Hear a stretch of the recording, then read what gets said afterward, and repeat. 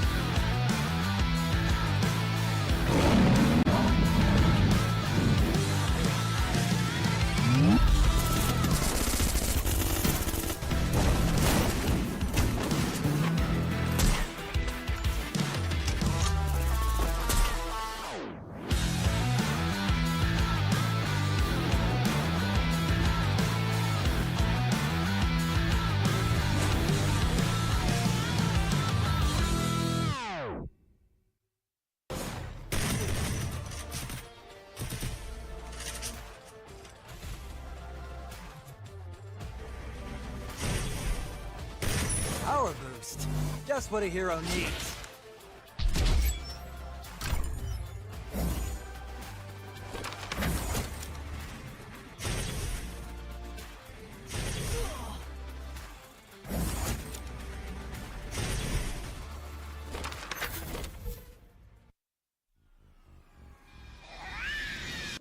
Hello, Greaser. Stop trying to look cool and help out already!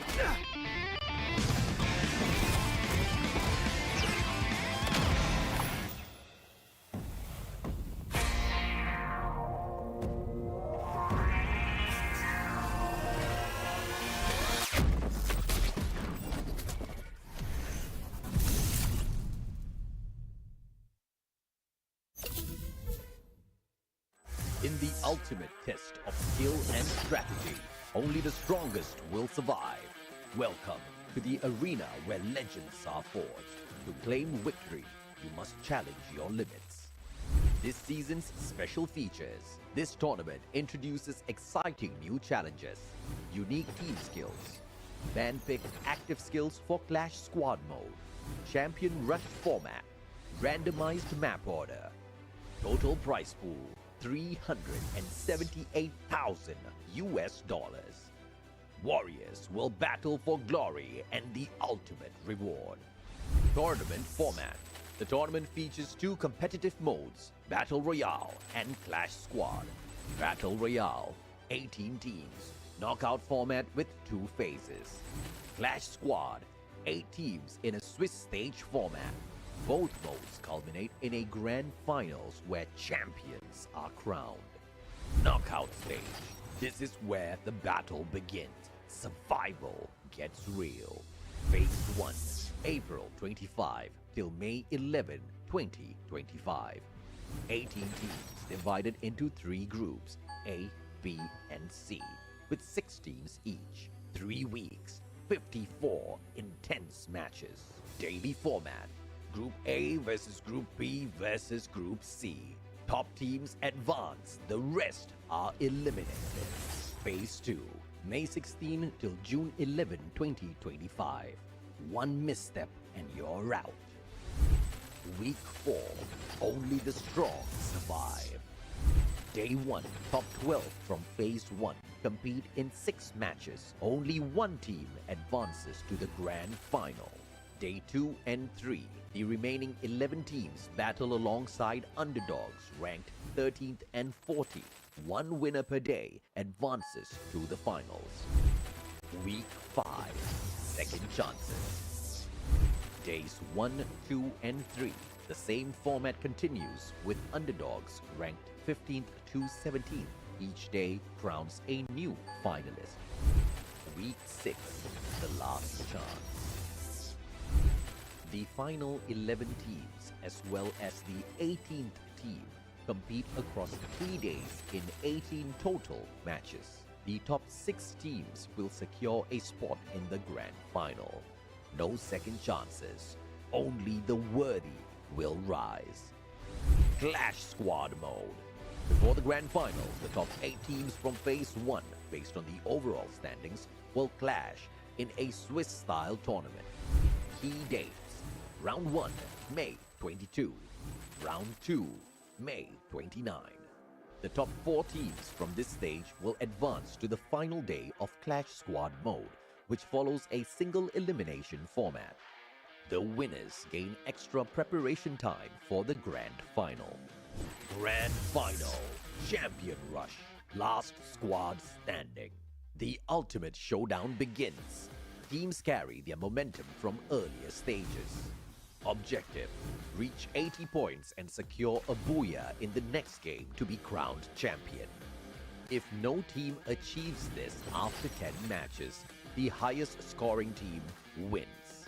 No retries, no excuses, just one path: victory or nothing.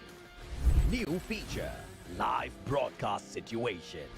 This season's live streams will include live in-game challenges. Who will rise? Who will face punishment? Don't miss a single stream. More than a game, it's your legacy on the line. Will you survive or become a legend? Challenge your limits.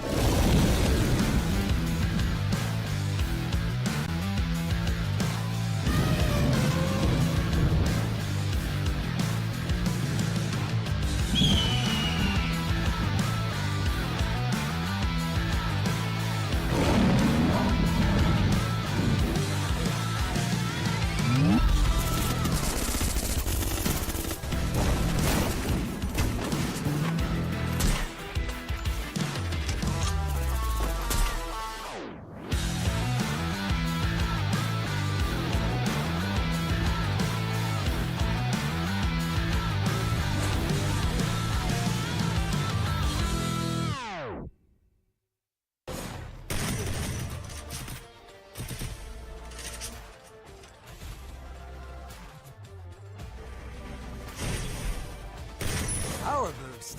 Just what a hero needs.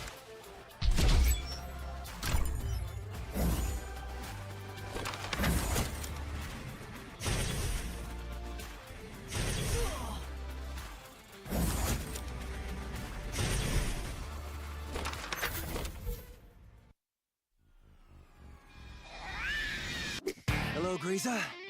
Stop trying to look cool and help out already!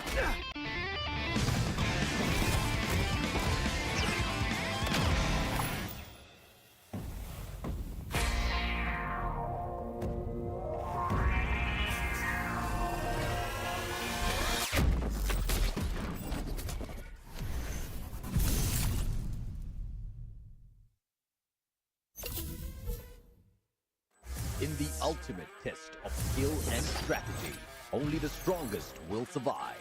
Welcome to the arena where legends are forged. To claim victory, you must challenge your limits. This season's special features. This tournament introduces exciting new challenges, unique team skills, man-picked active skills for Clash Squad Mode, Champion Rush format, randomized map order, total prize pool $378,000 US. Warriors will battle for glory and the ultimate reward. Tournament format: The tournament features two competitive modes, Battle Royale and Clash Squad. Battle Royale, 18 teams, knockout format with 2 phases. Clash Squad, 8 teams in a Swiss stage format. Both modes culminate in a grand finals where champions are crowned. Knockout stage. This is where the battle begins. Survival gets real. Phase 1, April 25 till May 11, 2025. 18 teams divided into 3 groups, A, B, and C, with 6 teams each. 3 weeks, 54 intense matches. Daily format, Group A versus Group B versus Group C. Top teams advance, the rest are eliminated. Phase 2, May 16 till June 11, 2025. 1 misstep and you're out. Week 4, only the strong survive. Day 1, top 12 from Phase 1 compete in 6 matches. Only 1 team advances to the grand final. Day 2 and 3, the remaining 11 teams battle alongside underdogs ranked 13th and 14th. 1 winner per day advances to the finals. Week 5, second chances. Days 1, 2, and 3. The same format continues with underdogs ranked 15th to 17th. Each day crowns a new finalist. Week 6, the last chance. The final 11 teams as well as the 18th team compete across 3 days in 18 total matches. The top 6 teams will secure a spot in the grand final. No second chances, only the worthy will rise. Clash Squad mode.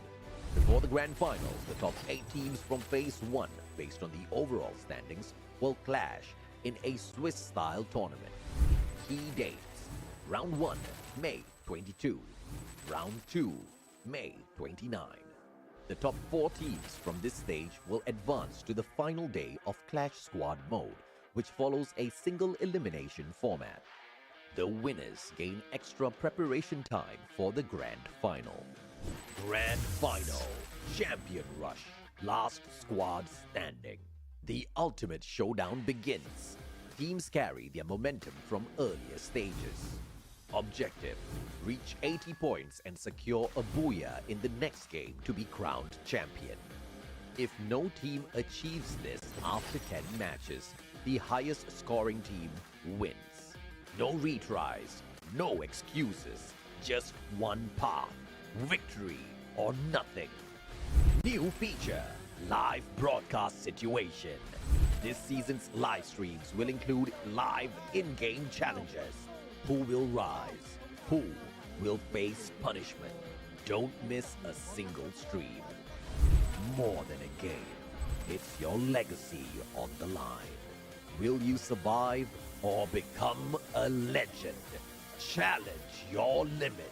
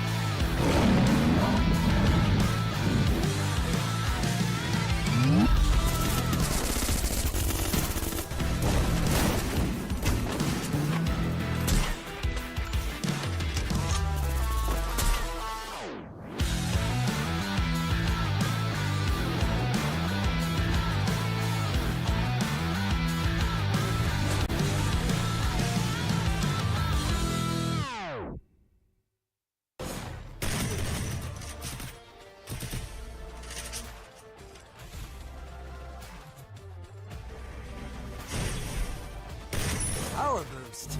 Just what a hero needs.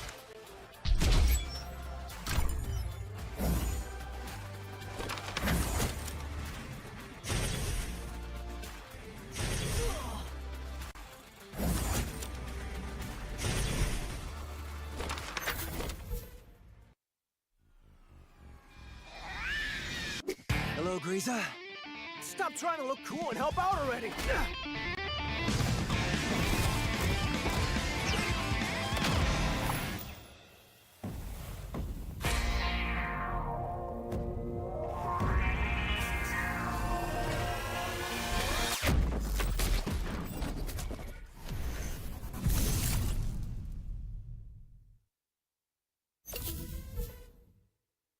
In the ultimate test of skill and strategy, only the strongest will survive.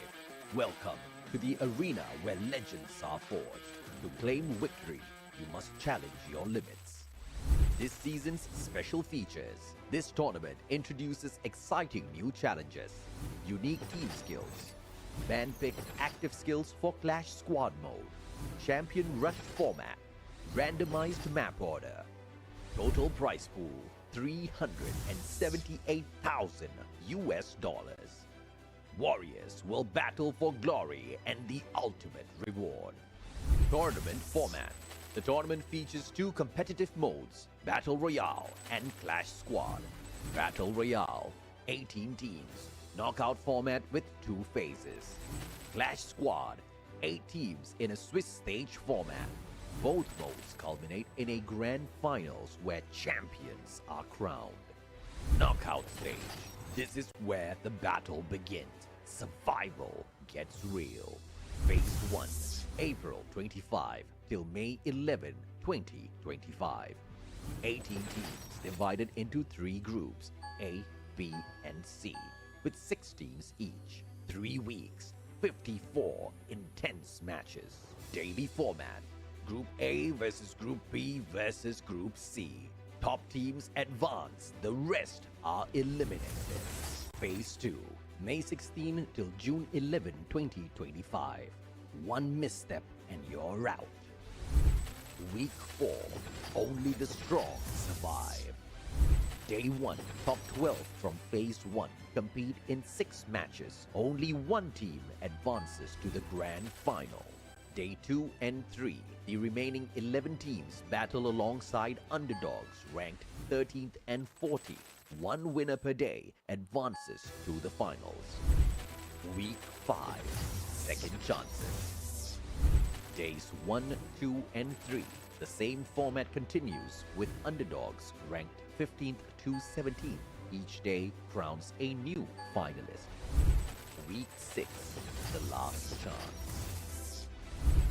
The final 11 teams, as well as the 18th team, compete across 3 days in 18 total matches. The top 6 teams will secure a spot in the grand final.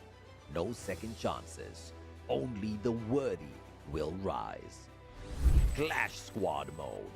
Before the grand final, the top 8 teams from Phase 1, based on the overall standings, will clash in a Swiss-style tournament. Key dates. Round 1, May 22. Round 2, May 29. The top 4 teams from this stage will advance to the final day of Clash Squad mode, which follows a single elimination format. The winners gain extra preparation time for the grand final. Grand final, Champion Rush, last squad standing. The ultimate showdown begins. Teams carry their momentum from earlier stages. Objective: reach 80 points and secure a booyah in the next game to be crowned champion. If no team achieves this after 10 matches, the highest scoring team wins. No retries, no excuses, just one path: victory or nothing. New feature: live broadcast situation. This season's live streams will include live in-game challenges. Who will rise? Who will face punishment? Don't miss a single stream. More than a game, it's your legacy on the line. Will you survive or become a legend? Challenge your limits.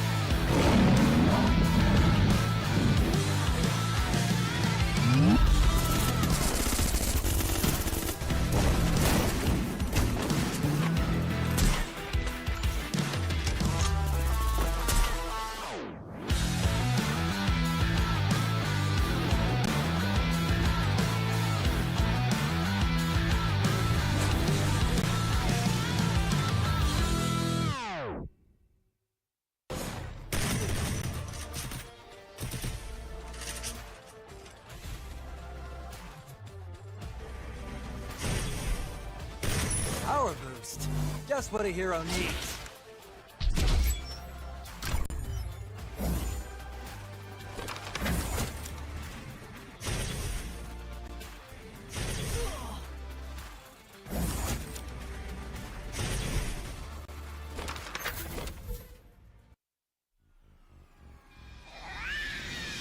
Hello, Grieza. Stop trying to look cool and help out already!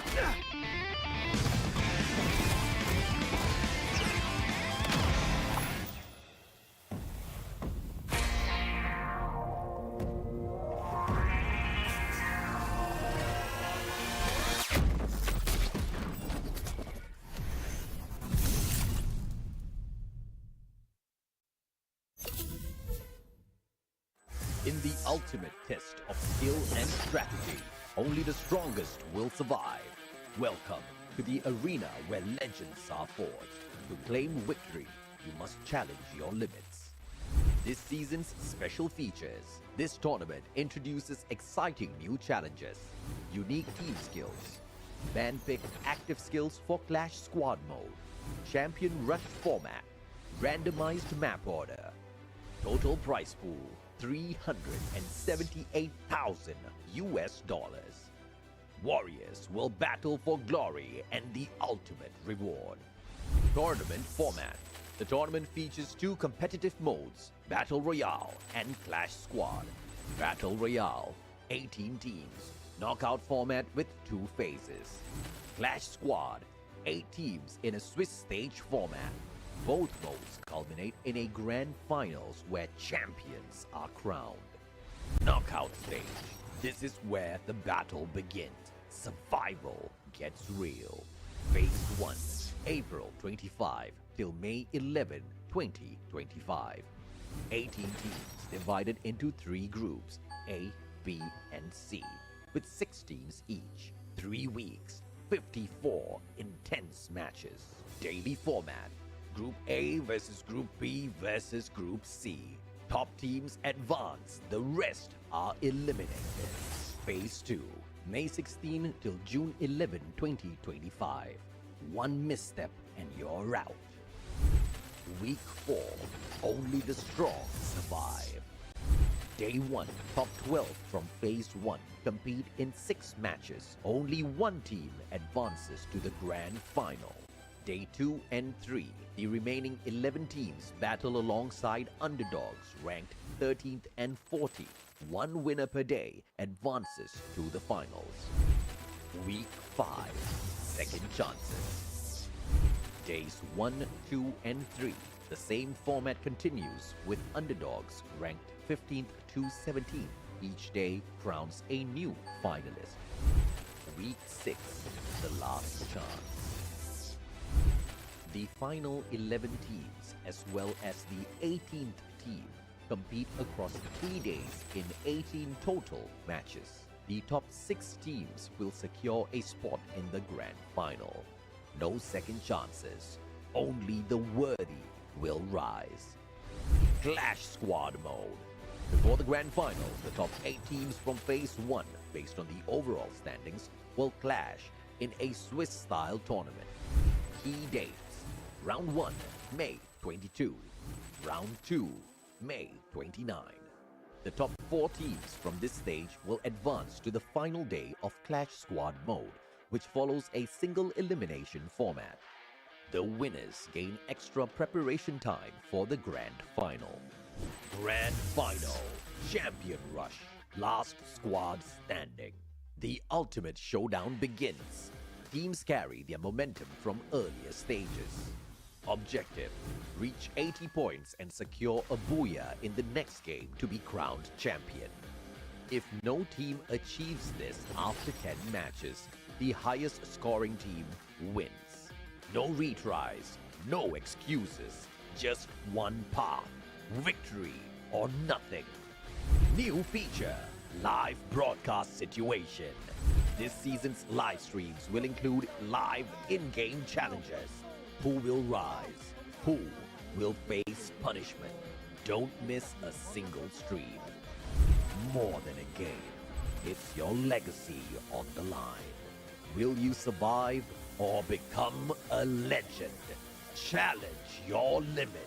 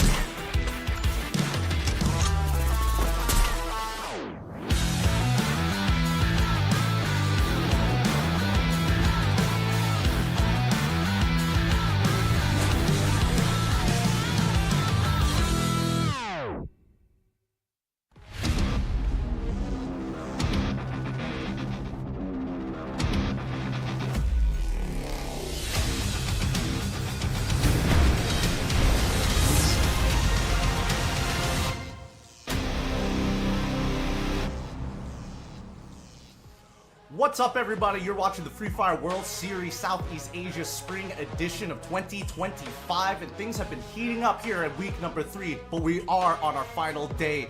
Day 3 of week number 3. My name is Gideon. This is AJ, keeping you guys entertained with the commentary for all 6 of our matches. And I don't know about you, I'm feeling refreshed and energized. So hopefully, AJ, you got your meal this time around, because every time I've casted with you, oh, you're missing out on some food. But thank God you got some Red Bull. Wait, did I eat today? I ate today. Oh my goodness. I forgot that I ate.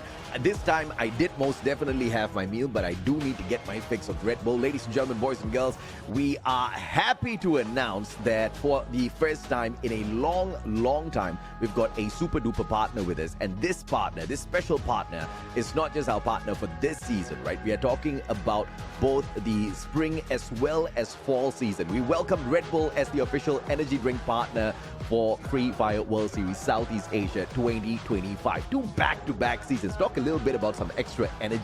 Oh, dude, I'm hoping that hashtag changes for get a taste of more to can't get enough of it for the winter season. But, hey, that's just me. Let's look at our top 3 ranking predictions. As per always, AJ, what is the universe telling you? You've been right on a couple of these many weeks in a row at this point. For me, it's just my hot take on number 3. Okay. I mean, it's just a final day for them to make a mad ditch and qualify for Clash Squad. You know what I mean? Some extra money on the table. I think some teams are going to hustle a little bit extra.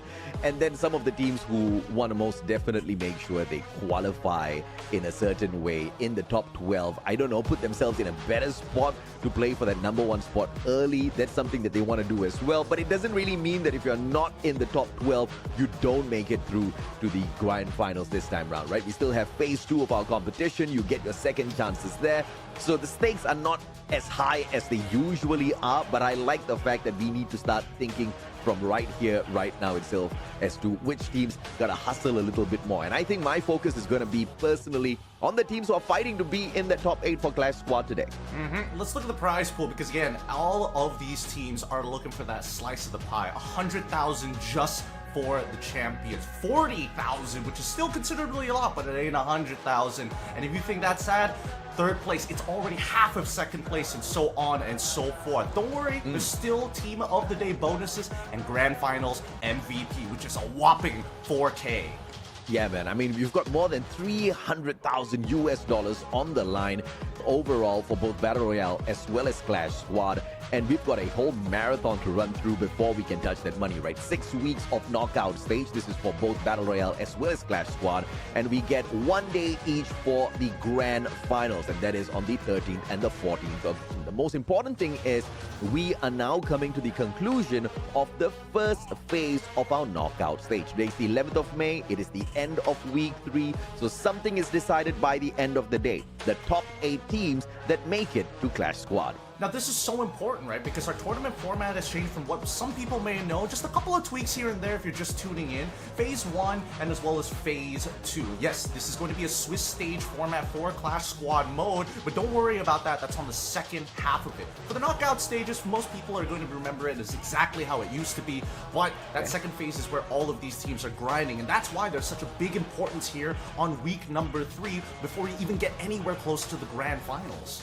Yeah, absolutely. No doubt at all. And once again, the emphasis onto Phase 1, that is the completion today at Week 3, the final day, 11th of May. We determine the ranking of the 18 teams, and then the top 12 teams from Phase 1 will compete on the first day of Phase 2. That's going to be next week, and that number 1 team will qualify directly to the finals, which means after that, they get to chill. They don't need to do much. They don't need to hustle. They just need to wait for their opportunity at the grand finals.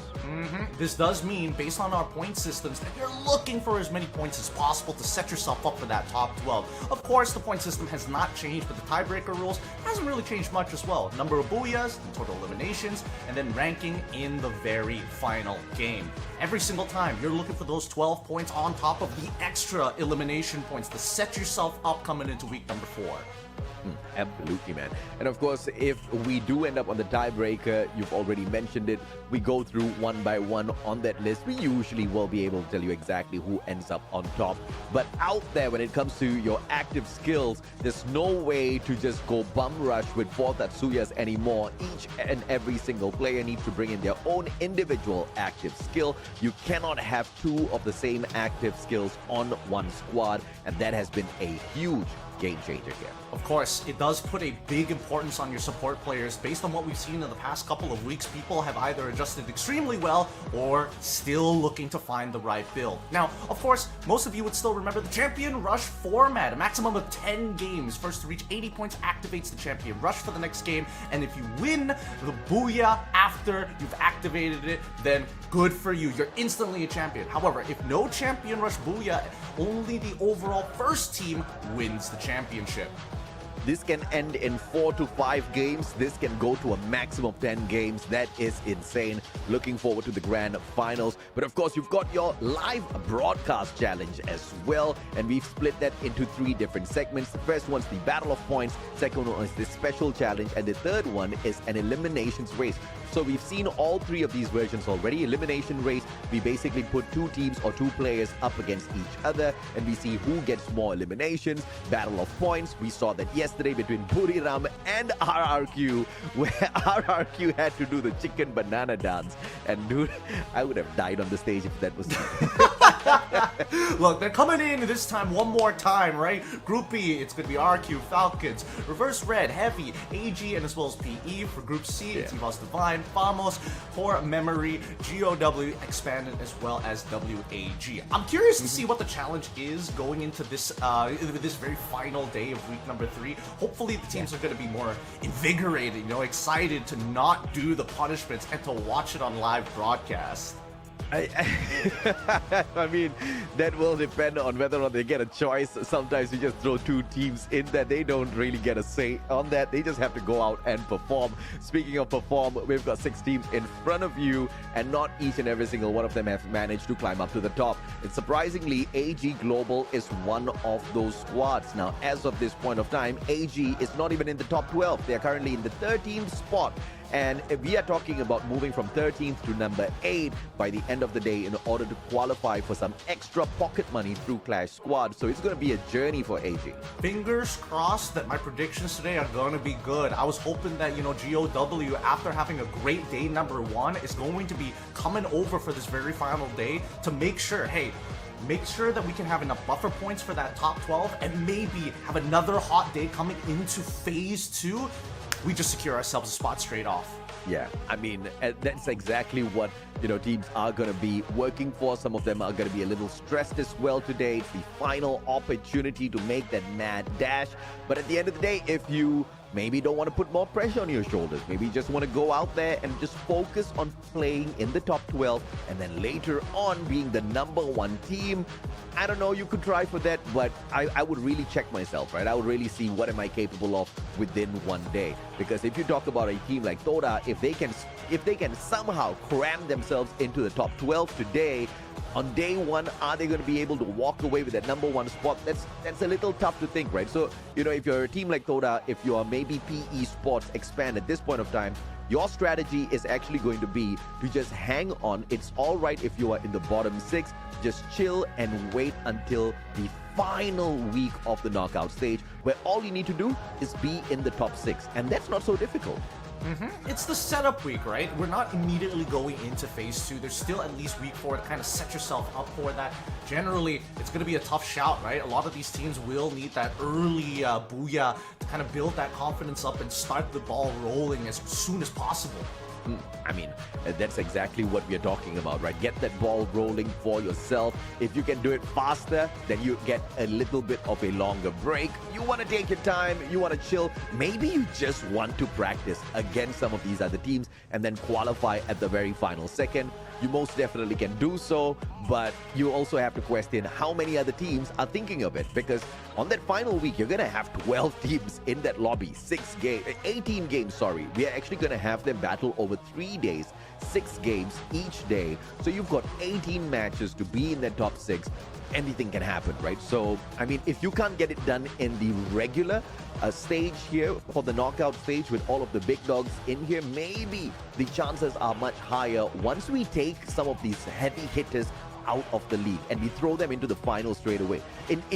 From that perspective, I am so in love with this new formatting. I think it puts not just so much more flavor, but it really gives the underdogs a big chance to step into the grand finals. And I really hope these underdogs do start to perform, right? I mean, if everybody is expecting things to go based on the textbook, down to paper, on the template, the top dogs are going to start moving on to the next phase, and then once the underdogs get involved, we're just expecting everybody underneath that top 6 to eventually get those points. But now it's time to challenge your limits. The Booyah race is here, and which region will get more? It's Vietnam versus Indonesia. Hey. Why is Thailand not a part of this race? This is, how can we exclude them? How could we exclude Malaysia from this as well? We've got Expand playing today. We've got Vamos playing today. And I think we should have at least thrown Expand and Vamos in the mix so that, the uncles have a bigger chance, bro. Now at least the Malaysians will be fighting for those booyahs as well. Yeah, we needed to see, Mr. President of Kota Tua come up on screen one more time. That's what we're hoping for. Honestly, this is a booyah race, which is why I understand why we're putting Vietnam against Indonesia here. Admittedly, Vietnam has a higher percentile of actually achieving this because this is a collective region, right? 4 teams from Vietnam are going to be playing here today compared to 2 Indonesian teams. So the odds are stacked against them, but I think Indonesia might be able to do it because we're starting off the day with Nextera, Purgatory, Alpine, Kalahari, Bermuda, and finally our random map at the end.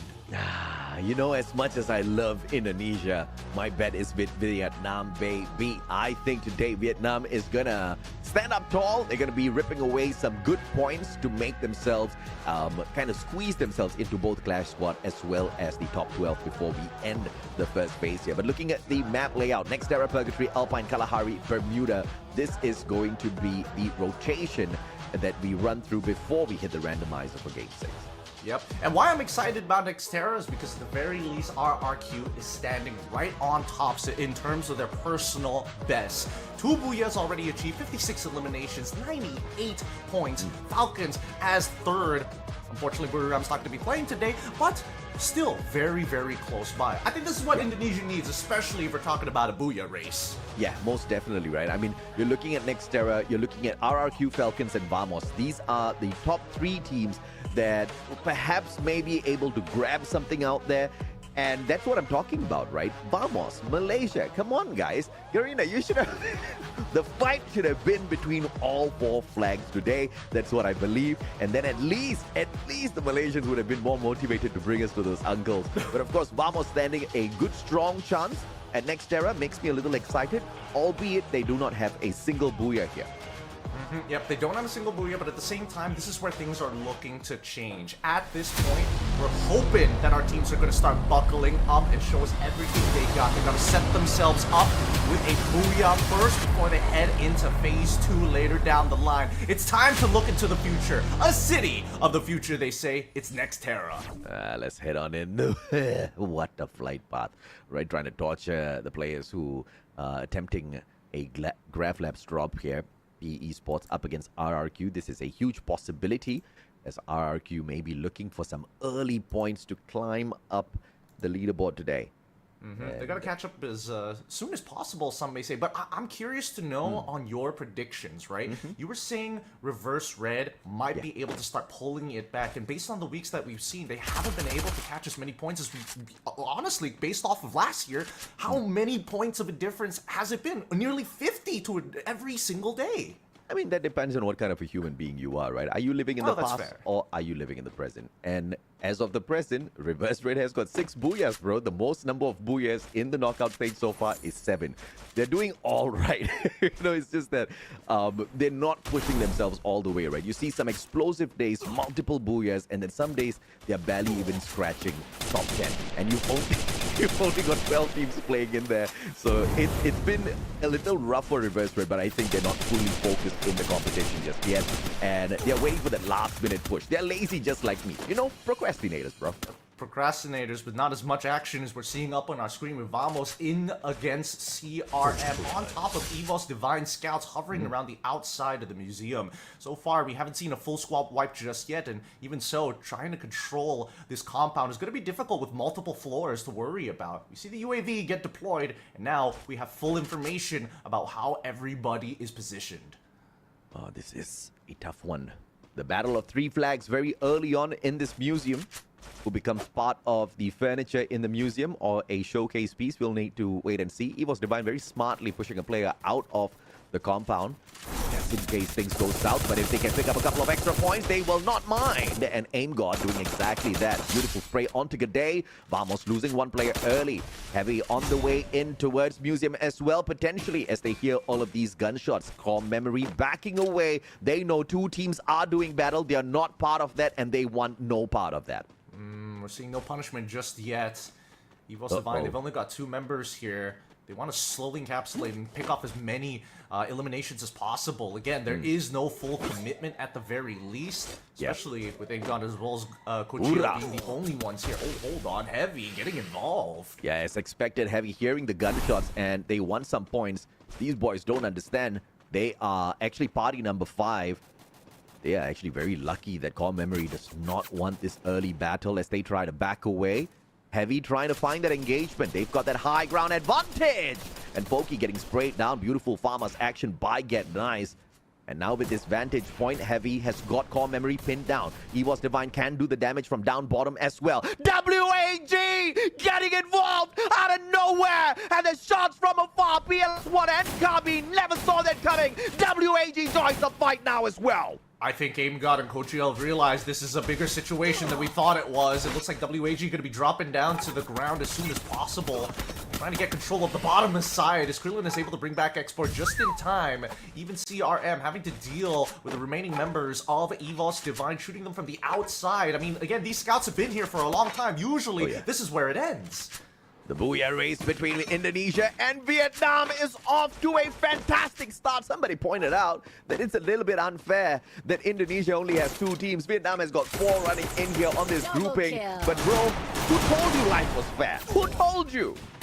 Ooh, Export getting knocked down pretty fast here. Looks like there's other engagements happening across the map, but Krillin has been making sure that he is doing some work, at least with the help of his treatment gun. In the meantime, though, with Heavy not trying to maintain the bottom floors, free shots will eventually stop. The next ring has already been pre-decided here. And if they keep this up, I don't know, because we've seen Heavy and CRM in these types of positions. If they hunker down for too long after taking early engagements, it becomes a handicap coming into circle 3 and even 4.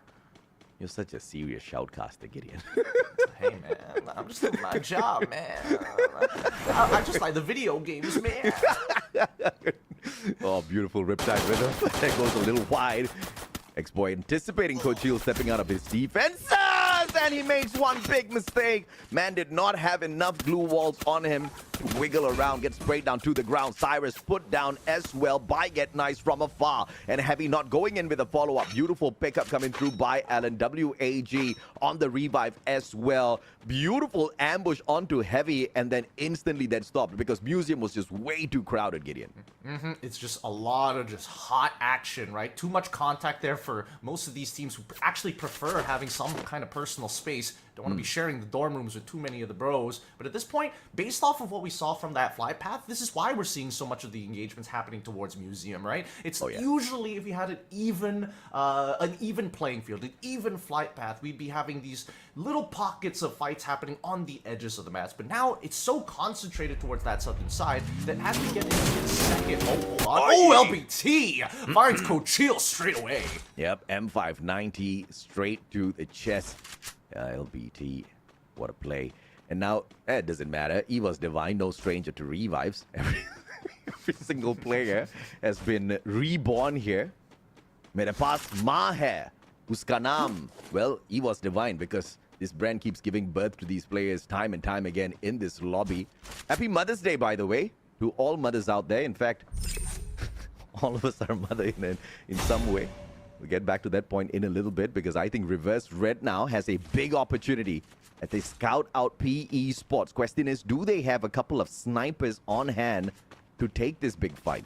It looks like Xballsy does have a sniper in hand. Not the most optimal one, of course, but at the very least could take some potential pot shots. They don't want to reveal that they are on this side of the map. Going to start using the binoculars to scout out the rest of the plaza and hopefully secure a building for themselves. Let's look at the teams alive, right? Because despite all the action that's been happening, we're seeing a lot of eliminations on towards the teams above the 8th position. And Heavy currently with 6 eliminations and still at full fighting force. And don't forget to hit that like, guys. I mean, what's up, man?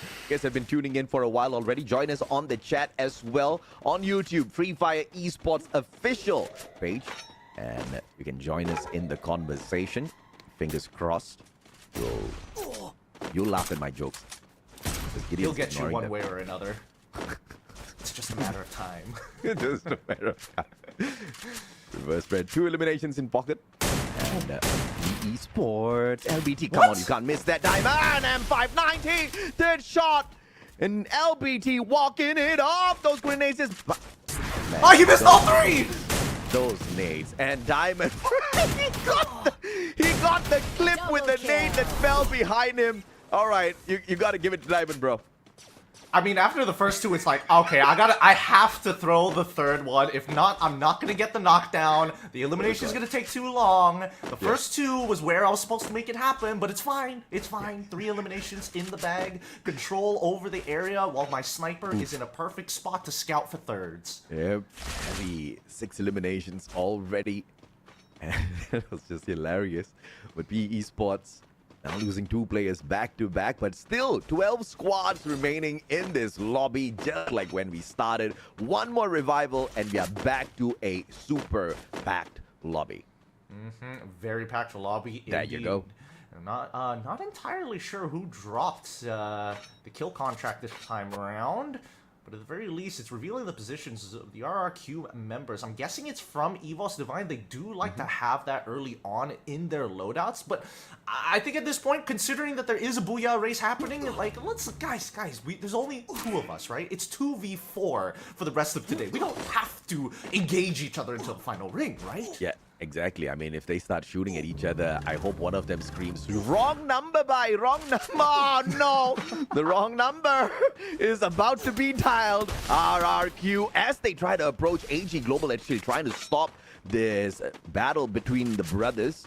A civil war about to break out, and it is Thailand trying their best to stop it by pulling the the attention of RRQ, but RRQ is dead set on looking at EVOS Divine, and EVOS Divine is ready. Look at that M82B. Look at the fight as well as Reverse Red fighting Team Vamos. They go in for the chase, and Vamos pins it by both Reverse Red and Heavy. Well, the shots are coming in good, but no knocks just yet. And honestly, this building is starting to get very, very hot for Reverse Red. If they can keep Vamos out, that would be ideal. They know that Heavy is also getting involved, so now they're getting involved as much as possible, forcing the drop of the Chrono as soon as possible as Vamos is getting melted down. Unfortunately, Red have a gigantic wide angle as now Mufasa is just going in and taking them down one by one. Oh, Heavy just went 8, but now up against Reverse Red. Reverse Red heard all of those shots. They want a piece of this as well. 9 eliminations in the hands of Heavy, and Reverse Red dropping 2 players. Exposy missing the shots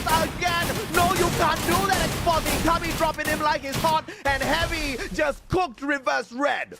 Heavy is coming out with some big elimination points here. 13 already off of their first engagement, and towards this next half, they've conquered the left side, the western side of this ring. And they're not done just yet, right? At this point, clear out the rest of these moves. It's GOW getting involved towards the top right side of the ring. They're going to take out CRM, but Expand is close behind them. Yep, GOW shooting against Team P Esports and Expand the closer ones. The snipe not reaching PE just yet, all across the battlefield. Loki dropping back to see if Wolf needs a little bit of assistance. M590 not finding the connection. X-Ball with the A-Z from afar though. Headshot will drop the player. Afik taken out of the equation as well. WAG, the winners in this long-range battle, as neither team choosing to step out of their defenses just yet. But those glue wall melters being laid out by both the Vietnamese squads. WAG and GOW. Expand has nowhere to run. At least for Expand's perspective, they're happy that the ceasefire between GOW and as well as WAG has occurred, right? Nobody's looking towards them. They've already committed a lot of resources, a lot of glue wall melters, which is going to be difficult to regain unless we see a full squad wipe. In the meantime, Cyrus is putting the hurt down towards Expand's side, making sure that GOW is going to get punished on the opposite end. Man's got a shield gun. I don't know what he's going to be able to do with that, but we'll wait and see. If he gets a knock, I will be genuinely impressed. I haven't been able to do much with that, and on a level like this where those meta guns are capable of just knocking you down with a couple of connections, I'm wondering how is he going to push on with that. GOW, 3 players on their side, outside the circle, with 27 seconds to figure out how are they going to move on in. I'm actually okay with the shield guns. Ooh, looking at Falcon's side again. This is where you see as much punishment as WAG taking height. They're looking for as much damage as they can possibly apply. As we do see a Riptide Rhythm coming from an off angle. They're not too sure who threw it there first. Now that Falcons are deep in the sauce, they gotta make sure that EG Global gets punished for this as they get deep in it. Chinoy already finds one on fire. He finds the elimination point as well. Rotate to the next to fall, and I think now Falcons in all emergency mode. It's either they squad wipe or they back off from this. Falcons versus AG Global. The Thai teams spraying on each other. A civil war happening out here between Thailand before they head on into the next circle. And Falcons do not have enough numbers to sustain this battle for a prolonged amount of time. Cypher finding limit. One more player to take down before Falcons get eliminated in 9th. P Esports fighting AG Global as well. And so as the 2 Thai teams do battle, Vietnam getting involved as well. P Esports, the first team to make their way into the next circle, and they get to gatekeep AG as well as Falcons drop at 9. Oh, unfortunate for the Falcons. Nothing they can really do about this. But now, WAG and as well as GOW are going to be contesting each other. So they slowly need to start moving in. That's why WAG made the first move, right? Expand members are still around. They're trying to even hold up the shield to deny some form of damage. But X4 ends up going down regardless with the shots coming in from DM. Pretty far away, I'm not going to lie, for a shotgun like that. As they slowly creep in, they have a little bit of natural cover to play with. They have to watch their left side as the end going in with the monster truck, trying to take out X4 at the very least. He does find it, but he goes down instantly. WAG with the last 2 members left. We see Expand get eliminated, followed by GOW as we now look at the Civil War. WAG next to fall, but our RQ will not let EVOS Divine steal this booyah away. Oh, what a kamikaze there. by Expand, just knocking the player out. If I go down, you go down too, baby, and forcing a drop off the side of the Vietnamese team. And now, just like that, Indonesia, the two teams that were almost doing battle earlier on to take each other out, are now neck and neck. RRQ, EVOS putting each other out, and Maal, the final player from the side of RRQ. EVOS down, bleeding out already. Rasia looking to pick up, aim gone, but Maal says no, and the circle leaves them high and dry. Damage from Maal more than enough, but it looks like it's going to be tough for Indonesia to grab this booyah now. I mean, it's looking real bad because the ring is now starting to pull towards the top left-hand side of the map. And AG, they've got a position over, but Heavy is the main gatekeepers at this point. They need to identify the fighting strength of the southern teams, which in this case is just one member of RRQ. So Heavy have to win this battle if they're looking for the booyah. Absolutely, man. And Heavy and AG Global, both of these teams back-to-back on the overall leaderboard. One in the 13th spot, one in the 14th. And it is Heavy one spot lower. They have the exact same number of points on the overall leaderboard, and they are looking to make that break not into just top 12 but top 8 as well. They want that extra pocket money, baby, and Heavy's gonna earn that one extra point by shutting down Maal, but Maal stepping outside the circle, and Mufasa finds the shot onto him, and Heavy claims the point. 20 eliminations strong already. Vietnam on fire. AG now having a split 2 for 2. The compound just got exposed after it moves out of the blue, and do as well as Sypha getting the top end of it. Sypha needs to control the bottom side as the electrotherapy does come out just in time. Copy is already on his knees. Do finds a headshot as PSL1 finds one back. Baros takes out Mufasa, and looks like AG up in manpower, looking to try and take out the members of Heavy fast and keeping them occupied as the blue is slowly closing in on them. Yeah, a beautiful one by Kabi, but Sypha will be able to get the 180 on to Get Nice down on the ground. AG Global whooping, bleeding out house, and it looks like Vietnam nor Indonesia will pick up booyah number 1. It will be Thailand, and it will be AG Global. Great play on that final circle, knowing the number of members left available. Heavy, unfortunately, got too distracted with one member of RRQ, and don't get me wrong, they should have been able to take him out quick, but they lost position over the newly exposed building thanks to the movement of the ring. I mean, this was just a beautiful play overall coming through from Heavy, because yes, AG Global did manage to sneak away this booyah with the sheer firepower towards the very end, but Heavy, sure as hell, is going to be taking away that number 1 spot just purely with those eliminations. And for Vietnam to come on in strong with a not just double-digit eliminations, but 20 eliminations before stepping into the final battle in itself is nothing but impressive. Earlier on, Heavy needed massive points to climb into top 12, and they've got exactly that now with them. But from here up into the 8th spot, the hustle starts now. They need about 40 solid points. Let's see if they can get that. But for the time being, the highlight still on AG Global for hitting that booyah. Big shout out to AG Global. Again, huge pick-off here from Adu all over again. That's why he's such a reliable sniper. Once he opens up in that first pick, you know that Sypha is more than happy to get involved in the mix. So again, congratulations. First booyah going over to AG Global. And again, denying both of our booyah race contestants here of a point. Yeah, it is what it is. So we now have got one less booyah to contest for. We've got 5 more to go, and there's just no way in hell to say that Thailand's not going to be aiming for those as well, right? And no booyah, no problem as far as Heavy is concerned. Yes, we may not be winning the challenge overall for our nation, but what we are doing is finding the qualifiers into Clash Squad. They're so much more closer. What a massive game that was for the Vietnam squad. And overall, obviously, Indonesia doing great as well. RRQ and EVOS initially were about to take each other out, but they survived long enough to get to the final circle. Hey, they engaged in Mortal Kombat, and they came out with a couple of missing limbs, and unfortunately it was just too much damage to actually contest for that final spot. But Maal at least secures 3rd position overall. That's totally fine, and at the very least you can see that Heavy, they're like, no, after the past couple of weeks, we do not want to have anybody sneaking away eliminations in our backs anymore. I mean, absolutely. And nobody likes that, right? But you can't really avoid a situation like that, especially when some of these circles get so chaotic, Gideon. I mean, you've got like, what, 8, 9 teams still in there, and it's like the second last circle, everybody fighting for some real estate. There's bound to be some stealing of points here and there.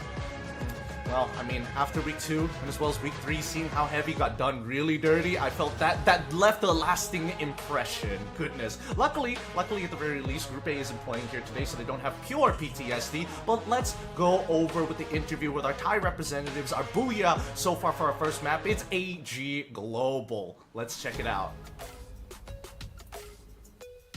Hi everyone, welcome to the interview session. Right now I'm here with เดว มีแค่นี้เลยเหรอ ครับ Okay. First question, we got some questions from our fans. Did you eat banana today? Because you shot so well, everyone thought you ate banana for sure. กินกล้วยมาใช่ไหมวันเนี้ยยิงกลมเลยอ่ะ วันนี้จะกินพิซซ่าครับ เอ้ยจริงเปล่า Alrighty สรุปกินไหม ย่างครับย่าง ไม่กินหรอสักหน่อยหนึ่ง เดี๋ยวผมเดี๋ยวเซเว่นแบบ Okay. He'll get it from 7-Eleven, guys, for the banana. And he'll get some pizza if he got top 8 ละวันนี้ วันนี้เป้าหมาย 80 คะแนนครับ เพราะว่ามีเสียบิกิอัดฉีดเยอะมาก Yeah, if he got 80 points for today, he'll get pizza from his manager. Alrighty, that's a pro. How about any tips if your fans want to be as good as you? มีทิปอะไรแบบที่อยากจะบอกแฟนๆไหมถ้าเกิดว่าแฟนๆอยากจะเล่นเก่งกับเรา ต้องฝึกระเบิดครับทำไมต้องเล่นระเบิดได้ Okay. Snipers can play as a bomber also, guys. So keep on bombing.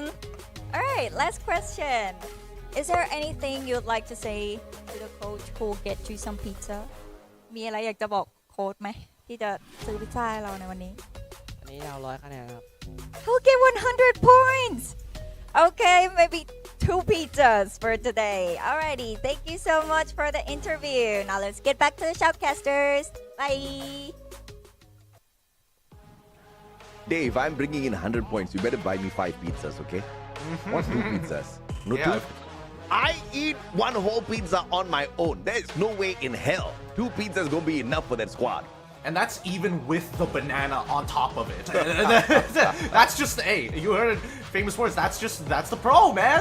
That's how they do it. You need that extra bit of motivation, which is what I was hoping for. And if they're not part of the Booyah race, at the very least, the pizza is doing work.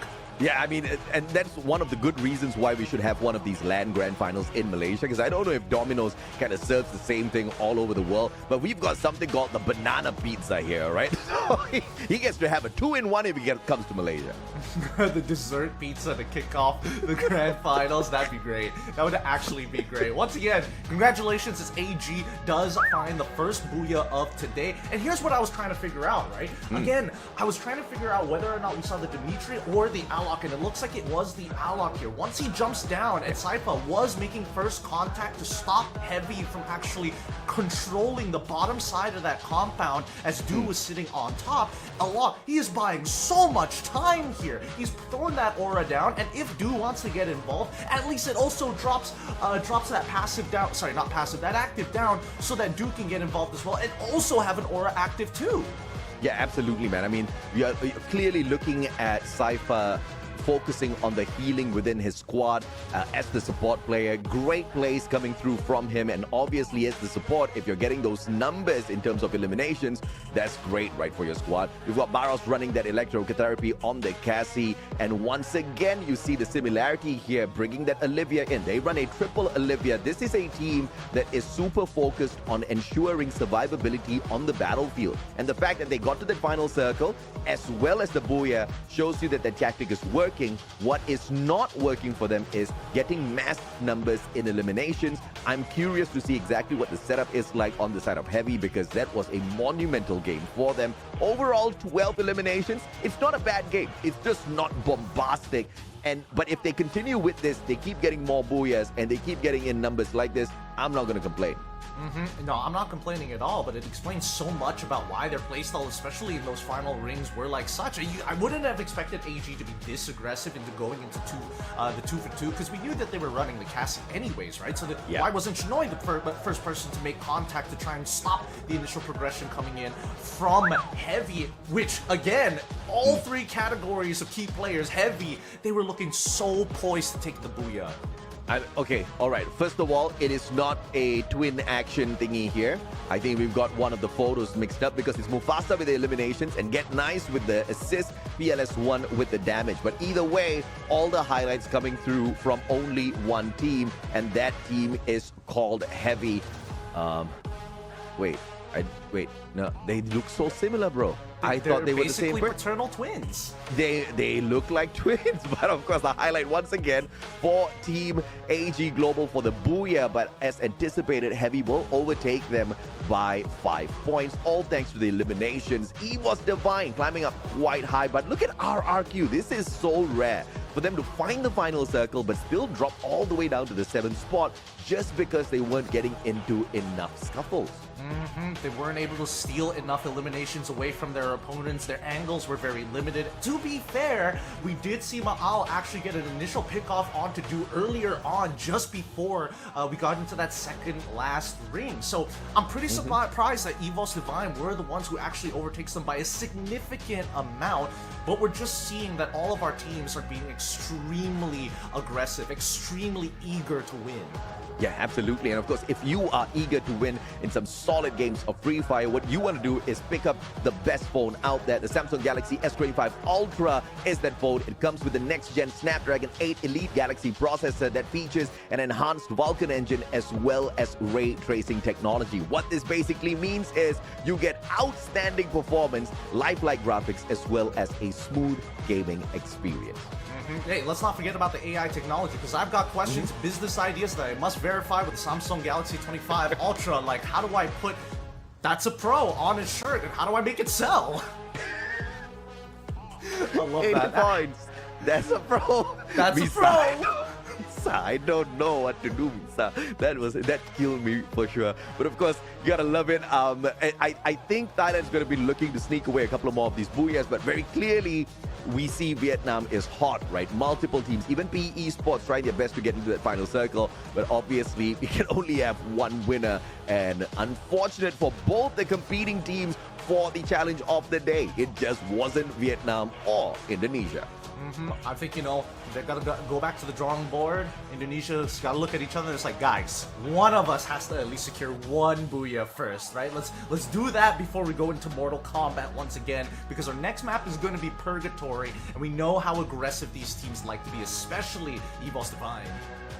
And of course, when we take a look at game number 2 here, we need to look at the top teams that will be competing, and some of them are not playing today. AG Global, Falcon, GOW. Buriram is not in the mix. So when we take a look at the top 3, AG, Falcon, GOW, this is a problem for many of the other teams who just won that Booyah, my friend. AG might just wreck back-to-back. Hey, they're looking for those 100 points, man. They're looking for that pizza at the end of the day, because all they've had is a banana thus far.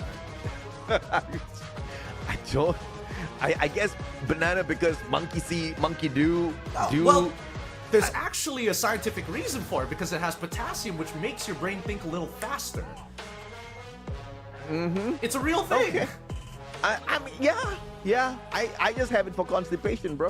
But it's okay. We're going to be heading on into game number 2. Let's see exactly who reaches up to the top to grab the Booyah this time round. The battle is still on between Indonesia and Vietnam to see who ends up this day with the most number of Booyahs. For those of you who are still sitting in the toilet feeling like you can't get it out, welcome to Purgatory, the place between life and death. And once again, these flight paths have not exactly been too great today. Not too great, not too bad. It's all right. Just like a day where maybe you need a banana, maybe you don't need a banana. You can still, maybe a cup of coffee gets the job done. Speaking about getting the job done, WAG with a very early drop into Crossroads, and we should have a clear rotation path at least for a long way around towards Brasilia without being interrupted rudely by teams. Unless, of course, Reverse Red completes their looting a little early. I believe Reverse Red has got a similar situation where they've got a huge compound to play around with.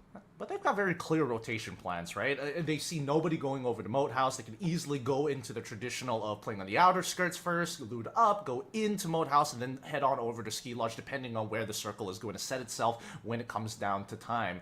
However, once again, Vamos getting, again, contested very early on here by the works, with P Esports on the other side. Let's see exactly who manages to walk away from this one in one piece. But the 18 falls right here, right now. Vamos. Double vector in the hands of Jun. Needs to cut the distance down before he can use it. Lozzy has got the electrotherapy on work. I believe the AIM-44 in hand. LBT on the right-hand side. XM8 in hand. Lahore up top. He's probably got a sniper. That's why he's taken a long distance away from the rest of his team members. Possibly a assault rifle as well. Lahore has gotten the interaction with Jun, and now the distraction pulls the shot straight to him. Lahore dropped. I don't think they discussed that before Lahore took those shots. I mean, it's an off angle, right? Initially, he wanted to look for at least taking down Jun, but Jun reacted too fast, Lolzy. Oh, very, very close, thank God. He's got the electrotherapy attached to him. He's going to take another shot as Lauho has forced them back in. Alan, who's been scouting out what exactly has been going on here, he loves hearing out for these thirds. Yep, WAG popping in, saying hello. Good day down on the ground. Alan finding Lahore's head, and WAG not aiming to take out Vamos. It's to take out anybody that stands in their way, and at this point of time, it's two teams. AG Global doing a number onto GOW as well. Heavy meeting expand. Lots of battles all at the same time.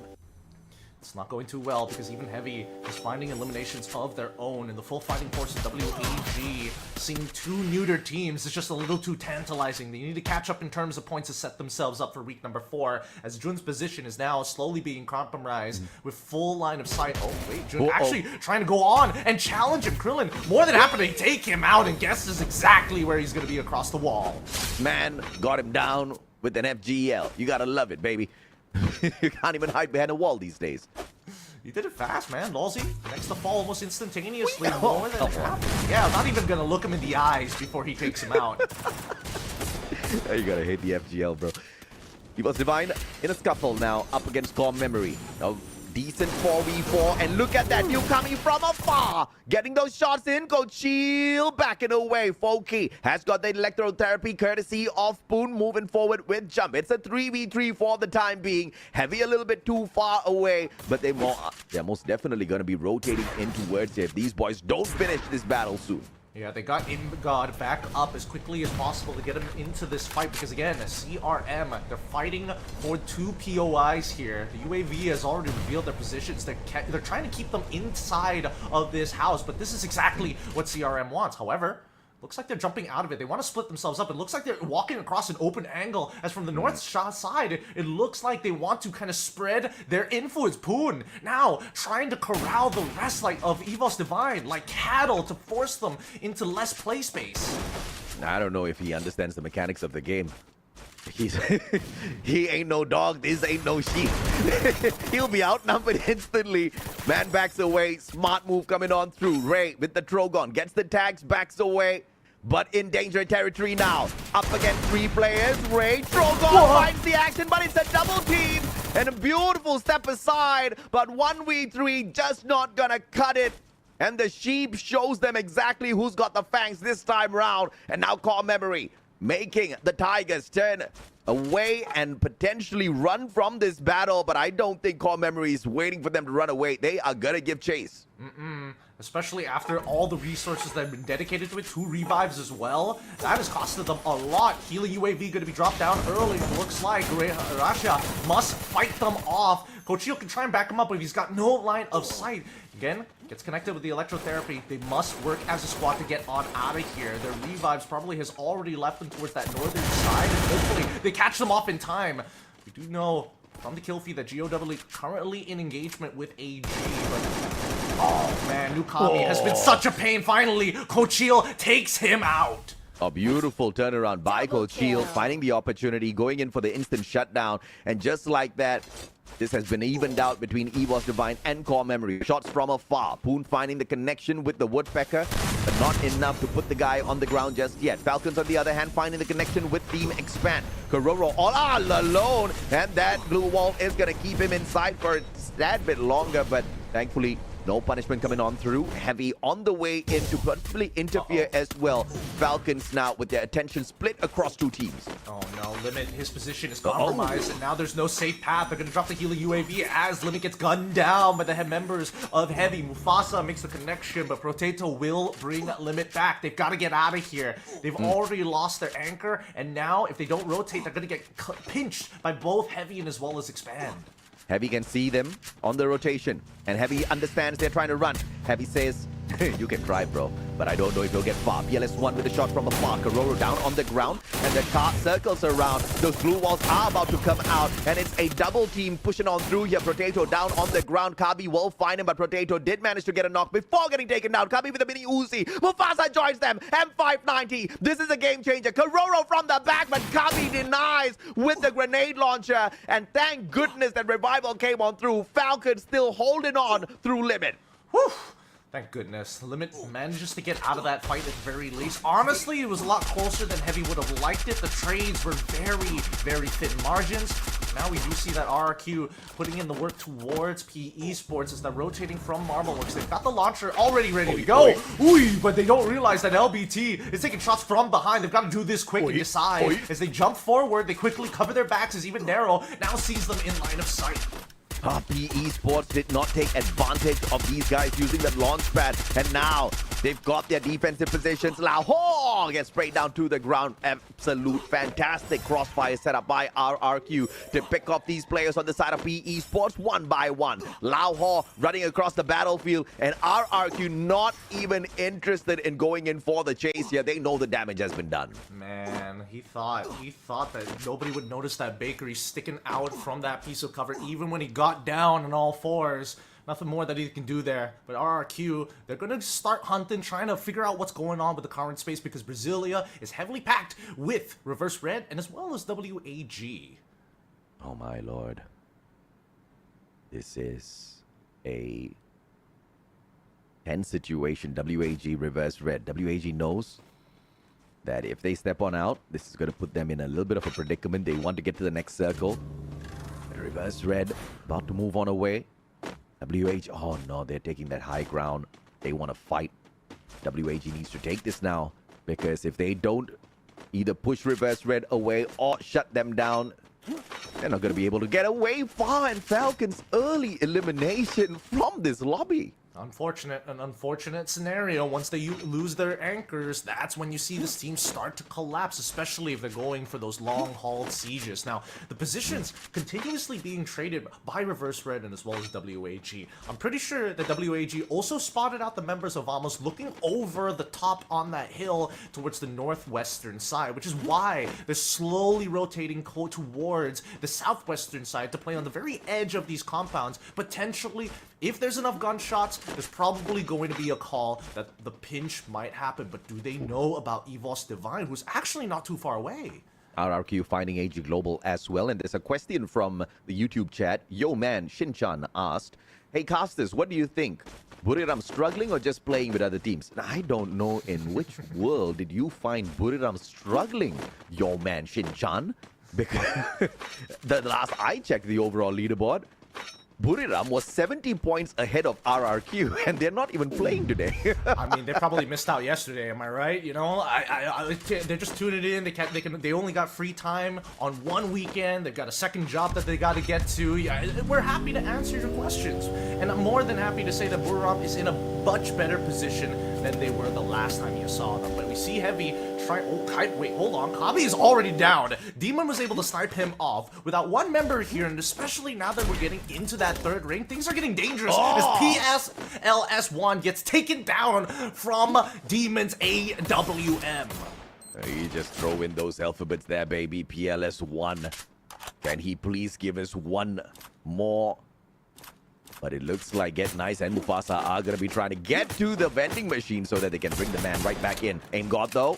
Woodpecker not finding the connection, but that's all fine and well for EVOS Divine as long as they know they've got the circle. But now up against potentially AG Global and WAG, EVOS Divine, they have got a very important defensive spot here. And they need to hope they can defend this well, because someone will come knocking on their door soon. Yeah, I mean, we're now the next circle is already so very small. There's not a lot of compounds to actually play with, so it's actually good if you secure yourself a compound as soon as possible. And that's why WAG is leaning closer towards the edge of Brasilia, knowing that the rest of the teams are going to be coming from this direction. However, we now cut down towards the far western side of the river mouth. It's not exactly looking too great because RRQ and PE, they're having open warfare, and Heavy gets eliminated. Well, Heavy's out. Damage was done earlier on already, and they've got some decent points, but RRQ laying out those blue wall melters as they back away from this position. Lahore, a sliver of health, and he will not be able to launch himself to safety. And now the rest of the players on the side of PE Esports about to get tortured by RRQ as well. 18 Dia, M590, shot onto Narrow, tagged him up already, and 50% off their health is not gonna allow him to sustain for much longer, but 18 Dia missing that one shot. But thankfully, RRQ, with the numbers advantage, will be able to wipe the floor with PE and get them out at 10. Good shots here, good shots, and this is prime position for RRQ. They're gonna use the binoculars and spot out exactly where AG Global are on the opposite side of the river. Now, they've completely wiped the left side of the map. They only have one means, which is either launching themselves across the river or walking down the bridge. And both options don't seem too great when AG is on the opposite end. Now, this one is once again a sticky situation for Expand. Malaysia looking for the Booyah, but surviving some casualties earlier on. But look at that decos. Actually has got the grenade launcher, so expanding to just lay low for as long as possible and find some final circle action with that grenade launcher. It's definitely going to give them a lot, but look at this, man. So little real estate, but 9 teams left in here. Only 3 have been eliminated so far.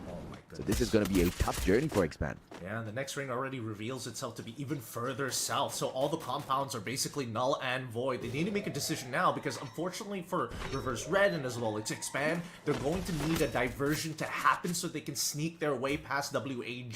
But even so, CRM looking for a position within the next ring. I mean, AG Global don't have to move at all, but EVOS Divine as well, now going to be the prime gatekeepers of all the northern side rotates. Grenade. GL, sorry, and that finds nobody at the very corner of that house, so all is well for the side of Reverse Red. WAG, on the other hand, Krillin, grenade launcher in hand, takes that lower ground, but Reverse Red gonna launch themselves to safety and not be touched. I said safety! But they are getting shot out of the air, and so is AG Global out in 9th. Reverse Red should not sustain for long as well. As WAG takes those shots one after the other. Diamond responding. RRQ up against Vamos, spotting them up on the bridge, but finding no connections on them at all. 8 more teams left in here as we reach the 14th minute mark. Right now, RRQ are in a lot of danger. They need that blue to close faster. As Reverse Red is already taking 2 casualties, they're trying to hold the top side as WAG now trying to take over the same complex. Allen goes down, Krillin goes down, CRM are making sure everybody's receiving punishment on this top side. And Krillin really low now. He's in a lot of trouble. He's the one with the grenade launcher in a similar situation as Expand as well. They need to survive long enough. And oh my goodness, the launch is going to put him outside the circle. Barely has enough life, and he will get eliminated. A little bit of a waste with the targeting of that launch pad. But as we move on with the action, Vamos finding a player from the side of RRQ. RRQ about to get toasted, but Expand exits the lobby first. Vamos drops RRQ. This is insanity. Yep, RRQ gets eliminated. They wanted that blue to close, but Vamos lost the dodge spot as EVOS Divine are now hunting the last remaining members of Reverse Red. Exposy is down. This means more players still somewhere there. GOW now want to take CRM's positioning at this point. And CRM, they've made their way down towards the lower ground and committed a lot of resources to make this work. They have to come out of this as healthy as possible. They've got 5 eliminations, and as they're getting blasted on the opposite side, Reverse Red finally get eliminated. But Vamos have been hunting and have stolen away the eliminations from CRM, leaving us with our top 3. Oh, beautifully done. And EVOS Divine might just be able to get that one Booyah for his nation. The question is, will they be allowed? CRM moving straight in towards EVOS Divine. And this leaves Vamos on the opposite side to pinch in on the players on the side of EVOS. CRM jump down on the ground. Aim got beautiful shot, but he gets dropped as well. Pokey with the double for his squad. EVOS Divine with the pickup, but Coach Shield will not be able to hang on. And Vamos brings us to the uncles. And 2 games in a row, the teams that are involved with a live broadcast challenge have not been able to pull a booyah.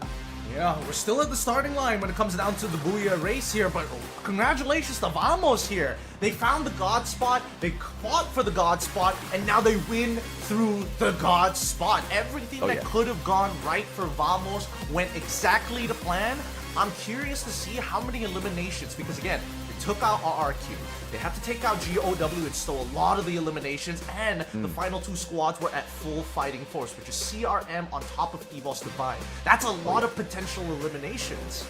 Yeah, absolutely, bro. And, you know, I think this Booyah was taken so well by Team Vamos.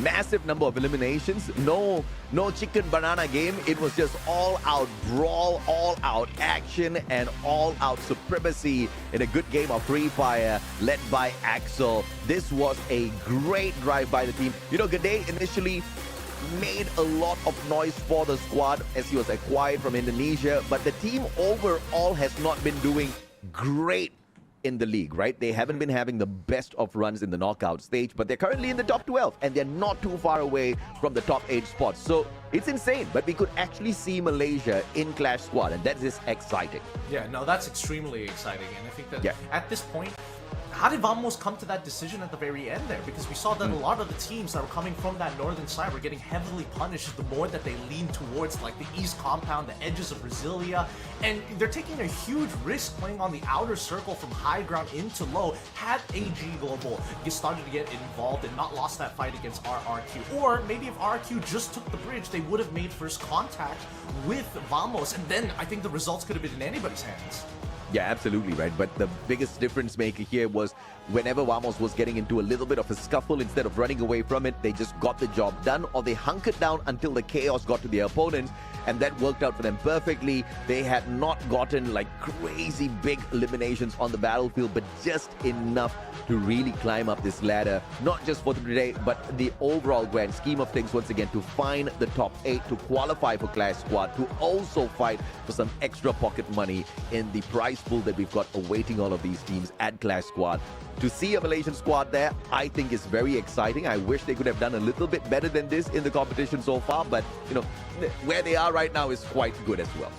I mean, if they're able to get like, I don't know, 2 more booyahs of that day, I think week 4 is going to get really, really exciting at that point, because now we'll have more teams actually from the lower half actually make it towards the middle of the pack, which could put them into contention for phase 2. And if they happen to have a hot day, who knows?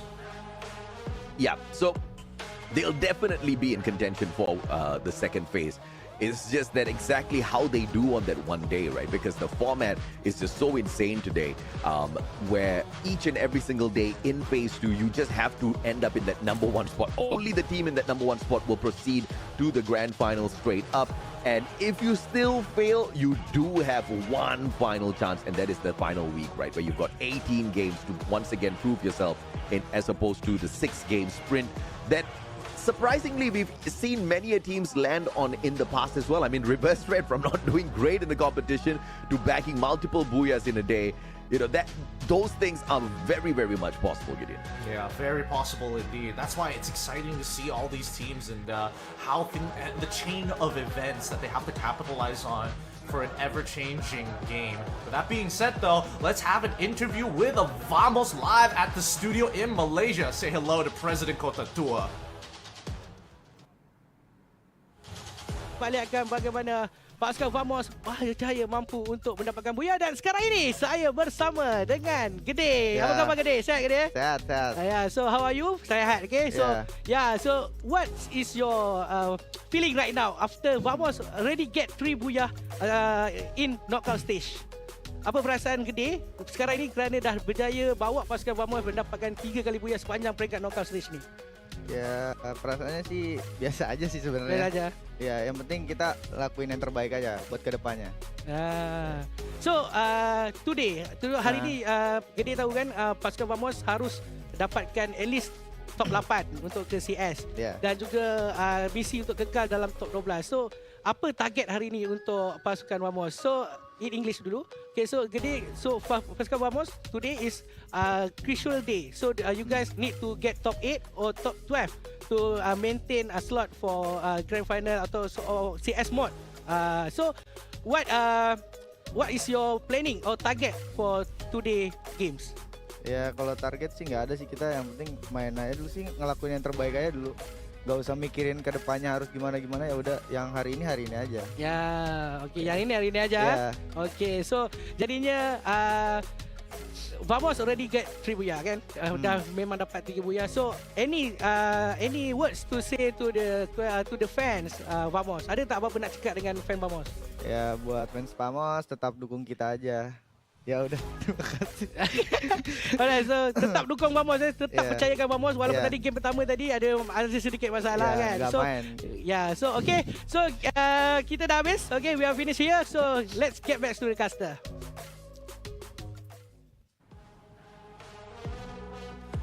There you have MVP. Woof. MVP of this game, Gede. I mean, there you have it. The president of Kotua himself. Gede comes out big time with the MVP. Sorry for cutting you off there, Mustachio, because again, what we heard from this interview, he's living in the present, man. It's not thinking about the future. It's just taking a game at a time and just focus on doing their best. And coincidentally, that's exactly what we were talking about during that match, right? Not thinking about what happened in the past, not thinking about what's going to happen in the future, just focusing on the present and doing good work within each and every single match, each and every single moment, making the right decision. And Vamos has been pretty decent at getting that done, right? And of course, Gade was also asked how he feels about Vamos' 3 booyahs, and Gade respectively said, absolutely nothing. I'm not proud of it. I mean, yeah, we went out there, we picked up those booyahs, but it's absolutely nothing. We just need to look for more, and we've got a few more games upcoming as well. So this is the kind of spirit that you want to be stepping on into these battles. You can't be getting super excited for small wins like these. Vamos is looking for the bigger one, and I think they're not too far away from it at all. They'll still need to look at the overall leaderboard in a little bit to determine how much that effort has brought them. Yep, I mean, based on the loadouts, we're seeing that a lot more teams are bringing the A124 here. They're kind of tired of having to deal with like multiple layers from multiple different teams. Just shut it all off at once and then have some honest gunfights. And I think that's working out for Vamos at the very least. Whenever they need to take a hard engagement against another side, don't have to deal with nades coming out of nowhere, riptide rhythms. Just launch your abilities first, call for the silence, and then run on in, which is working great for Vamos. Yeah, look at the numbers here. Not too crazy, but just enough to bring out some dominance. But when we look at the key players, it is the Indonesian import for Vamos, the one and only Gade. 4 eliminations, 5 knockdowns. Has to be proud with that performance. Yanbin getting the spotlight here as well for GOW, who actually did a lot before getting eliminated. Unfortunately, GOW's Yanbin 2,441 on the damage. I mean, GOW was also in contention for maybe taking this game away to actually secure that God spot.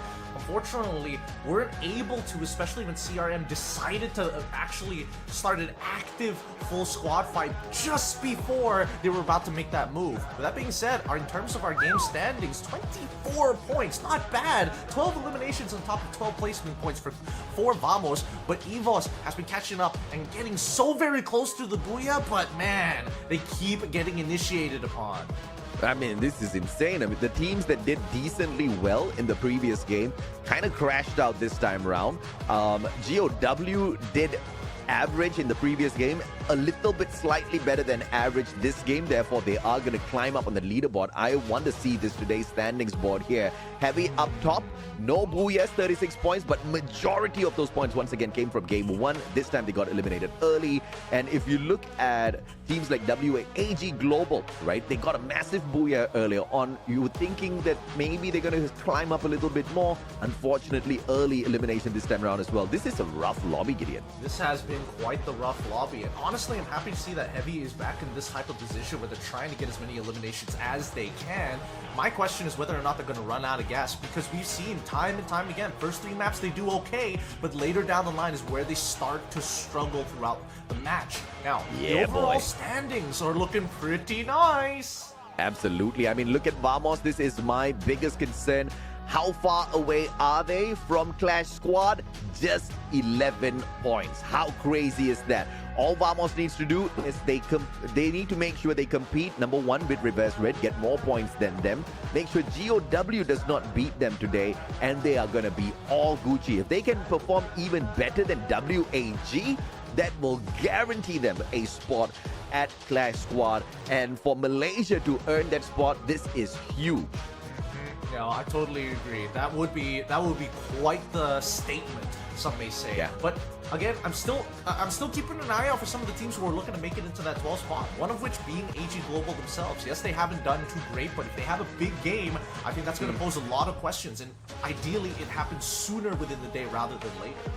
Yeah, most definitely, right? And once again, because we do have the second phase, things are going to be quite crazy. I'm looking forward to that. But for now, we're going to take a quick short break. When we come back, more action from Free Fire.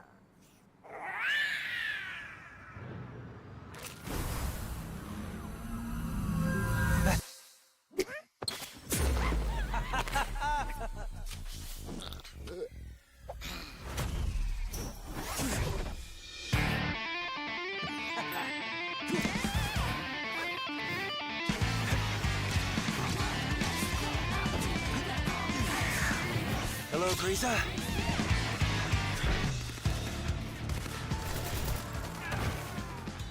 Still so impulsive. Don't rush, little guy. We have more important things to take care of.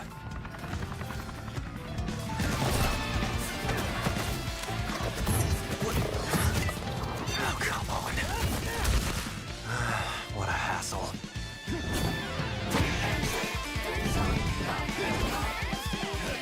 Stop trying to look cool and help out already!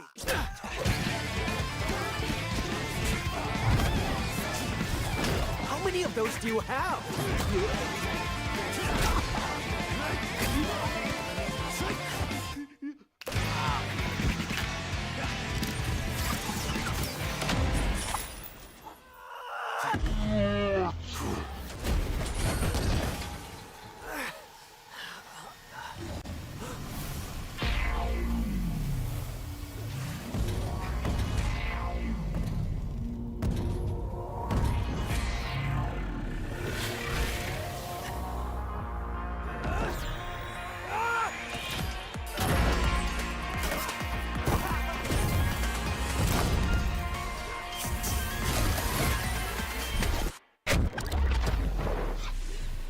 Okay. Time to save the day again!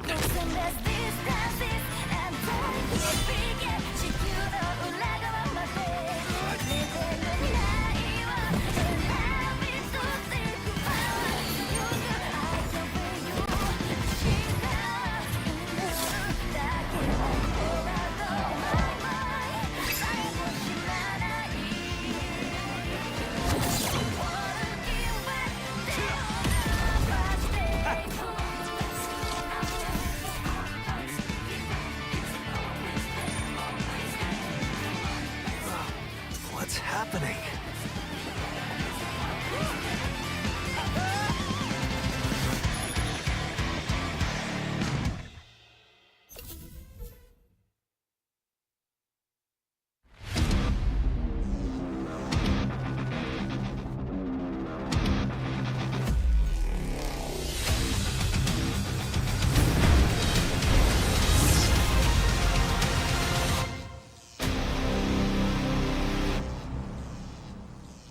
Welcome back, survivors, to the Free Fire World Series Southeast Asia 2025 spring season powered by Red Bull. We welcome them as the official energy drink partner for both the spring and fall FFWS Sea 2025 seasons. My name is AJ. I'm the Mustachio, down here with the one and only Gideon Q. We are your casters for the day.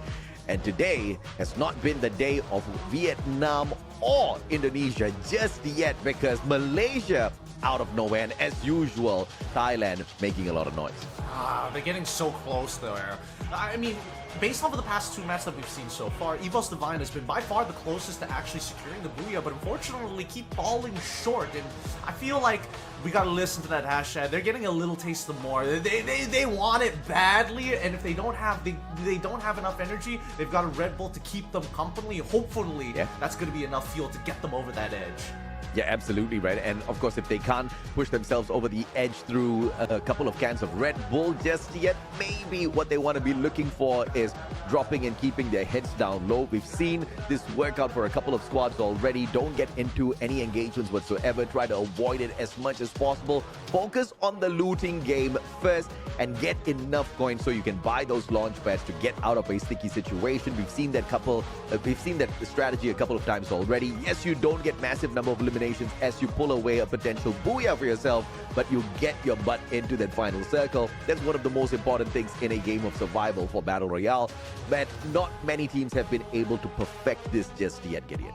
Based on what we've been seeing, the rest of the lobby actually like the early engagements.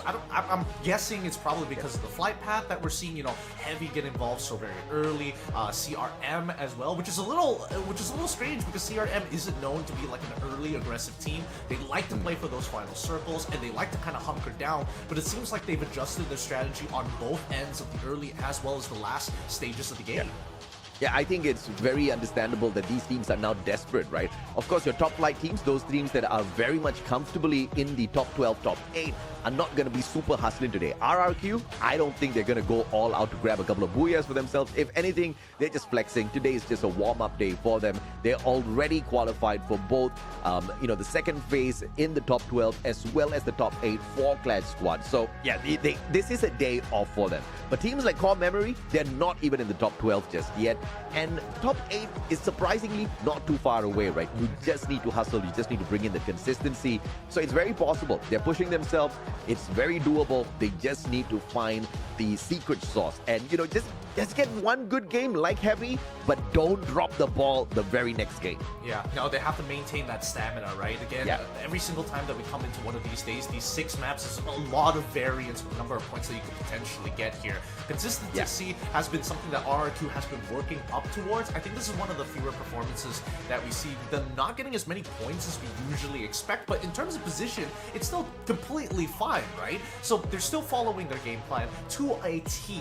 Yes, they aren't worried, but I thought they'd be maybe a little bit more invigorated after like yesterday's challenge, that today they're like, okay, we have to at least get one Booyah to put us on the board.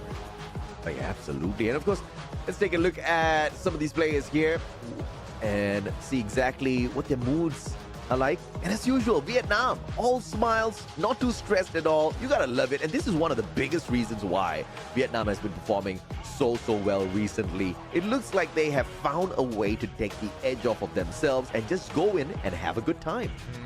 I mean, I'm looking at a couple of faces who aren't too happy or are deep in thought, and Deanne being one of them. Because GOW in that last map, getting griefed by CRM, which especially when they could have contested for the god spot of the map, he's probably thinking like, how do we avoid these types of situations? Did we need to take the initiative against RRQ first before anything? Or should we have just, pushed CRM out of our direction first? Oh yeah, absolutely. And of course, we are awaiting to see exactly which one between the two nations walks away the champion today. I mean, we've had these broadcast challenges all throughout the knockout stage so far, and each and every single one of them have been hilarious. Yesterday, we saw the biggest performance come out of Buriram, and the only reason why that was because there was no way in hell Jonah was gonna do the chicken banana dance after losing to RRQ. He will not let himself die with such a record on his plate. He just went all out. In fact, he was the super MVP of the day because of what he did for Buriram, because the captain was just not having it. No, he would not let his ego be ruined just like that, especially with the image. I can't imagine it. Honestly, I literally cannot imagine him doing the chicken banana dance there.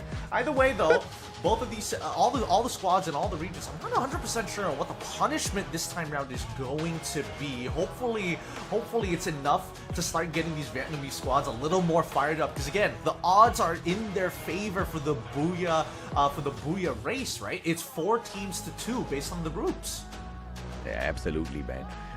You know, there is a possibility here that Malaysia continues to bring us to the uncles because Team Vamos is on a tear. I mean, looking at the performance that they just pulled out, I think they are capable of so much more. And on top of everything else, they've got not just firepower on their squad. They've not just got a great import from Indonesia on their squad. They've actually got a lot of seniority on this team, right? A majority of their players used to be from Expand, and Expand is the best team, or Expand used to be the best team in Malaysia. Now their roster is filled with many new players that they are currently training. So Vamos is definitely qualified to find a few dominating games, but they haven't been fully serious. They haven't been fully focused. They have been kind of facing some chemistry problems. Fingers crossed today is that they pull all of that together and make Malaysia really proud. Well, they've got 4 more maps to do exactly that. If they're able to make 2 in a row, that'd already be a huge day for Malaysia, just in general, right? Because our next map is going to Alpine. And you already mentioned the seniority as these players previously played in Expand, the de facto best team of their time. And Alpine was one of the few maps that, again, they had a lot of success on. Yeah, absolutely. And of course, AG Global with the first booyah, Vamos with the second, but who takes the third one, we'll have to wait and see, because when we look at the top contenders of map number 3, we gotta focus on RRQ, Team Falcons, and WAG when it is groups B and C that is concerned. And dude, you were kind of banking on RRQ finding those big numbers today. RRQ haven't really showed up strong. Maybe this is where they turn things around. Gotta get back into familiar territory, right? They're currently second place in terms of the overall when it comes down to the stats of Alpine. No surprises, but now that they don't have to worry about Buriram, this should be coming into the bag pretty easily, I would say. Yeah, I mean, I don't know if EVOS wants to go 8 on everyone just yet and fight for the number 1 spot because it's inconsequential. But of course, that being said, they could do it just for fun. Let's hop on into game number 3 and see exactly which nation grabs the booyah for themselves. Now, making our way to the highest heights. Careful, boys and girls. Better bring your winter jackets because these flights are going to be cold. Some may say below 0 degrees. Welcome to Alpine. Let's see the flight path. And finally, we get a nice neutral one. A neutral one, but I'm still expecting a lot of early engagement since these teams are just desperate for some points out there. RRQ versus Reverse Red could be a possibility if Reverse Red does not move on straight out towards railroads. But thankfully, these boys do have some cover. They have to be really careful here with the way RRQ is taking this drop. AG Global will face a little bit of pressure later on from WAG, who might not be rotating away from Brasilia very early on. So these are going to be the first few teams that we're going to keep an eye on. And of course, PE Esports, who just hopped off of that flight. WAG currently by Rivermouth as of right now. Honestly, I am curious to see whether the performance of the Falcons are going to get any better here at Alpine, right? Because that's two maps in a row where we don't see them gain as many points as we would like to. And honestly, a very surprising early bow out in map number 2. Yeah, and Expand versus PE Sports. Speaking of Expand, earlier on, a new squad for sure under the brand that they are training. And Expand has shown that they are capable of taking boys, turning them to men, turning them into champions. The question is, do they have the capability to take on a veteran squad in the name of PE Sports, who've been there, done that, even flew out to Riyadh to play some good games of Free Fire last year. Lao Ho up top, AC-80 in hand. He caused in a lot of trouble, but he's got the same gun. And Lao Ho's head should be a little bit easier to find from the bottom. Yeah, I'm pretty sure the audio teams have already kind of given him away. First blood achieved by CRM very early on, but so far, Snowfall. This, again, PE Esports, we've seen 3 maps in a row on first drop, immediately contested every single time here. And I think that expands. Oh, Decause, he's already down. LBT was able to find him and secure the eliminations. Having control over the bottom foundation of the building is great and all, but now their backs are exposed. They have to play on the outer side. You see? Oi! Oh. MP40. They caught up with him, but thankfully the skill does not find the connection. Real, oh my god, Heavy hopping on into this battle potentially as well. Just on the borders of Snowfall. EVOS Divine not too far away. PE Esports and Expand making a lot of noise here. Grenade being cooked up by the side of PE. Don't Cry at the very corner of the wall. MP40, Rian sprayed down by a 1v2 LBT on the Mag 7 finds the shot.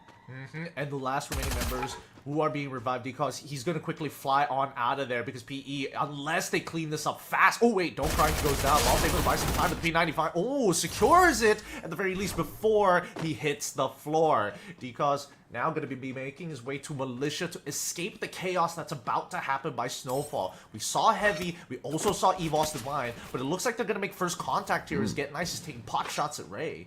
Oh my, Vamos interfering as well. Heavy's just not having a good start here.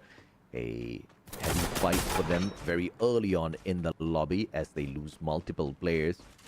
And they're currently on the #1 spot at the very top, so this is not good for business. Vietnam needs to find that recovery as PL1 grabs Kabi back in. Aim God being picked up by Coach Shield. But here comes the shutdown and the sprays from Lahore. LBT just knocked away, and Aim God will put him on the ground. And it was that drive-by that got EVOS Divine that upper hand. Oh, talk about a drive-by. PE Esports, so unfortunate here. Winning their first engagement, but getting thirded so hard by EVOS. And Heavy, they let this happen, right? They're trying to steal away as many of these eliminations as possible without having to fully commit. But now we see that WAG slowly creeping up towards the south side of Snowfall. Sorry, the south western side of Snowfall, and as they slowly climb higher and higher into this mountain here, they should technically find the members. Yeah, Mufasa does get a couple of shots being put into him by the members of WAG on the southern side, forcing them higher to the north of the mountain. North, east, west. The last time I looked at a compass, I got lost in the jungle, bro. So, nope. Not going to the jungle anymore. Not trying to use the compass anymore. Heavy out of that. The shots though, PLS1 got away far enough to make sure WAG can't find the Punisher. But now on the lower ground, it is EVOS Divine running straight at the players of WAG potentially here. As Krillin spots them with the AC-80, has got the range on the gun. Question is, does he have the backup on him just yet? As he drops the glue wall, Russia trying to find the connections. But this is going to be a full-on bloodbath. Oh yeah, it's not looking good because EVOS Divine taking very aggressive angles here, knowing that there's not a lot of natural cover. Ice grenades being traded back and forth, 2 for 1 so far, as the rest of the nades are getting lobbed out fast. Chrono gonna get deployed as early as possible to cover the left flank here.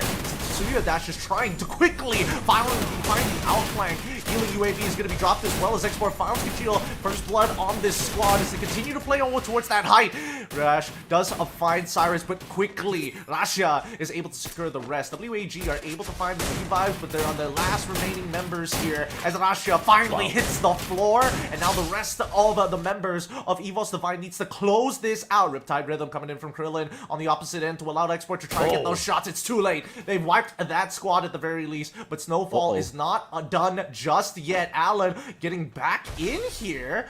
And surprisingly enough, he knows that only Ray is the only one standing. It's an awkward 1v1, but now it's turning into a 2v1 as Kochio and Russia are dropping right back on the spot. Alan finds one. Can he secure the Ilim? No, he cannot. He hits the floor. Very interesting. WAG dropping right back in there for the fight. But just a tad bit slow on the revival, and that puts them at the back foot. But of course, Han's got to try if he wants those points. GOW now finding the back of core memory, taking the spot shot, but that's just going to tickle them as they fly away.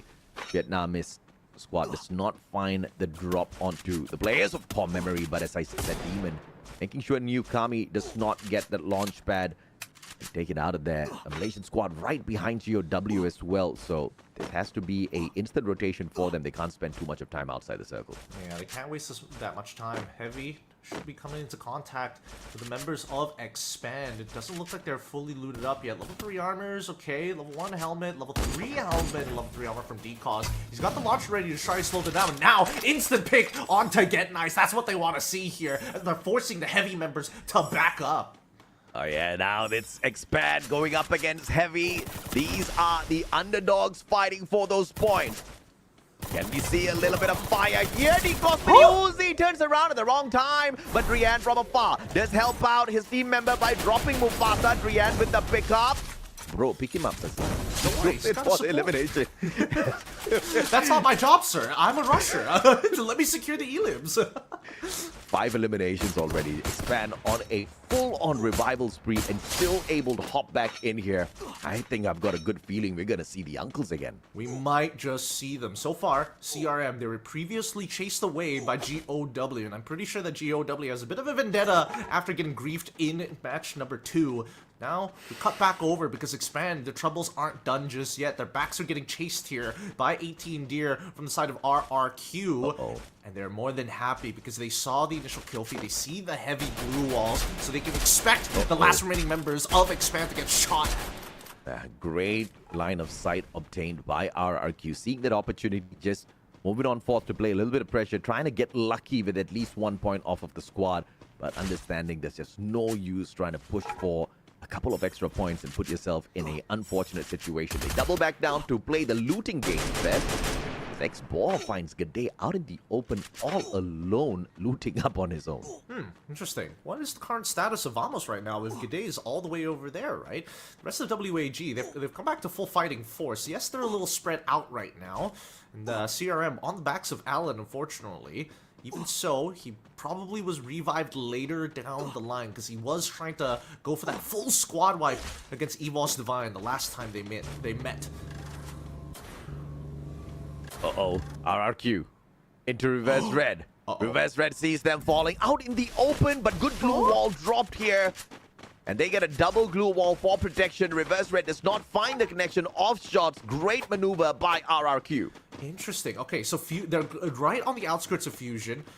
Reverse Red, we didn't see them, again, try to stop them. I guess they weren't expecting it, but at the same time, does this change their decision? Do they want to continue to play by Fusion's side or move closer towards Forest Red while they still have a lot of the compounds actually occupied and under their control?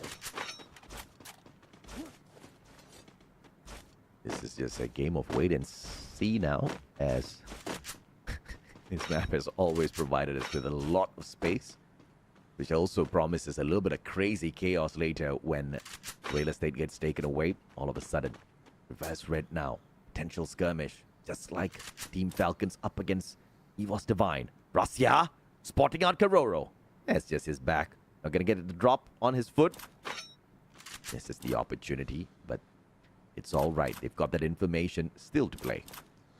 Don't want to make any rash moves here. EVOS Divine also understand their current predicament. There is not a lot of natural cover to work with if they want to start rotating in.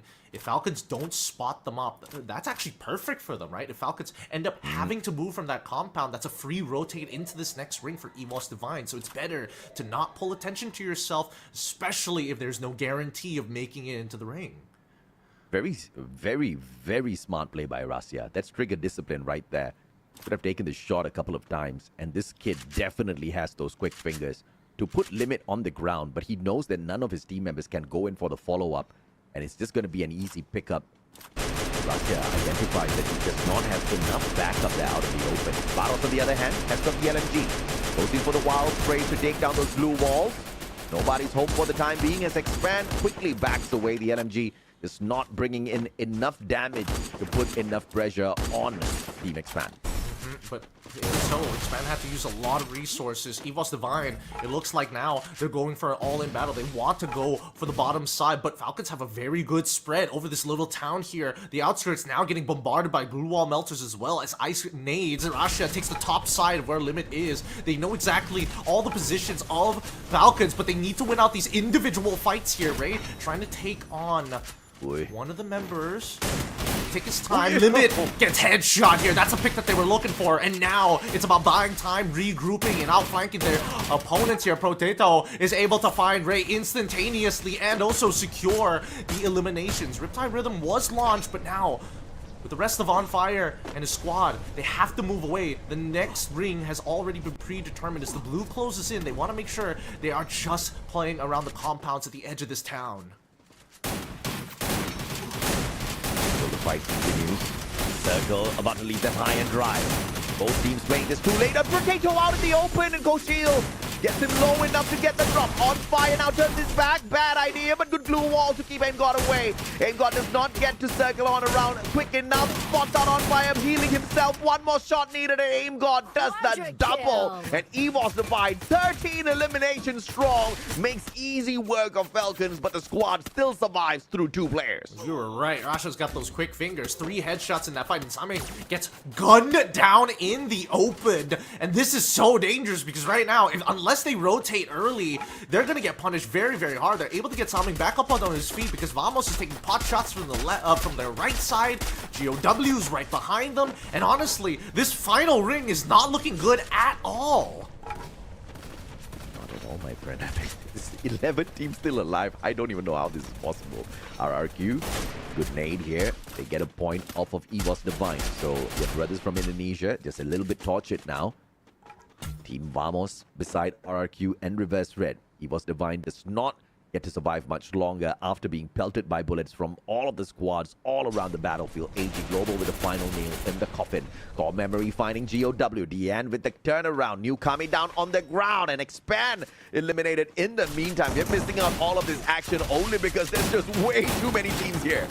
Falcon, their last member, finally bowing out. Floki has to hold out against GOW for as long as possible, but really it's not looking great because even if GOW end up securing this elimination, it's not going to mean much because they won't be able to get out. Ton, unfortunately, turns his back, and Floki is able to get a couple of shots into him. He's got no medkits left. All damage is permanent from this point onwards unless he can take Ton down. One elimination could be the difference maker here. Floki ends up going down. Ton, no heals, unable to find any on his victim. But we see that Boots gets a good nade on towards Vamos' side. Everybody looking towards Vamos, trying to get them while they are down, and GOW ends up falling instead. How unfortunate. Tan actually had the Horizon line on him, but outside the circle, the damage just too much, and the players kind of chipping in at him as well with those shots. Running down low enough. GOW just couldn't get into this next circle. Look at this man, just like that. From 11 now down to 5, 6 teams back to back eliminated. And the uncles will not be seen. Not this time at least. Reverse Red right behind RRQ. Heavy making their way in as well, but not as a full squad. This puts RRQ in a terrible spot. Yeah, it's pretty difficult. They have to eliminate these teams fast, but they've already found a pick onto Saming. He gets back up. Exposy taking a huge shot there, but Cypher is taking so many shots at Red. They aren't the only ones trying to hold this line, as AG currently holding the God spot, as well as having full fighting force. They're going to take that high ground, and now starting looking over the compound. Whoever's on the outside is going to get shot at. Ice nades to slow down even Mufasa, trying to survive as long as possible. They're trying to deny RRQ from having full fighting force into this ring. Abe, he's still alive. Thank goodness. Playing as Heavy finally gets eliminated by 18 Deer. They gotta jump out as Diamond, Nameless, and Exposy will control this right side on the top of the map. WAG looking for as many angles as possible and realize that only AG Global are the ones in the God spot. They have to engage as 2 fronts. We see war. This is where the grenade launchers will come in handy. 18 Deer though. Oh, Nameless. Beautiful drop onto Mahal. AG Global chipping in as well to this fight. Reverse Red are able to overwhelm them, but Abe holding on, has got the charge buster, glue wall there to protect him for the time being, but Diamond fights his back, and Reverse Red able to outplay RRQ. Dude's nowhere close enough, tosses out those glue wall melters to get to his buddy, at least to shut down Diamond, and he gets the help from AJ Global, and Dew with the final nail in the coffin, Barros with the shutdown, and AG Global with a fantastic booyah. Oh, they got so lucky on the next ring pull. It was right at the edge for them. They had the high ground already, and they were just shooting the fish out of the barrel. So many free eliminations stolen away by AG.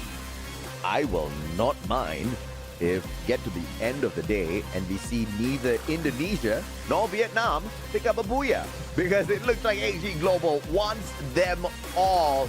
And what a fantastic second booyah of the day for AG. Now, we were talking about how AG was not even in the top 12. AG today is on a big mission. They are on a mission to find the top 12 first of all. Second mission is to make it into the top 8 and find a qualifier to Clash Squad. And I sure as hell will be disappointed if I don't see Dew sniping in Clash Squad. Goodness gracious me. honestly, looking at the kill feed, not as many headshots as I was expecting coming in from AG's do, but they were picking off the correct members, right? They were finding all the stragglers of teams getting free points by not only knocking out Heavy, but making sure that, you know, teams like Vamos as well taking punishment.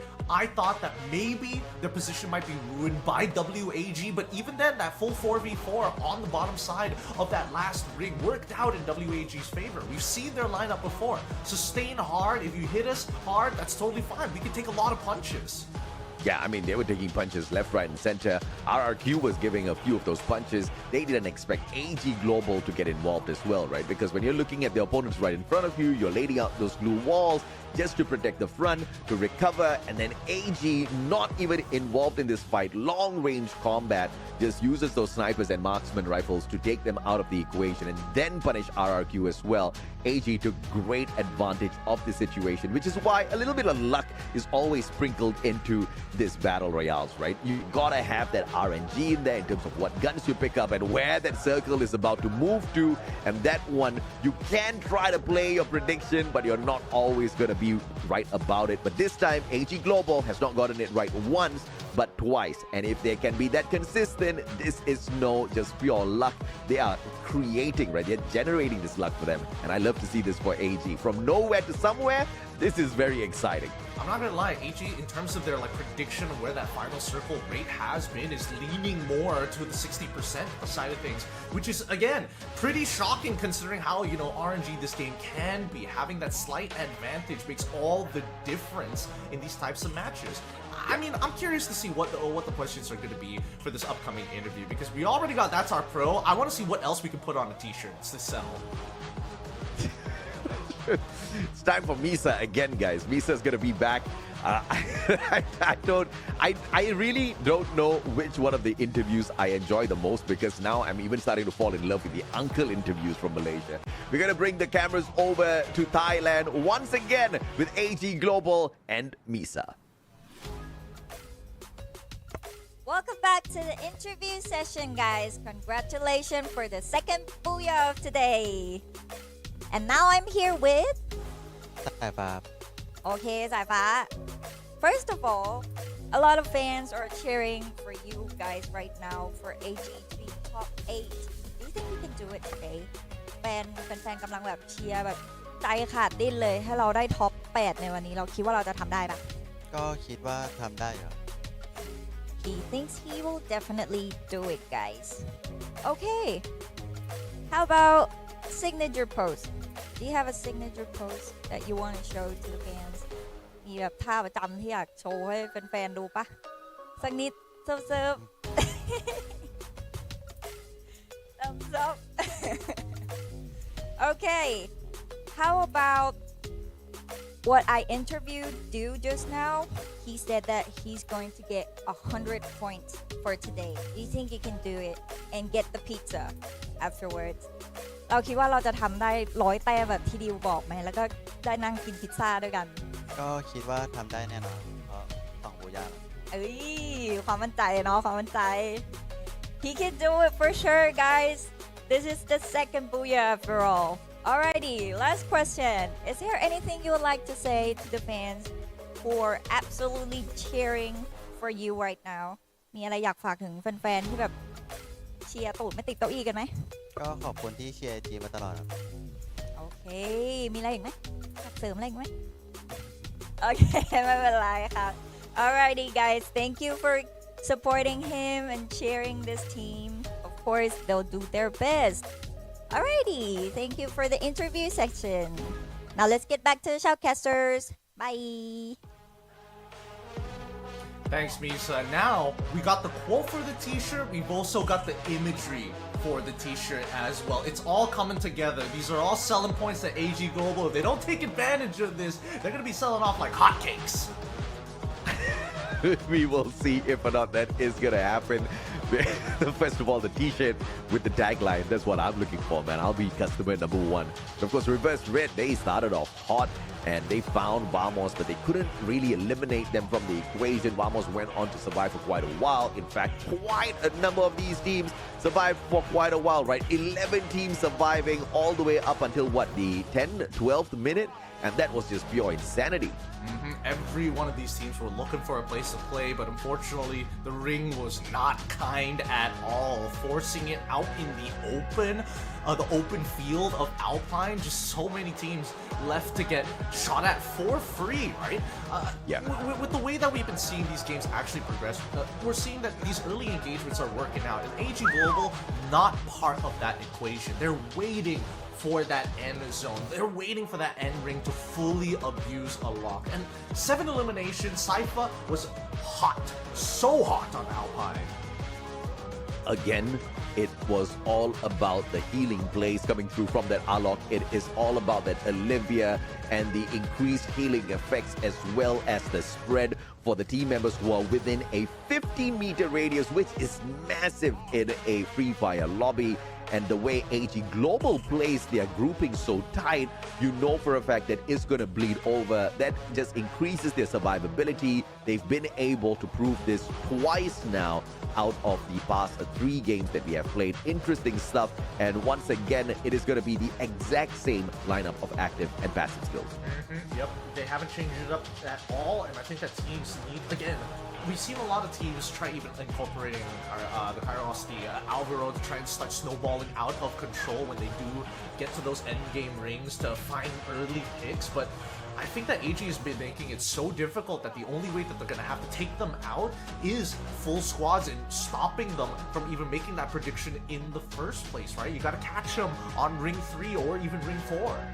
And I know for a fact AG Global is purposely nerfing themselves, because you are looking at your sniper Dew and he's not even running a full sniper setup. He's actually bringing in the Beaston on himself. He's actually bringing in a couple of characters that can help him find those grenade eliminations, right? That Albaro was on that lineup instead of a Maru or a Raphael, which puts it at a situation where he's not going to be as deadly as a sniper as opposed to players like Saming or Moshi when they meet Buriram. So this is AG Global doing a little bit less from what they can actually do out there on the battlefield, and they're still shining. I would be very afraid if I was their opponent. Sypha finally the highlight once again for the elimination, Saming for the damage, and this time Kochil with the 9 assists.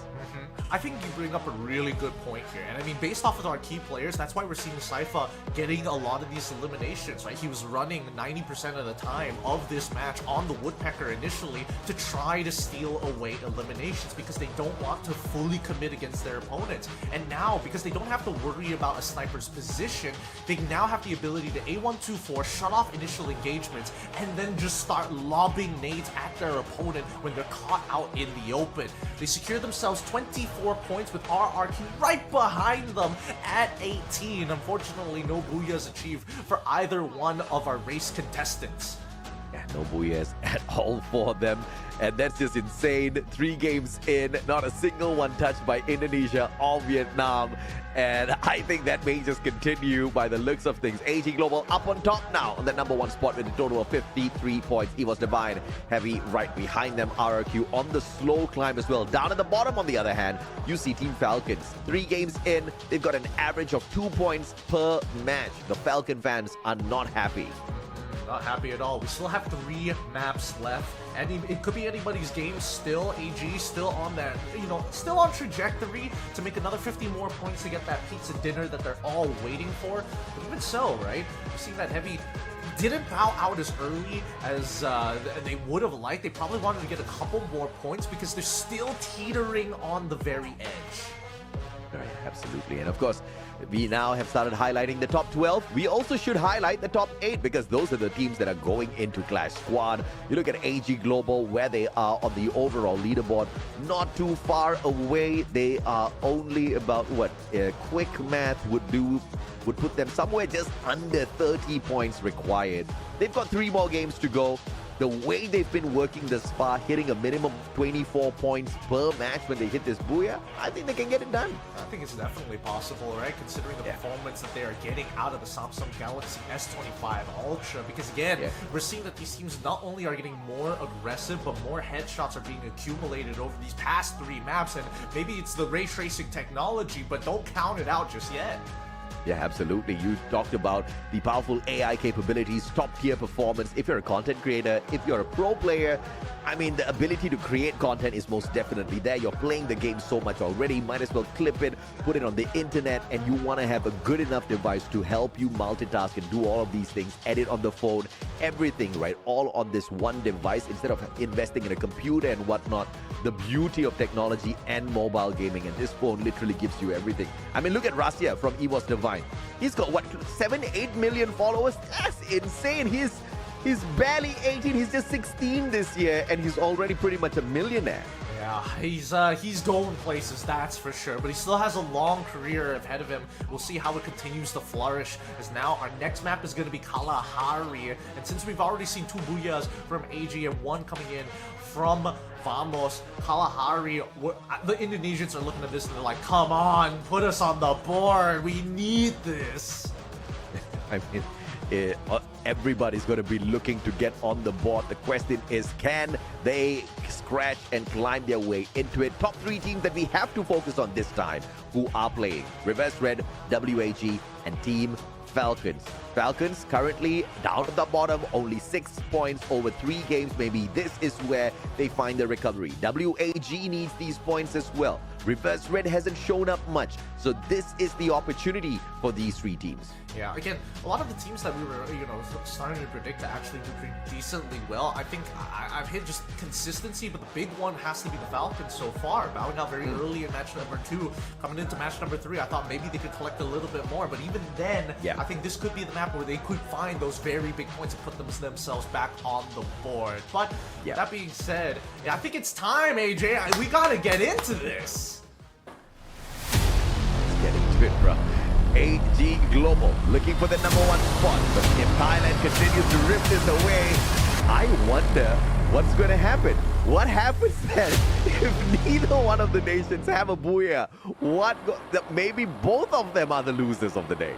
Oh man, that fly path. Look, I feel like the universe is telling us something. It's all like leading up. You get one decent flight path, and now this is the 3rd flight path that hasn't exactly been too great. You might actually be right. We might not actually see Vietnam or Indonesia get a booyah. That's insane if that happens. But of course, you can never say never in a good day of Free Fire. Let's see exactly who gets into the early hot drops, because clearly this flight path was having a rough start, and RRQ finding that rough start. LBT opportunity, but the animation on the drop puts him in a rough spot. But don't cry, with 6 HP manages to get away.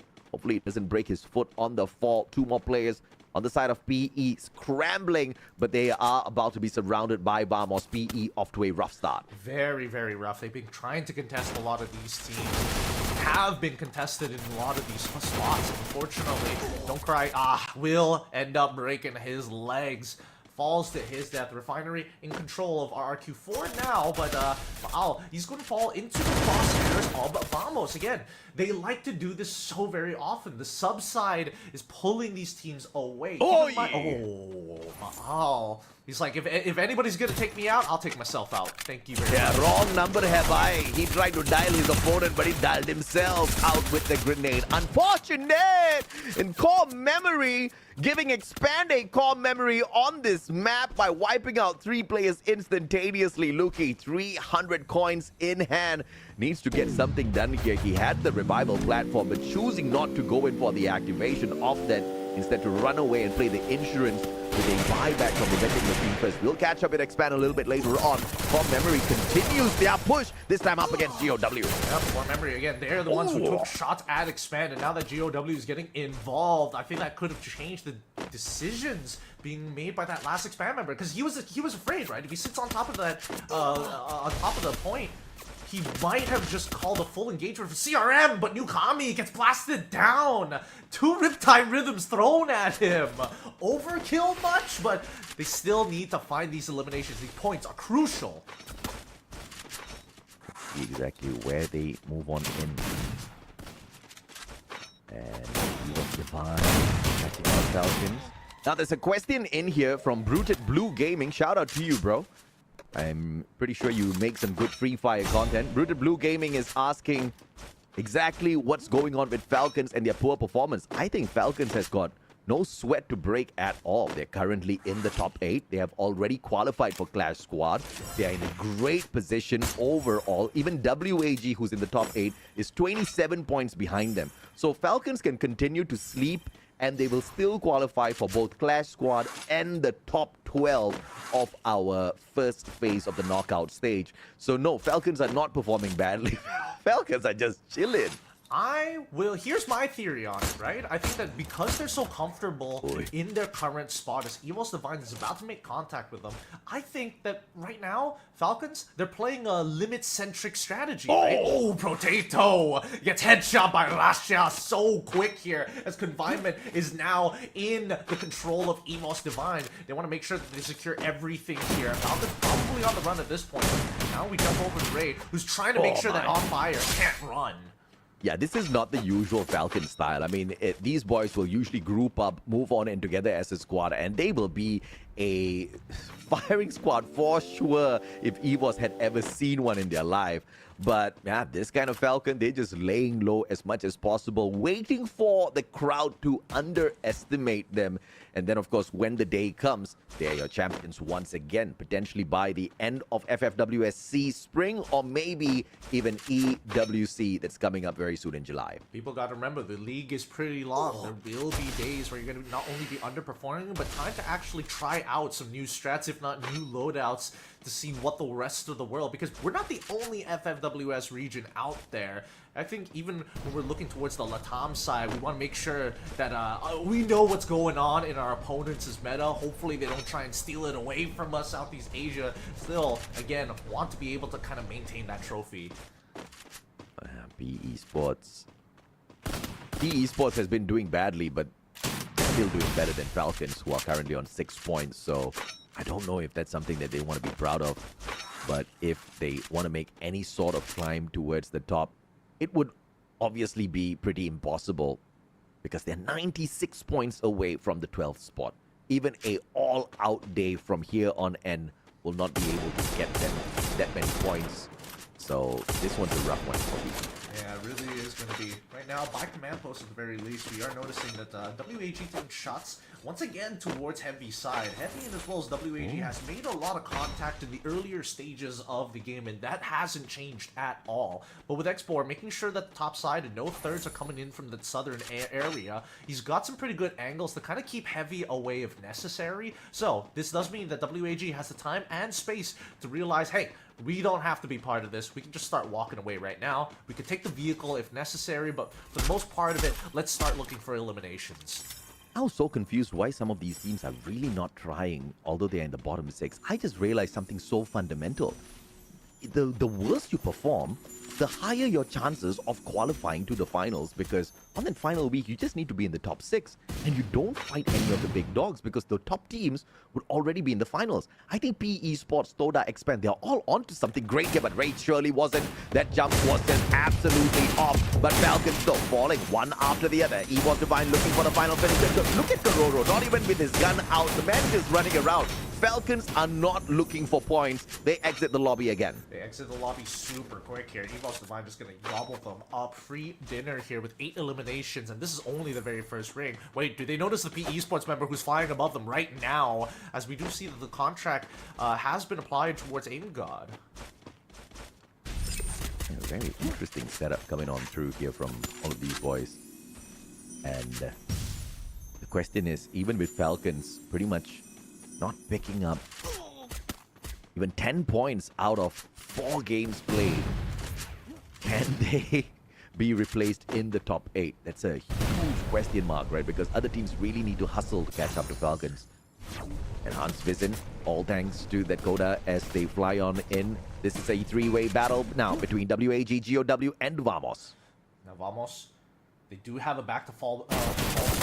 Demon gonna be. Oh wait, no, Gane is able to take out Demon almost straight away. Demon finds the eliminations. Now the backs are getting compressed with WAG members trying to pull that bottom side. Krillin does end up falling here as we see that Alan is able to take out Ton. GOW taking the brunt of the damage as Yanmin is trying to hold out and hoping that Vamos will eventually get involved with WAG at some point. And WAG certainly not around. it just doesn't seem to be a good spot. Way battle, WAG still a little bit confused as to where to look. And Gade will find the strike. Yanbin getting involved in that fight as well. Allen has got the hook gun to quickly reposition, tagged up from the back. Looks around, goes for the vending machine, and Yanbin goes for the drop as well. And Allen still survives! And Yanbin gets dropped by Axel. What a quick recovery here. WAG and Allen finally put onto the ground, but the job is complete on the revival. Yep, and GOW, the problems are not done just yet. It looks like Saming has found his crosshair with an AWM towards Tun's side. We now look on over to RRQ. They want. They're thinking about command posts, but at the same time, ooh, Refinery looking so juicy from their position. By the edge of command post here, we see that Heavy's on the lower end. Evos Divine now starting to creep in, and currently they're on fire. They've got a lot of eliminations, and I wouldn't be too surprised if they take the engagement, assuming that they don't know that RRQ is actually overlooking them. Yeah. A total of 8 eliminations here for Evos Divine. Capable of making a big jump to that #1 spot. PE Sports teased by the shots out of Evos. Evos needs to be a little careful though, because at command post stands another team from Vietnam named Heavy right behind them. And they are pretty chill at this point of time, but jumping into battle could most possibly be on the card here for Team Heavy. Yeah, I think that right now, Evos Divine may or may not realize that this is a pretty bad position to be in. They see that PE, they don't have a lot of cover, but neither can they just walk out for free, right? RRQ, not sure if they have left their current position, but Heavy don't plan on moving anytime soon at all until we predetermine where this next ring is going to be. All teams are now at a standstill. Now PE, unfortunately, quickly trying to take the top height of it. No headshot yet. Rasha is making sure that these shots count. Front compounds at the tip of the sub is going to be encircled as well. But it looks like contract has already been put on one of the RRQ members. And I think they're figuring out, all right, they're at the top. I can see the tips of their head as well. He's got an AWM in hand. Any picks could be deadly, but neither can they truly capitalize on it. Vamos, now coming from the southeastern side of command post itself, we'll start throwing out that UAV. Not sure if that makes contact with a PE Sports member. Yep, I think it does. That's going to give them all the information they need to say, hey, maybe let's not go to command post. Maybe let's just hover around the southern side. Beautiful sprays. As Lobby gets one with the Groza, finds the tags onto yet another as well. CRM doing a number from afar. And PE Sports getting involved in this battle as well. Core Memory now stuck outside the circle, being gate kept by 3 different squads. At the same time, Vamos can't get too comfortable. They're about to be put into the exact same position as AG Global loses Cypher. That's finding the connection and literally jumping straight in front of his enemies. Oh, I think they figured it out. That CRM has figured out that Vamos are not at full fighting strength. They're going to take this risk, but WAG is on that southern side to fight whoever's the victor. Alan and Expor and Cyrus are going to get brought back up to fighting speed. Good timing here, because this looks like it's going to drag out. Resources are being thrown, dropping down the blue walls, forced inside because of the blue, because it hurts now. Floki starting to find a jump, ends up going down, thanks to the shots coming in from Jun. Now, they've even up the score, and they've also gotten the eliminations. The rotations are fast, but might not be fast enough because CRM are just left out, ticking in that blue. Poon needs to get a pick back. Gade tries to go for Nukami, puts him down to 1 HP, and Poon must cover him as Gade finds Floki instead, and this is looking great for Vamos as they're about to wipe the squad of CRM. Beautifully done by the Malaysian squad. 10 eliminations strong already. Evos Divine find PE Sports as well, so Vamos doesn't really need to deal with them just yet. But now Vamos with a line of sight up against WAG and GOW as they do battle out there in the open. PE Sports stops Vamos from picking up points on their Vietnamese brothers all by accident. My goodness me, talk about some divine intervention there. It is a diversion, right? WAG was just waiting to see what's going to happen between those two squads. And then GOW decides, nah, we like this spot even better because the next ring is circled heavily around command post. And now there's plenty of tents to play around, right? The southern side of it is where we're going to see the least amount of cover to play with. Just some hard walls. But PE Sports have been sitting in this compound for a while, taking shots against CRM. But they're getting closer and closer to Evos Divine, who's more than happy to sit in their spot. Oh, Vamos. flying on straight in front of the enemy territory. EVOS Divine right behind them. The revival coming on through for Vamos as well this late in the game. And headshots. Look at that landmine doing its work as well. Back and forth. We see so many drops out there onto the battlefield. And the eliminations are pouring in as well. Pure chaos as EVOS Divine now find the interaction with PE Sports, taking out Lahore, Don't Cry on the ground as well, and EVOS Divine making quick work of PE after they survived for so long. There is not enough play area. 29 people still alive. We should see that number get cut in half sooner rather than later, as PE Sports are going to get Riptide Rhythm and eliminated straight away. This means for EVOS Divine, they've already secured a very good spot, and our RQ have been very happy to sit up here. They haven't been doing too much. They're using their binoculars. They know that at least for AG Global, they're hiding right underneath them. Reverse Red on the opposite side as well. Oh, finally! AT Deer now starting to make some moves. Finds an elimination for himself. Russia, ME2B has got the AWM on the combo as well.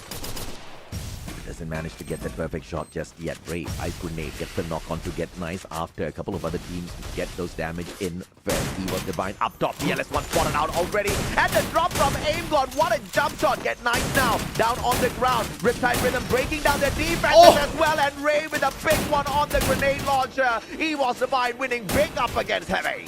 They're just bulldozing team after team after team. 14 eliminations. This is looking like a huge game for them. Now AG as well as RQ must give up their current positions as the blue starts to close into our next couple of rings. It's only going to get worse from here on out. 7 squads, 22 people still alive, and the high-lows are not working out as Doots is able to take out PLS1.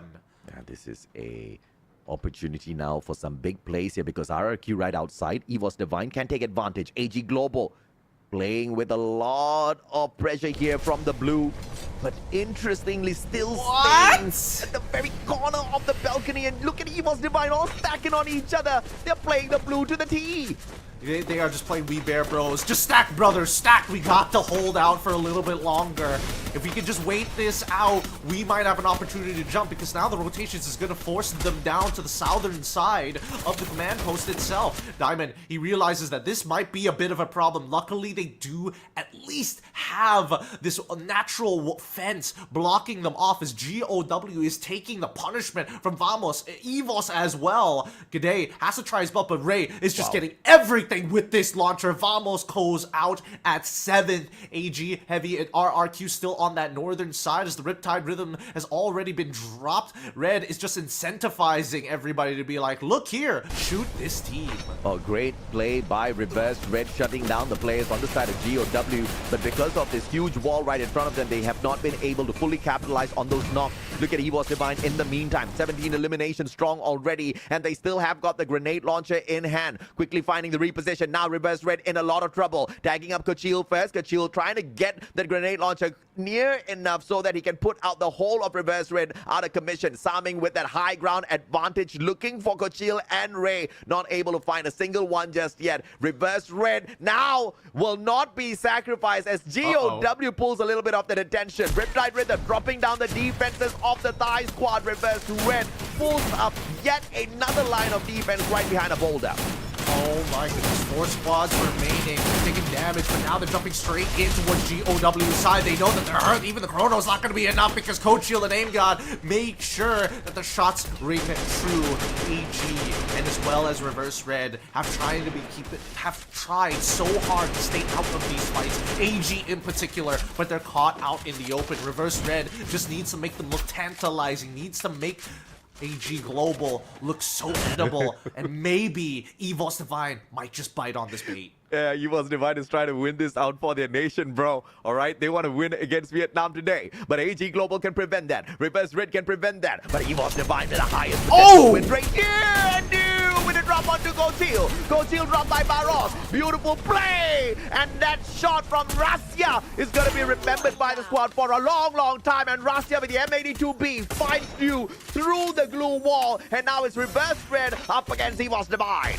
Oh my goodness, he gets the knock again. Russia, the headshots have slowed down the full commitment coming in from Reverse Red. They are down a member though. They are going to be a 3v4. If Russia can make this work, get another pick, this could be a huge, as the ring is now coming to the final stages. Diamond goes high. He's looking for Russia straight away. He's brought a team member as well, and Ray ends up taking down Exposi. They've even up the score, but they gotta be quick as Nameless, the next to fall, and Ray, he's high, he's pumped up, and he's cutting them down one by one, and finally, Diamond gets one back into Aim God, forcing a 2v2. Ray ends up getting fallen by Saming. Russia gets one back in Diamond, and now it's just the snipers.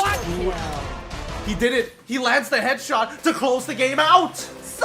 Ming talked about some M82B action, baby, and it was all about the snipers popping off on both on the side of the Reverse Red as well as Esports Divine. Russia, a true dominator. Russia, a true predator. He had the AWM, he had the M82B, and Reverse Red kept getting dropped time and time again, but lucky enough for Reverse Red, they were not the only team to be targeted out there.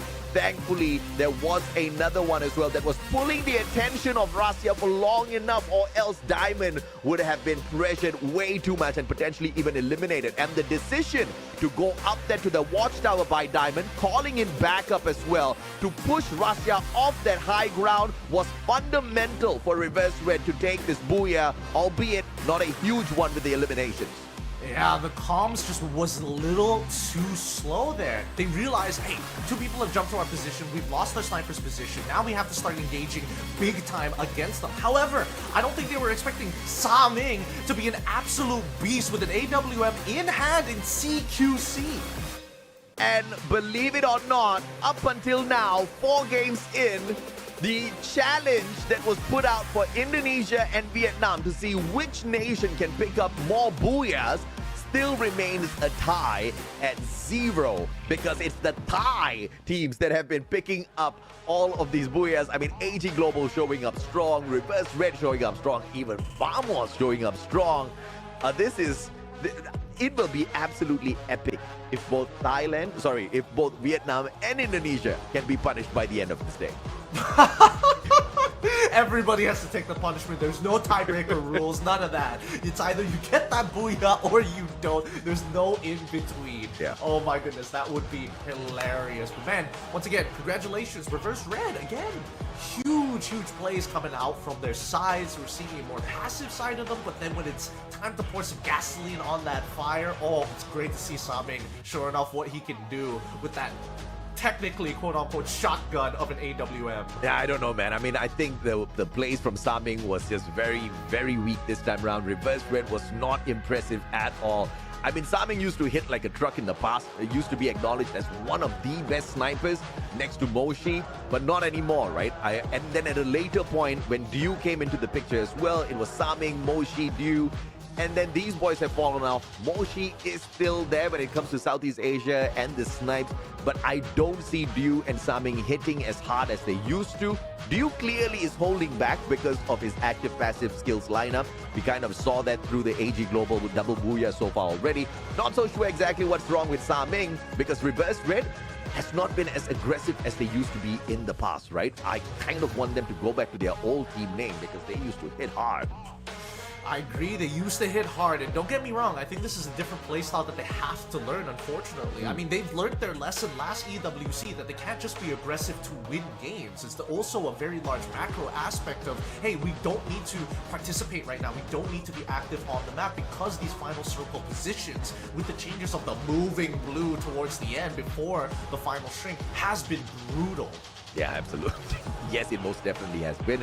Ever since the recent updates, the circle has been quite diabolical, shrinking to staying wide long enough and then boom, forcing everybody into a tight little space where all of pandemonium erupts, and you just, there's one point in all of these circles where they just back to back knocks and eliminations, and we cannot even catch a single bit of that action because everybody's finding each other out there on the battlefield without a proper full-on team engagement, right? And obviously that's something that we are looking to enjoy later on when the global fight happens, because that chaos is just going to be so beautiful, Gideon.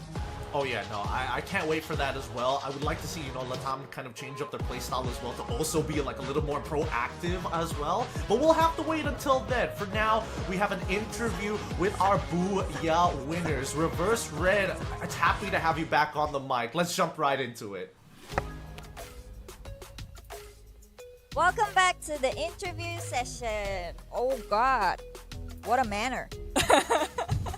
โอเคเป็นเด็กมารยาทงามสุดๆนะคะ and here I am with อยู่ใครคะวันนี้แนะนำตัวหน่อย หมิงครับ โอเคหมิงกล้องอยู่ด้านโน้นจ้า อีโก้ครับ เขินความเขิน he's a little bit shy so guys righty first question how do you feel about being the last person who was left when your friends are all gone รู้สึกยังไงบ้างตอนที่เราอยู่แบบคนสุดท้ายเลยแล้วเพื่อนๆเราไปหมดแล้ว ชิวๆสบายๆธรรมชาติ เอ้ยชิวๆสบายๆ pretty chill guys you know more natural alrighty next one how about your signature pose I already asked AG about their signature pose and now it's your turn so มีท่าโพสประจำตัวไหม ไม่มีครับ นิดนึง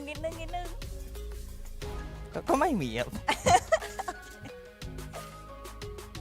โอเคไม่เป็นไรนะอ่ะแล้วก็ last question is there anything you would like to say to Thai fans who are watching and cheering for you right now มีอะไรอยากฝากถึงแฟนๆชาวไทยไหมคะ ก็สาวกสมิงก็มึงแปรงฟันกันบ้างนะเพื่อน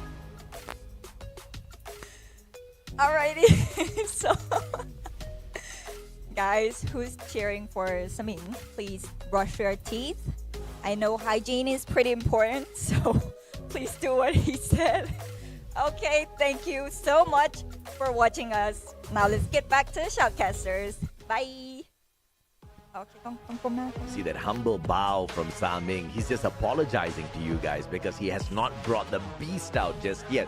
But I don't know, I don't want to say this, but I'm going to say it. I think we've watched enough Free Fire over the past 5 years, Gideon, to know that that was not the full capability of Reverse Red. In fact, some of these teams are really holding back. Teams like RRQ, yeah, if RRQ wanted it, RRQ can really bag this lobby. No questions asked whatsoever. But they're holding back, right? This is a brand new tournament format, which I think they all want to individually shine on a little bit later on. And they're keeping all of these strats hidden up their sleeves to show us exactly what kind of speciality they can bring out on those days. So I'm actually really looking forward to what Phase 2 is going to look like in a bit. Oh yeah, there's no reason to put the spotlight on you right now, but I feel like Reverse Red, it wasn't the craziest, most impressive plays that we've seen from him overall. Maybe it's because, I don't know, their fans need to brush their teeth or something. I mean, he's already putting another quote on a shirt here. You can see he's obviously trolling, but it's good to see that at least he still has that charisma. It's just, it's not the right time. Yeah. It's not the right time. Reverse Red, though, is in the top 8. Reverse Red is about to qualify for Clash Squad. Reverse Red cannot rest on their laurels because WAG, GOW right behind them. Now Team Vamos is chasing and scratching and clawing their way to get into the top 8 as well. I am totally on the side of Vamos this time round. I think the Malaysian squad, after a long time, in fact, any Malaysian squad after a long time making a mad dash on the Southeast Asian level. I'm excited for this. We get to see the uncles a little bit more often. Yeah, I would like to see that too, but even in the highlights, right now we're seeing how much potential damage, how many amputees that Mal has been putting up on the board. He's just taking arms and legs off of so many squads from their current position at command post, and from that height, he was getting a lot of good shots. In comparison to Red's very own Saming, he's just been trying to chill out, right? 4 eliminations, a good amount of damage, 7 knockdowns at the very least, so he's still hitting shots. Yeah, you see this time around, Reverse Red Saming, he brings in the proper layout for a sniper, right? He's got the active skill on the Riptide Rhythm. He's got that Moko, Rafael Maro on that lineup as well, so that when he hits like a truck from across the battlefield. But although he is the MVP, just because Reverse Red picked up the Booyah, my personal MVP on the snipes is the one and only Russia. But we'll get to him in a little bit. I'm very sure we'll find a spot to highlight him later on. But look at the lineup here of the active passive skills. This team has got it all, from EP conversion to healing up the rest of their team members to their electrotherapy. There's nothing that they don't have. But the question is, are they spreading out too wide? I feel like right now it's just the testing phase for them, right? Again, they're being less proactive on the map. They're trying to steal away eliminations rather than proactively achieving knockdowns to convert them. And I think it's just about holding out the game of attrition against everybody else. Let's look at their stats, and we might be able to double check because Nameless not putting too much up on the board in comparison to Exposy and even Diamond, who found 8 knockdowns but only 2 eliminations. Yeah, I mean, look at this. A total of 6 eliminations and the Booyah. I am not a big fan of this. I always say minimum 10 eliminations. If you get 12, I smile. If you get way more than 12, all right, I'm gonna hype you up. But this is who we gonna hype up this time round, as anticipated, Russia. But he does not get the elimination highlight. It's Ray that gets the elimination highlight. Ray has 9 to his name, 8 assists, and we saw what Saming got. But Russia with a 7,659 damage. E was divine. Was on a divine level of gameplay this time round on the lobby. No Booyah, no problem, baby. Because when it comes to the game standings, E was divine sure as hell is gonna be number 1. They found their perfect balance of aggression while still being able to kind of bulldoze that lobby. 34 total points, 25 eliminations by the end of that one, dwarfing the numbers we're seeing from Reverse Red and even GOW. Damn. I mean, they could have easily hit 37 points in this match if they had ripped away the Booyah as well. But thankfully, there was a big brain play that came through from Reverse Red to get Russia off of that watchtower, because if not, that kid does not miss. That kid will rip a hole through you, and no glue wall can save you when he's got that M82B as well as his sniper lineup with the active and passive skills. That was deadly. He was divine. I gotta salute them this time round. That was a massive, beautiful game from them. And because of that massive, beautiful game, they're going to be shooting right up into the standings. Number 1 so far. Second place is going to be AG Global at 66 and GOW at 56. So they now are really starting to break away from the rest of the pack. Oh yeah, absolutely. And look at Reverse Red at 47 points. One good game can push them into the 3rd spot. Another back-to-back good game from Reverse Red can put them on that 2nd spot, maybe even the 1st. But it's all up to Reverse Red. Do they want to activate themselves? Do they want to bring out real capability of the squad? Can we see Saming and Team Shine once again? Or will we have to wait a little bit longer? That's my biggest question. Once again, ladies and gentlemen, we are having 2 targets here overall for these teams to make it into top 12 and then later on top 8. Top 12, of course, puts you in a great position to fight for your phase 2, the first team to get that number 1 spot on the next week. Will get into the grand finals. But more importantly, the top 8 from today will qualify for Clash Squad.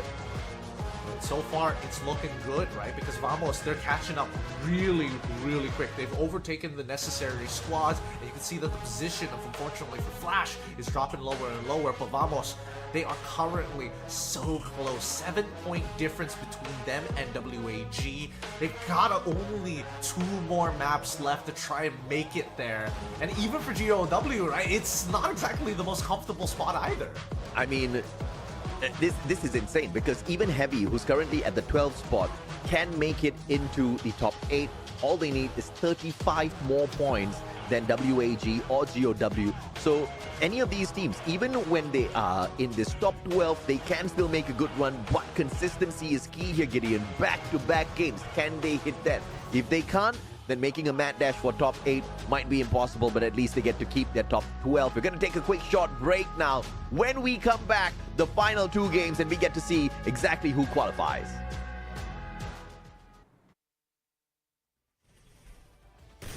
Power boost. Just what a hero needs.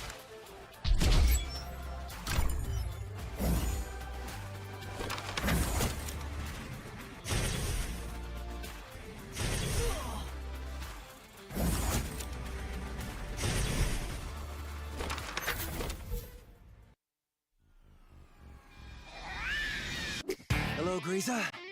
Stop trying to look cool and help out already.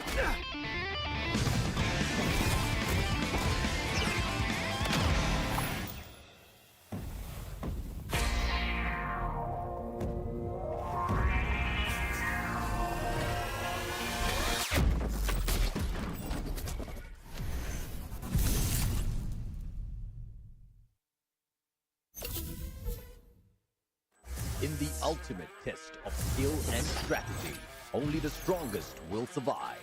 Welcome to the arena where legends are forged. To claim victory, you must challenge your limits. This season's special features. This tournament introduces exciting new challenges, unique team skills, man-picked active skills for Clash Squad mode, champion rush format, randomized map order, total prize pool $378,000 US. Warriors will battle for glory and the ultimate reward. Tournament format. The tournament features two competitive modes, Battle Royale and Clash Squad. Battle Royale, 18 teams. Knockout format with 2 phases. Clash Squad, 8 teams in a Swiss stage format. Both modes culminate in a grand finals where champions are crowned. Knockout stage. This is where the battle begins. Survival gets real. Phase 1, April 25 till May 11, 2025. 18 teams divided into 3 groups, A, B, and C, with 6 teams each. 3 weeks, 54 intense matches. Daily format. Group A versus Group B versus Group C. Top teams advance, the rest are eliminated. Phase 2, May 16 till June 11, 2025. 1 misstep and you're out. Week 4, only the strong survive. Day 1, top 12 from Phase 1 compete in 6 matches. Only 1 team advances to the grand final. Day 2 and 3, the remaining 11 teams battle alongside underdogs ranked 13th and 14th. 1 winner per day advances to the finals.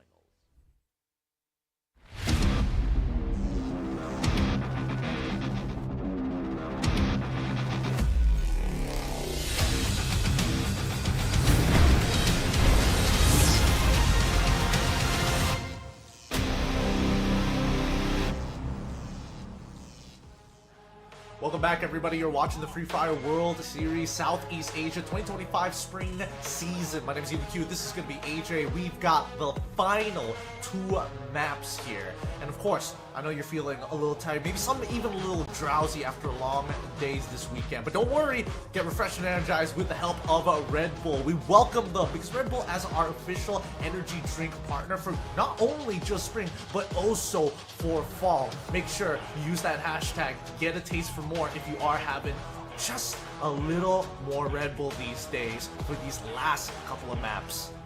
2 more games, last couple of maps. There's way too few for teams who are looking for those big points, and if they can hit 1 good game, maybe they can string it into 2 and achieve their target for themselves. You're talking about teams like Heavy, AG Global, who are making this fight for top 8. Even Vamos currently sitting down on the 9th spot. They are 1 rank away. They're 7 points away from that 8th spot. They've got 2 games to do it. Obviously, that is very possible. The only complication here is WAG, GOW, Reverse Red. These are the 3 teams that are currently in the top 8 and at the bottom of that 8 teams.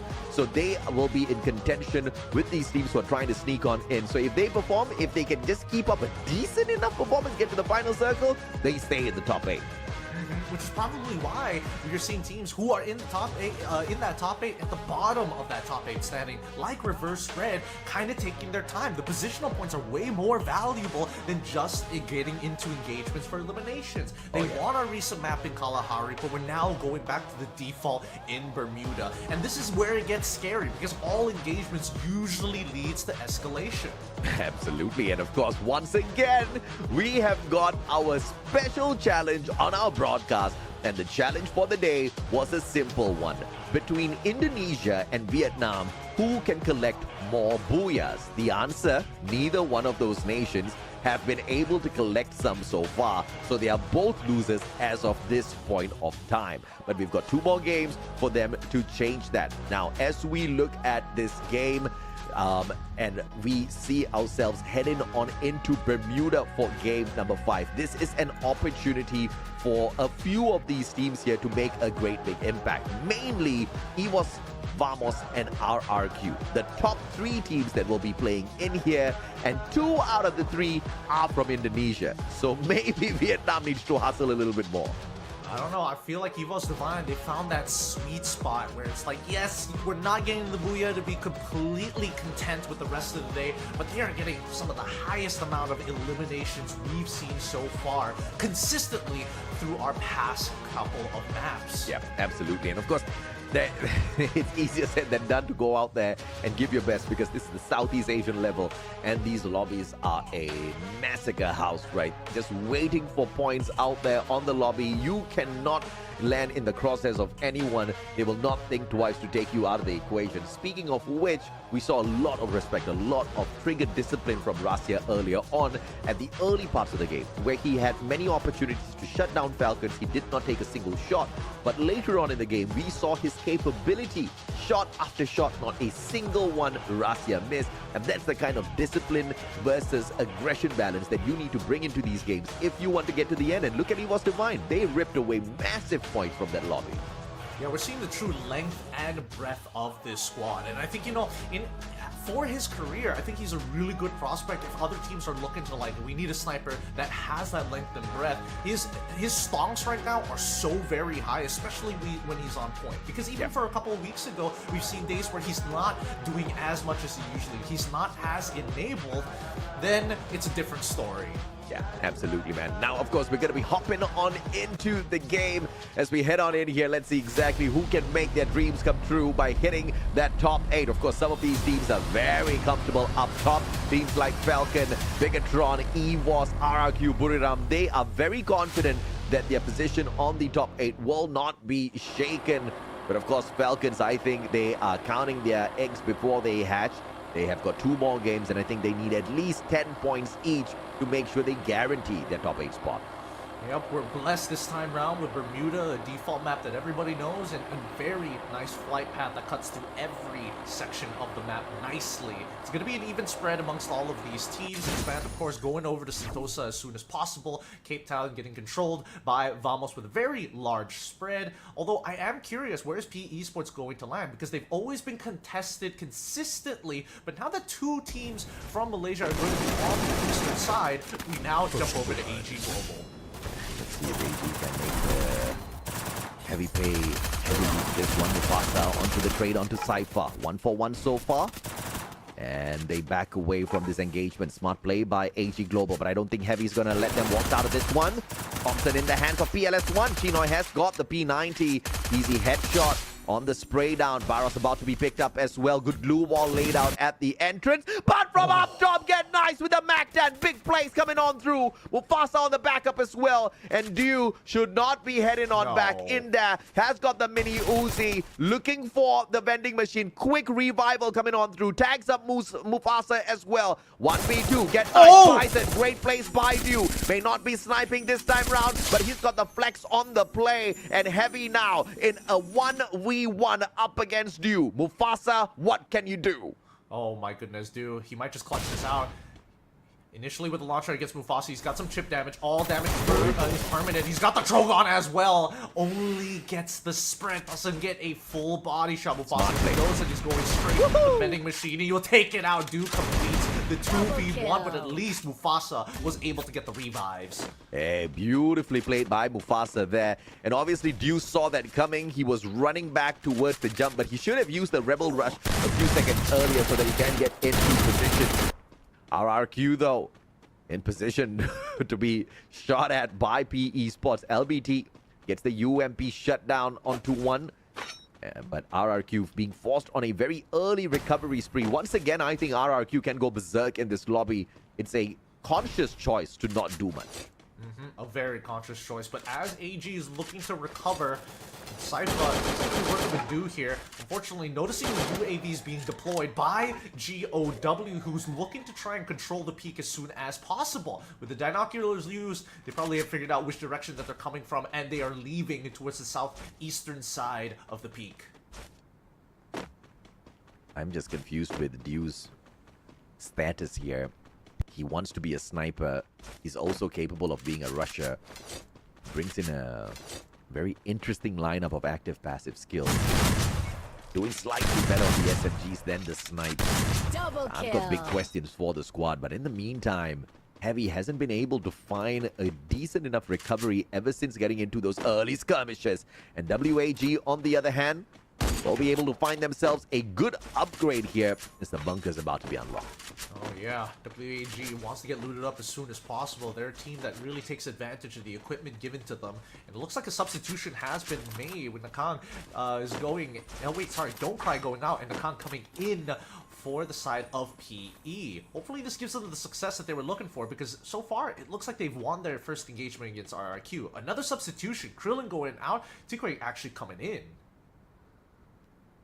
Let's see if or not RRQ, after their super recovery, will be able to do something here. Afik brings a little bit of fire in here for Team Expand as he subs for Drian. And Poon will tag in for Mr. Cougar, next player from CGGG that used to make a lot of noise out there on the battlefield. Under the CRM banner, on the other hand, the Cougar has been tamed. I believe they shaved his nails, so we gotta wait for it to grow out again. It's gonna take some time before he matures, right? To get battle ready. Now we're looking over at EVOS Divine. So far, they've been getting some huge elimination points. I'm surprised that they didn't take early engagements, but they noticed Get Nice as he is able to get the refis. You can see that Heavy are going for the spin. Get Nice must buy as much time as possible. Esports still fighting against RRQ, but Get Nice is currently getting bombarded from every single direction. As Kochio gets in, one shot is all it takes. Yeah, the rest of the Heavy team members were asking Get Nice to get back together with them, but Get Nice basically saying, "Main kabhi kisi ki nahi sunta. I will not listen to anyone. I will go out on my own." Yeah, he paid a high price for that. WAG though, finding a free one onto Expand here. Possibility of a full-on connection as Expand approaches them in a 4v2 battle. WAG on the back foot, but they do have their players who have been sent back. Allen just brought back on the secondary. He has got his loot box right in front. Riptide Rhythm being laid out as well. And now Expand hits the fury of WAG, but they fight it back really well. But Tikui with the double drop on the Drogon puts them one step ahead and has got the M590 as well to torture Luki with those shots. Oh, and they just dominate this battle so fast, so quick as well, despite the first knockdown actually happening on WAG's side. Once they flushed them out of this arsenal, things started working out perfectly when the play area does increase. Now, the PE versus RRQ battle is still going on by Clock Tower's side. Dude's on the run. Oh, yeah. So far, we've seen that PE has been finding a little more success overall, but yeah, that's 10 eliminations for them. Yeah, best game for PE so far. And I have a feeling PE Sports is not really in a mad rush to win these lobbies or whatsoever. Even if you fail here, Phase 2 will give you a fantastic opportunity to find success later on. And PE Sports might just be looking for the success through Phase 2 instead of Phase 1. As they allow RRQ to get away. Yan Bin will find the knock, and Yan Bin, in fact, taking out Lao Ho as well alongside Tan. GOW all of a sudden picking up the numbers as they get involved. They're running out of spaces to actually find loot, right? Boots initially came from Rimnam Village, and now going back over to Clock Tower, going back over to the peak as well. It's not looking good. It's going to be difficult to be able to recover from this type of damage, but for now, we hover over Reverse Red, as it looks like they've made contact and actually noticed the UAVs being deployed by Vamos' side. The challenge for the Booyah race is still on between Indonesia and Vietnam. Thus far, both nations are clocking in a absolute 0 on this Booyah. Oh, but AG Global right in front of them. X4 up close and personal. He makes a mistake, but Alan follows up. Beautiful on that M590 and a 3v1. Tikui this time drops Cypher. WAG on another level. AG Global, the rest of the players way too far. A little bit of a mistake with the layout of those glue walls, but the defense is going to be solid for WAG. And AG will continue to back away. They don't want a piece of this Vietnamese squad.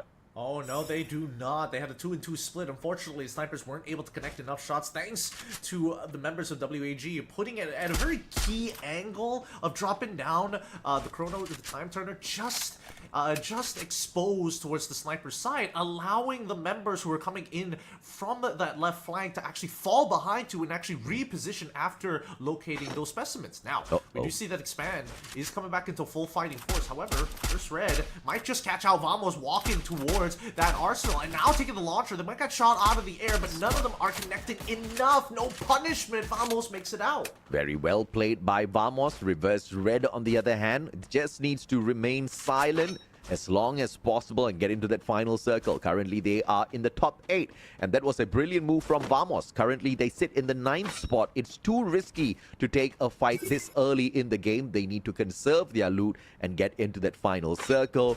Even 5 to 10 points can make a huge difference for Vamos in this game. Yep, now by the maze, they might make some contact.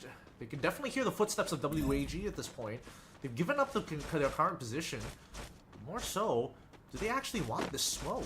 I feel like they shouldn't take it right now, especially since they're on the upside. There's a very good chance that WAG could easily not only walk into the compound, but also take the top side. They spot out 2 with the help of the binoculars. They've got a rough idea, but it looks like since Xborg is so far off that the rest have probably already made it in. And Diamond, he makes first contact. He already feels that ice nade. He's gonna back up. Good ice grenades tossed on out. Tikui, WAG, back-to-back fights. And it looks like they're forcing the third one as well. Riptide Rhythm dropping the defense of Saming. Saming not hitting like a truck this time round, but maybe he will turn the situation around. A good grenade being tossed out. AG Global on the double revival. Tikui RTS 50 to just open up his opponents on the side of Reverse Red. X-Ball with the snipe from up top. That drops Diamond. And here comes the push from their rushers. Tikui M590. The connection is there, but X-Ball, he defends Diamond by laying out those glue walls. Goes in for the pickup as well. X-Ball does the job, but unfortunately the FGL will be on play. And WAG 3 fights in a row, full-on team fights, and they come out on top. That was great. Good shots with the FGL. It was so accurate, it even tagged Nameless, and he was spewing out of fire even as he's running to the rest of his teammates. I'm pretty sure the rest of his teammates were not happy about that, but the accuracy. WAG, they want some points. Oh, true as hell wants some points here, baby. WAG needs some solid ones. Remember, I needed back-to-back performance from WAG in order for them to squeeze into the top 8 comfortably. The last time we checked, they were on that 8th spot, but with Vamos just 7 points behind them, this is just way too risky. Now, there's a possibility that WAG and Vamos get into the top 8, but that will mean GOW getting squeezed out of the top 8. So Vietnam really needs to hustle this time round. Expand. Full team revival. Already they got into those early skirmishes, and PE looking to end them this time round for good. Luki down at the bottom. Riptide Rhythm just ripping down his defenses, and RRQ saying hello to the clock tower as well. Oh, they want it. They want their God spot on their southern side. They can feel it. They need it. And PE Esports recognize that this might just be a bit of a problem. They're now in a pinch, but I think they need to stop RRQ first rather than expand. But they don't hear them crawling back up. PE need to make a fast decision. It looks like they're dropping down towards the lower ground to another compound and giving it up to RRQ. RRQ, 7 eliminations, but still alive. They always know how to find a decent circle for themselves, but this next zone is going to be a big fight because the wall that is protecting them is currently behind the next circle. Vamos not making good headway up against EVOS Divine. EVOS dropping their players one after the other, but Falcons is in the vicinity as well. Vamos has got no choice. They have to take this fight, but if they stop, EVOS Divine strikes them from the back. In the meantime, they allow Falcons to move on forth and find the circle. Crouching Tiger. You can see that EVOS, they want to get in on this. They want to get involved. They see the members of Falcons, and now they're getting some pretty good shots. The nades are going to get lobbed over as Falcons, they don't want none of this. They're going to leave this unfortunate wounded animal down. Portugal ends up going. It's a tight angle. The elimination falls into the hands of Vamos here, and now EVOS are thinking twice. Wait a minute. This is not as easy as we thought it's going to be, especially with the next ring on the southern side. Yeah, Vamos just basically just told them, are you sure you want to be doing that, sir? Outside of my blue wall. EVOS Divine says, maybe not. Maybe we'll wait for you to come out first and then get the job done. The circle's about to move in 3 seconds. Vamos breaking down their own glue walls. Moving on out. Lozzy, aim gone. And aim gone with a sliver of health. Gets away. Jun does not find Ray just yet. Finds the first tag. It's a double team. Lozzy still surviving. And Ray and aim gone hanging on for the end of their life. What a play from Vamos. Jun though doesn't hit the 180. Aim god gets him. Lozzy trades him out. But there is the final save from Ray to put Vamos out. But what a battle from the Malaysian squad. They put everything into that. They knew that this was Mortal Kombat. Only one of these squads were going to make it through. GOW Demon has been landing some good shots towards Heavy specifically, but RRQ have the ultimate height on Clock Tower. This roof could be a little dangerous, but they got to make sure that they're working together. Whoever PE is shooting at towards that second floor, especially to the lower side of the buildings of AG Global, and even expand on the opposite end, RRQ are more than happy to help them out. So someone asked me, you know, can Reverse Red just win out the competition at the end of the day? If Reverse Red is in the grand finals, they sure as hell can win it out, because look at this, man. PE Esports currently is 100 points away from the 12th spot on the leaderboard, and they are on fire in this lobby. Anybody can have that spree on a day when it's just going super good. Rasya though, nothing's going good for him.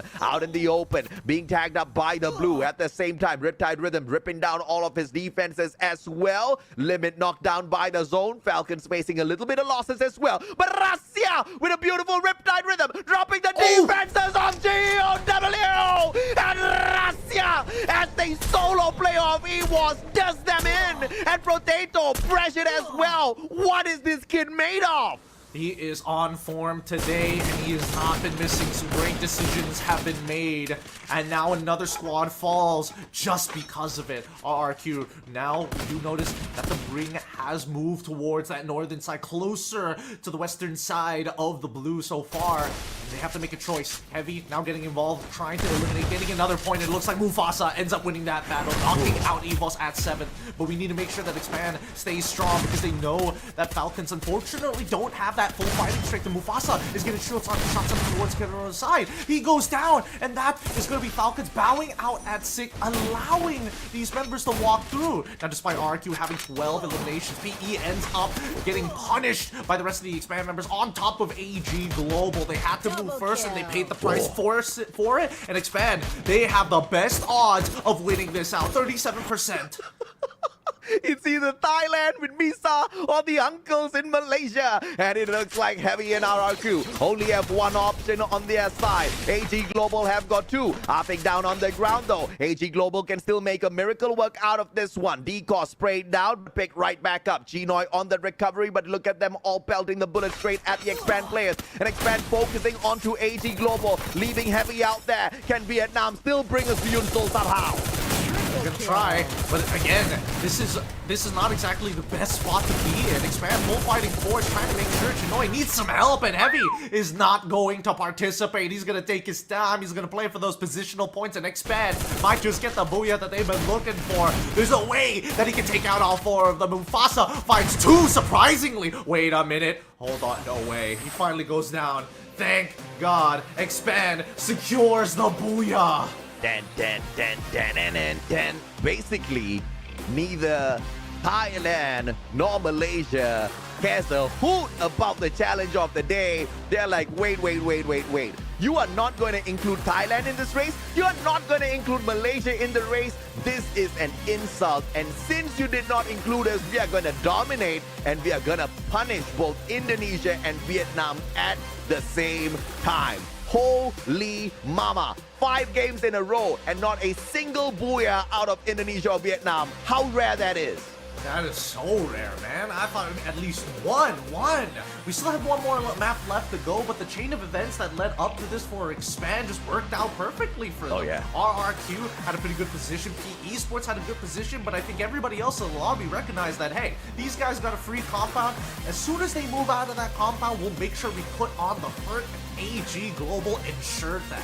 Yeah, don't forget to hit that like as well. Ladies and gentlemen, boys and girls, survivors of all ages, what a day it is when we are in here at FFWS Sea, baby, and even Expand now rising to the top. And this is a solid booyah coming through from them. As a matter of fact, they are very first one in the knockout phase. How's that? Oh, so happy for the boys. So happy that this squad was able to at least, clutch up when it mattered the most and secure at least one booyah, They're still in contentions.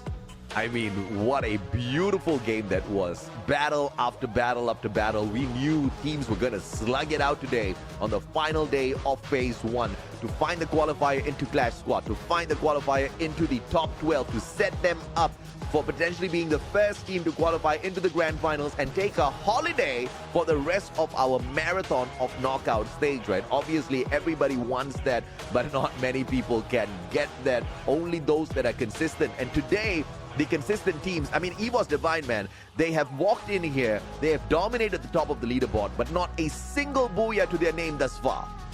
Not a single one. Oh, man, at least for Vietnam, there was a couple of good opportunities. And honestly, considering the performance of Indonesia, the two squads that we've seen, they've gotten so close so many different times on our past maps that it's rather shocking that they haven't secured at least one. But we have at least one more map to go. Who knows? It's still anybody's game. And it's one of those games where it's just like, oh, we won the race by one point. Yeah, and this is an opportunity for Vamos as well, because what a game from Vamos. Vamos was already so close to the 8th spot. Unfortunately for them, Reverse Red was closed as well, right? And WAT found decent enough points, not massive, but decent enough points to make sure they remain in the top 8. I think Vamos is close, but not close enough. They've got one more game, one more chance, and it's on a random map. They sure as hell better pray hard they get a map they like. Which makes me curious about where GOW is in that current positioning, right? Because I saw in the kill feed, they were getting a good amount of eliminations, but we don't know the total amount by the end of it. They eventually got knocked out, but I can say the same for a lot of teams looking for those points. Heavy especially, making it pretty far, and even jumping on the last member of Russia of EVOS Divine to secure, making sure, hey, at least I got secured those positional points. Yeah, absolutely. And of course, EVOS Divine, 64 eliminations as of that previous game. That's massive. And some of the teams here haven't even picked up 64 points for themselves, right? Vamos themselves, 51 points only overall with the placements as well as the eliminations. So that shows you the effort of EVOS Divine. Now, we are obviously taking a little bit of time here to compute some of the numbers from this matchup. So a little bit of the player cams to give you guys a little bit of entertainment. You can see that all the players are thinking about it. They're like, oh man, our positions could get really ruined here. We really got to bring up at least some heat coming into this final map of the day. Even the coaches getting involved, especially for RRQ's side, because again, they had a really good position, but unfortunately got punished when they were about to make their move off of the compound. I mean, when Malaysia as well as Thailand found out that they were not going to be a part of the challenge for the day, they basically told themselves, they told each other, tension lene kanehi, deneka. Okay, we don't get stressed. We make them stressed out. They are making Vietnam as well as Indonesia break a sweat for sure, because neither one of these nations have managed to pick up a booyah, which also means we are one game away from both the countries being punished courtesy of Malaysia and Thailand. Oh my goodness, I can't wait. But first, we go back to the president as well as the mayor to have an interview with Expand on the very first booyah. Yeah, absolutely. Let's take a look at this. Wakil pasukan daripada Expand. So, apa khabar Rafiq? How are you? Khabar baik.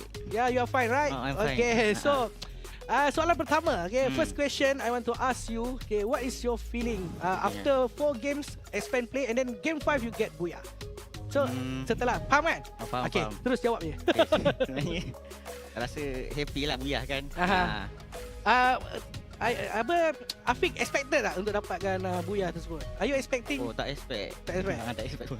Tak expect pun. Tiba Buyah pula. Cuba Buyah. Tapi okey lah kan. So he is not expecting that Expand will get Buyah in game 5, but they managed to get the Buyah for game 5. So second question I want to ask you, Afiq. So okay, what is Expand planning in for upcoming matches in week 4, week 5? Are you guys confident to get slot to the grand final for this series? Untuk series sekarang ni saya rasa confident untuk dapat ke slot ke final lah. So what is the planning you guys plan for upcoming match? Perbaiki kesilapan individu, dengar cakap AJL. Jadi yang start kenapa rotasi semua tu kita orang masih boleh catch up lagi lah. Okay. Untuk skill level ni. Alright. So what his answer is, they are planning to improve their gameplay in terms of rotation and then listening to their AGL and then improve in their mechanic also for preparation for upcoming matches to the grand final. So they are confident enough to get a slot to the grand final. So last question, ini bukan question dah. Last anything you want to say to your fan, especially Expand fans who are watching right now? Kepada fans-fan Expand, terima kasih kerana sentiasa menyokong Expand. Sebab Expand sekarang pun dah jatuh dah. Jadi korang mana ada? Jadi korang kena support kita orang sampai kita orang dapatkan slot sampai ke grand final lah. Alright, so to all Expand fans out there, please keep supporting Expand until they reach their goal to the grand final. Okay, in fact, their performance is like up and down, but just please give full support to Expand. Alright. Okay, so sampai di saja berbual kita. Okay, we are finished here and then we are get back to our caster and then we are going to highlights. Let's go. Okay. You gotta love the humble answers from Afiq. I mean, he acknowledges that Team Expand has been pretty much on the up and down when it comes to the performance, and even they did not expect to walk away with the booyah, but it was a well-earned one, right? I mean, it was fights from WAG that initially made it look like Expand's hope was all dashed, but they made it to that final circle either way and stood up tall.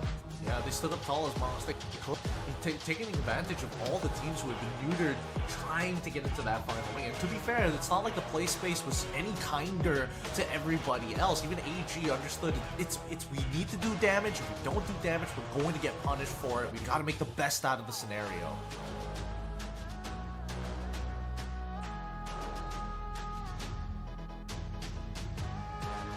We do apologize for that. Let's see if or not can get that sorted out. But in the meantime, MVP Afiq with the 5 eliminations, 8 knockdowns, M590 in hand as the rusher for the squad with the Thiva as well. Had a little bit of tankiness, all thanks to the J-Beams as well as Joseph. This Rebel Rush helped him get around that battlefield for sure. And in that final battle, Afiq shined through. He really did. Again, it's not like Expand was fighting super early on. They were really trying to prioritize making sure that they stay alive for that final ring. Looking at the rest of the squad, pretty standard lineup all across the board. And it's interesting to see because some teams are even opting to drop out the quota, but not Expand, right? They want to make sure that they A124 instead of the Cassie while still having the information from Coda. A very smart play to bring in that Suzy as well on their sniper, because most of the time Luki is playing quite a distance away from the rest of the Expand players, and that is their safety, that is their insurance. And if he is getting those extra coins, that also means Luki will be able to at least buy back 1 or 2 players before he gets into a scuffle if they do end up on the bad side of the map at any point of time. Overall, Expand built for survival, and they managed to pull it off this time round, but not built for the aggression. A total of 6 eliminations as they find the booyah. Not a lot of damage put up on the board as well. I mean, Luki was trying to get some shots down, but unfortunately, really just helping out and assisting Afiq whenever he was going for those wide swings. Just in general, right? It looks like, Expand are very aware of their current position. They understand that, hey, we're going to need the support of our fans. It's going to take some time for them to grow, and hopefully they make it into the grand finals here, because when we look at key players, Holy. PE, they were having a hot game. I mean, PE having a hot game is one thing. You've got the highlight for the top 3 players from 3 different Vietnamese squads, but not a single booyah from Vietnam just yet. 2 days in a row now, we have not seen Yun Sol a single time. This is a crime. Ed Kang with the elimination highlight, Mufasa with the damage, Cyrus with the assist.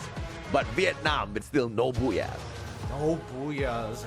Getting close, but not enough members to push through to that very end.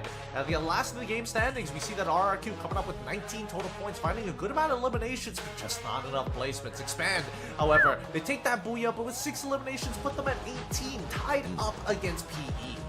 Yeah, no wonder WAG is still able to maintain quite a bit of pressure here on that top 8. Thanks to the 10 points, but they got eliminated super early. 10 came from eliminations. My goodness me. Now let's take a look at the overall top 8. You see Reverse Red in the red here at that 8th spot. And Vamos just behind them. All Vamos needs is an extra 12 points. But unfortunately for Vamos, Reverse Red is still playing in here as well. And there's a high probability that the Thai team gets to that final circle again because they've been pretty decent today. Let's see whether or not the Thai team is going to get a little uncomfortable, because if Vamos is able to make that very big push in this final map, they might even threaten the positions of WAG. GOW at the very least, it feels a little unlikely that 16 points is going to be the final total for Vamos in this next map, but even so, gotta stay on top of these things.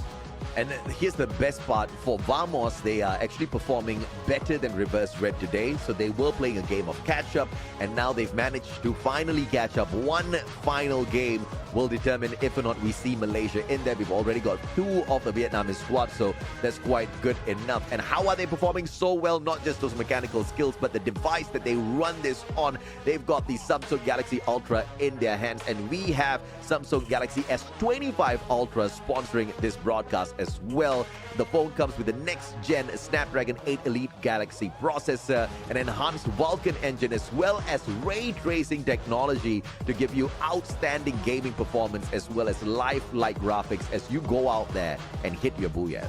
Look, Galaxy S25 Ultra is just the perfect weapon if you're looking to be a professional, if not give you an extra edge every single time you queue up for rank with your squad. And if they're wondering why you're doing so well, just let them know. Galaxy S25 Ultra diff. Well, let's take a look at the map selector and see exactly who Lady Luck blesses this time round. Many teams won those points. Not many teams have dominated and conquered each and every single one of these maps out there. So Lady Luck will definitely be in play as we run this map selector. All right, give it to us. Let's see what we're going for our very final map. Some teams have slight advantages on this map, but it's honestly anybody's game because even some of the top competitors have not been able to win on their signature map, and it's going to be... Oh Man. my God, it's time to go to Purgatory, baby. And the last time we headed into Purgatory, it was a Vamos step up, and this is that opportunity now for us to see exactly how this team will go out there and dominate yet again. Vamos picking up that booyah. If Malaysia clocks in the 3rd booyah of the day, we would have successfully prevented Indonesia and Vietnam from grabbing the booyah, which means for the first time in a long time, in fact for the first time ever, we don't get to see either CC or Yun Sol on that one broadcast. This is insane. This is going to be wild, right?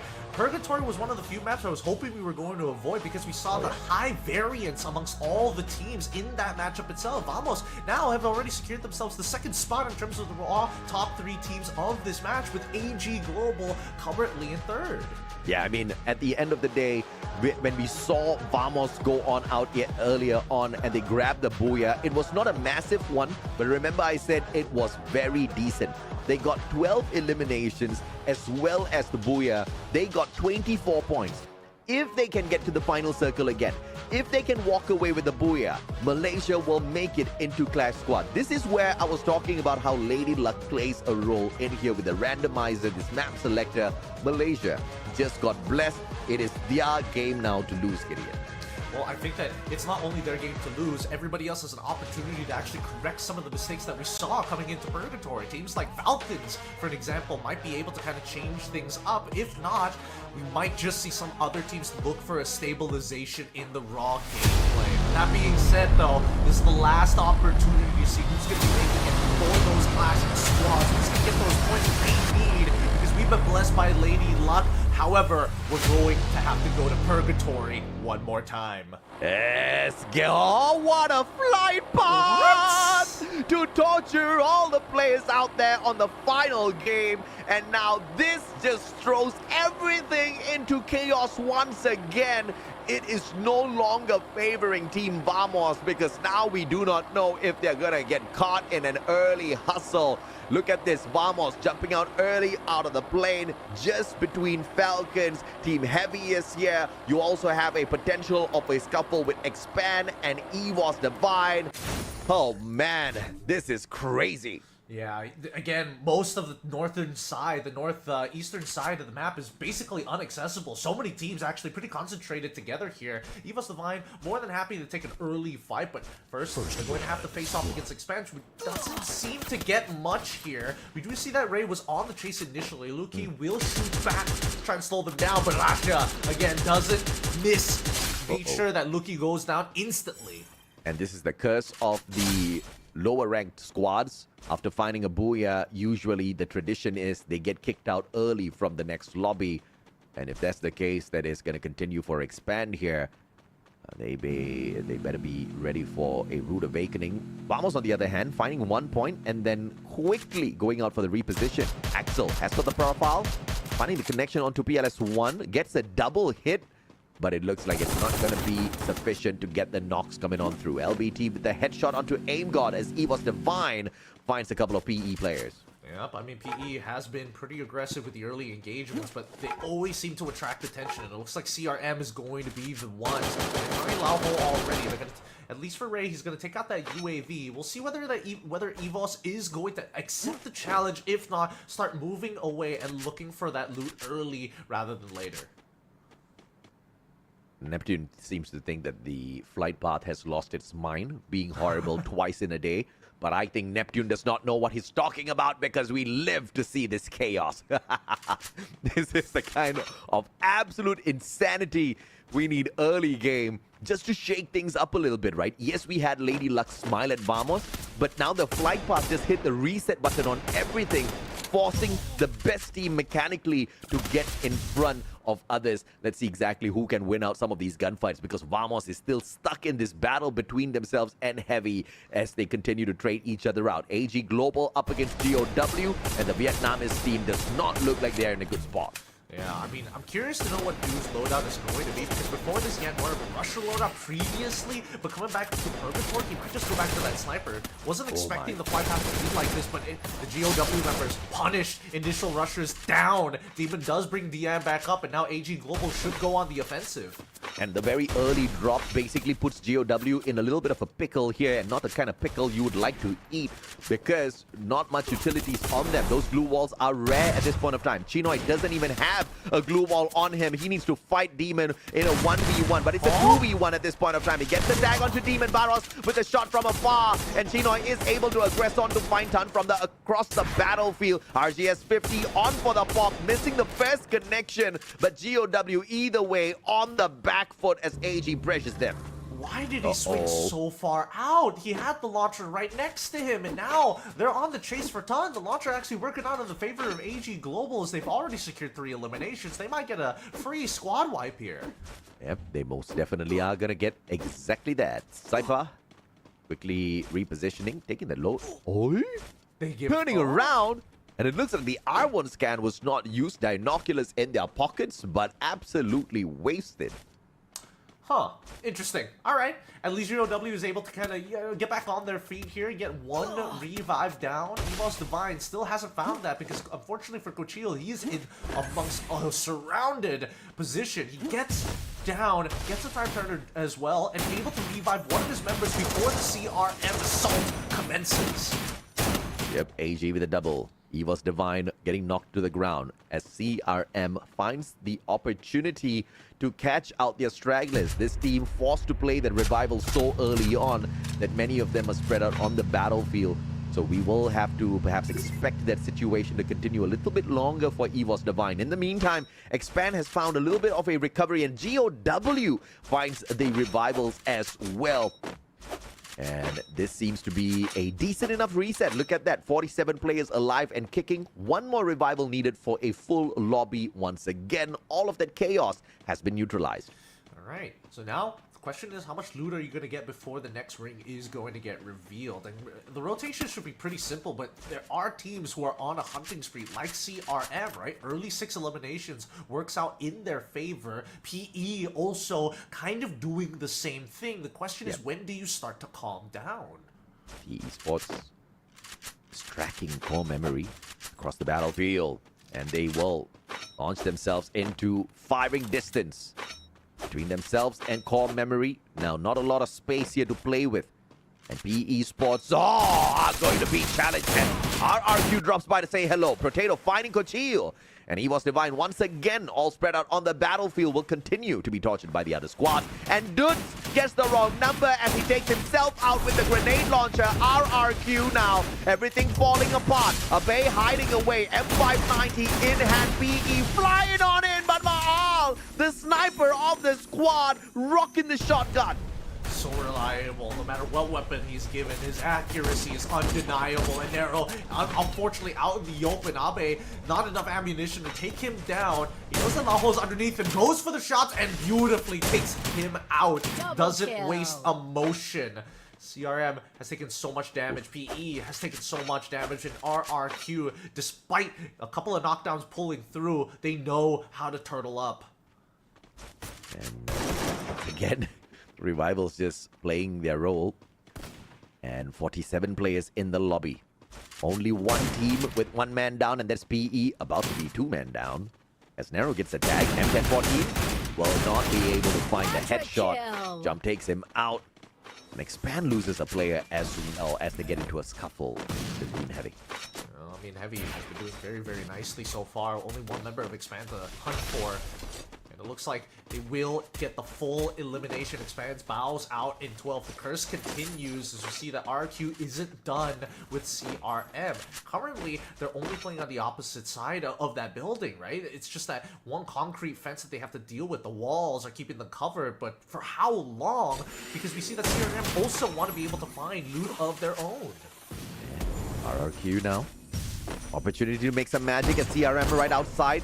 No compound to block these shots, but all those glue walls being used up one after the other. Ice grenades all laid out, and the glue wall melters making them work on those defenses. Abe now tagged up. FGL on play, courtesy of CRM. But 18 Deer out in the open. One wall to swing around, but he may get overwhelmed with the numbers, and CRM takes a fight up straight to them. But 18 Deer says no as he hits a double for the squad of RRQ, and core memory just left with one final survivor. And that completely neutralizes the attack coming in from CRM. They greed it out, trying to take this drop, and now Nukami is getting pelted from every single one of these members. CRM is going to get eliminated as Vamos on that northern side. RRQ, do they have enough time to reposition? And it looks like no, it doesn't really matter. They didn't see Vamos, they didn't check that kill feed, and now they have to quickly disengage as Abe falls to his knees. Yep, Gade just blows Abe up with his grenade launcher, and RRQ that did not scan out the area ahead of them just went in there for a blind jump and instantly punished. They will lose Abe, but bring him right back in, all thanks to the coins that they've already picked up.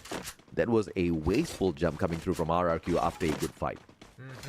But what can you do, right? Blood pumping, a lot of gas to still run on, and it's not like they've been the most aggressive until the previous map, so now we'll see how they recover, because this ring is getting smaller, and it looks like it's centralized towards Brasilia. We do see the top of fields here as well as WAG. Oh, sorry. They've got full view, right? So they know that at least Vamos is around the area. They're looking towards potential threats. Do they notice where they're looking towards to? Well, WAG has got a bird's eye view onto Vamos. They are not using their advantage just yet. They don't want to pull a lot of attention to them because it's going to be easier to hit those headshots from down below. And we all know how Axel can take these crazy shots. But WAG is choosing to stay silent for the time being until the circle closes in on everyone. Yeah, there's even a UAV that they don't want to walk into just yet. They're trying to scout on opposite end to see if anybody's trying to walk up from that low ground. Rasha as well as Gabi, they see what's going on here. Heavy is also trying to make a rotation, but there is some mutual respect. We don't need to fight right now, but Aim God, no, the ceasefire has been broken. Aim God goes down, and now the Riptide Rhythm's coming through as Get Nice and Mufasa start crouching in onto Cochille's side. They got the revive down, but it might not be enough because the damage has been dealt. Mufasa is still moving forwards. The Riptide Rhythms break the initial blue walls that have been dropped in the front, healing UAV to keep them alive as long as possible. Cochille is down. Get Nice finds the knock, but Ray gets one back. The trades, PSL1 finds a headshot onto Rasha, and that might just be it for Evos Divine. Nabi, he's doing great, but Ray finds one back. Now forces out for 1v1. He's got to win this out against the sniper. He's got the Trogon in hand. It's in his favor. Get Nice is able to get back up thanks to the help of PSL1. Get Nice needs to land these shots, and Ray, if he can 2v1 this, that'd be great, but right now the electrotherapy is not in his favor as Get Nice and PLS1 are just taking their time. Riptide Rhythm clear it out, and it's a double knock, unfortunately. Yeah, PLS1 was there to save the day, and although Ray had a phenomenal round ring around the rosy there, but it was Heavy that walked out of that fight. The Supreme One, a beautiful play overall, but Evos Divine just unfortunate, and PLS1 at the right place, right time. The 2v1 working against Evos Divine. In the grand scheme of things, though, Evos Divine has done more than enough. They started off this game with that #1 spot on today's leaderboard of performance, and in the overall grand scheme of things, they are currently in the 3rd spot on the overall leaderboard, which means they qualify for Clash Squad, so nobody's crying. Nobody's crying at all, but right now we're having a pretty default circle here surrounding Brasilia, including the hilltops on towards that northeastern side of the map itself, which is pretty dangerous, right? Because now the question does become, hey, if we do end up playing towards that northwestern side, there's going to be a very hard rotation to be made as RRQ now getting engaged on by GOW. Healing UAV has been thrown, and now we see the reposition from RRQ. They don't need to take this just yet. They could stop the reinforcements from making it coming by, but now that they've stopped the initial engage, Ton takes a huge amount of damage. Thankfully, Dian is nearby to keep him topped up. Now RRQ on the circle around Abe. A little bit too far from the rest of the players, but he had the Wukong there on the extra active skill card. And Abe now on for the push. His Rebel Rush on the cooldown. Has got to play this smartly, but M590 pays off with the timing. Tan tagged up, and now Dian, a sliver of health, doesn't need to do much. And Abe whips out the SVD, gets the knock, one more shot, and Yanbin gets away for the time being. But it looks like the damage has been done here already by RRQ. GOW most definitely crushed, but there is a vending machine. One can hope that Yanbin has got that money. So far, this next circle is going to be really brutal. 33 people still alive, and coming into that 4th, it's only going to centralize in the open area of Brasilia. GOW gets eliminated, but while this was happening, Falcons were able to make a rotation into the ring, and they're trying to hold their compound and keep Heavy out. The initial shots have come through and connected and on fire. He goes down. The Riptide Rhythm has been unleashed, and this might give an opportunity for Vamos to try and circle him. 3 teams from Vietnam can still win this battle between themselves and Thailand. And one of the Vietnamese squads making a suicide dive right in front of Falcons, but not punished by it just yet. Potato knows that he will be at rest the moment he steps on out of that house, as they are being watched by Team Vamos as well. Kabi with a grenade, cooked up already through the window! And the ice grenade stacks them up perfectly, but the glue wall saves Falcons from a team triple wipe there. Beautiful defense by Falcons. They have to keep on defending. They're hoping that the Vamos on the northern side of Brasilia is going to help them out, but it looks like Vamos have different plans. They're actually spreading out, looking for as many eliminations as possible. Falcons are kind of left to their own accord. Dutes does get the revive on towards Abe's side, but Get Nice has nothing to play with right now. Literally on his stomach, trying to crawl out from that low ground, and Mufasa wants to go for that flank. Get Nice ends up getting knocked, and Mufasa has to swing. He tries for it. Get Nice gets eliminated still. He tries to block that that line of sight, but it's not enough, and it's actually working in favor of the Falcons as the 5th ring is about to close in 12 seconds. Heavy working hard for Yunso, but Potato just denies Mufasa. One player down on the side of Heavy. And look at RRQ. The rotation is here. Indonesia wants a piece of this. And they wipe out Heavy from the back to meet up with Team Falcons.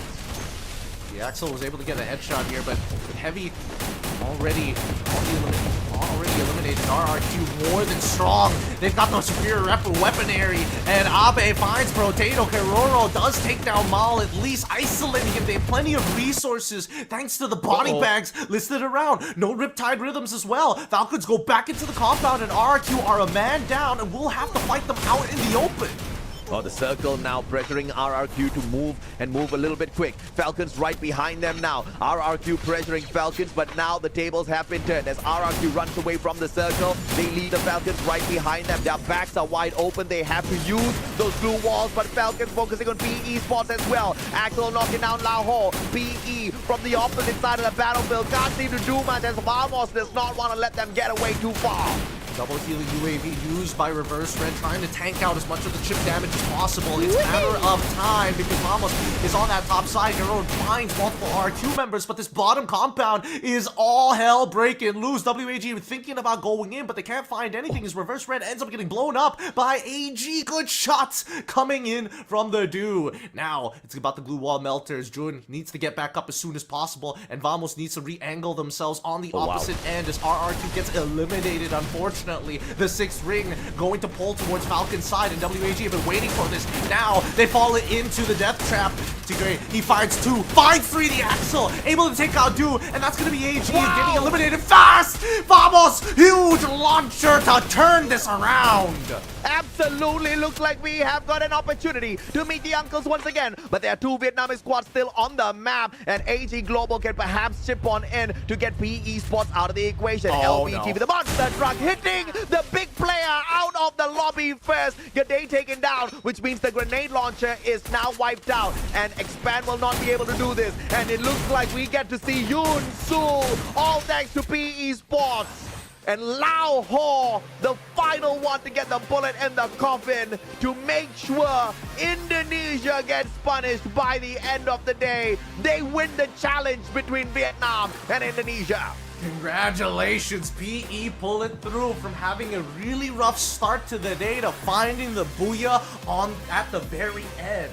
Purgatory, they made a couple of mistakes, they've learned from those mistakes, and they corrected them.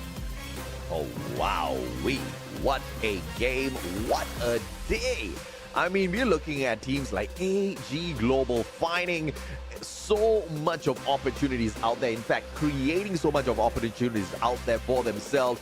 And Vietnam really making a lot of noise, but not through those booyahs. PE Sports finally clocking one in, but it was literally their first one of the day, and that helps them climb up in terms of today's performance. But in the grand scheme of things, they're still in the bottom 6 of our overall leaderboard. Hey, they took a personal quote to heart. If you're not going to do it for the team, do it for your host, man.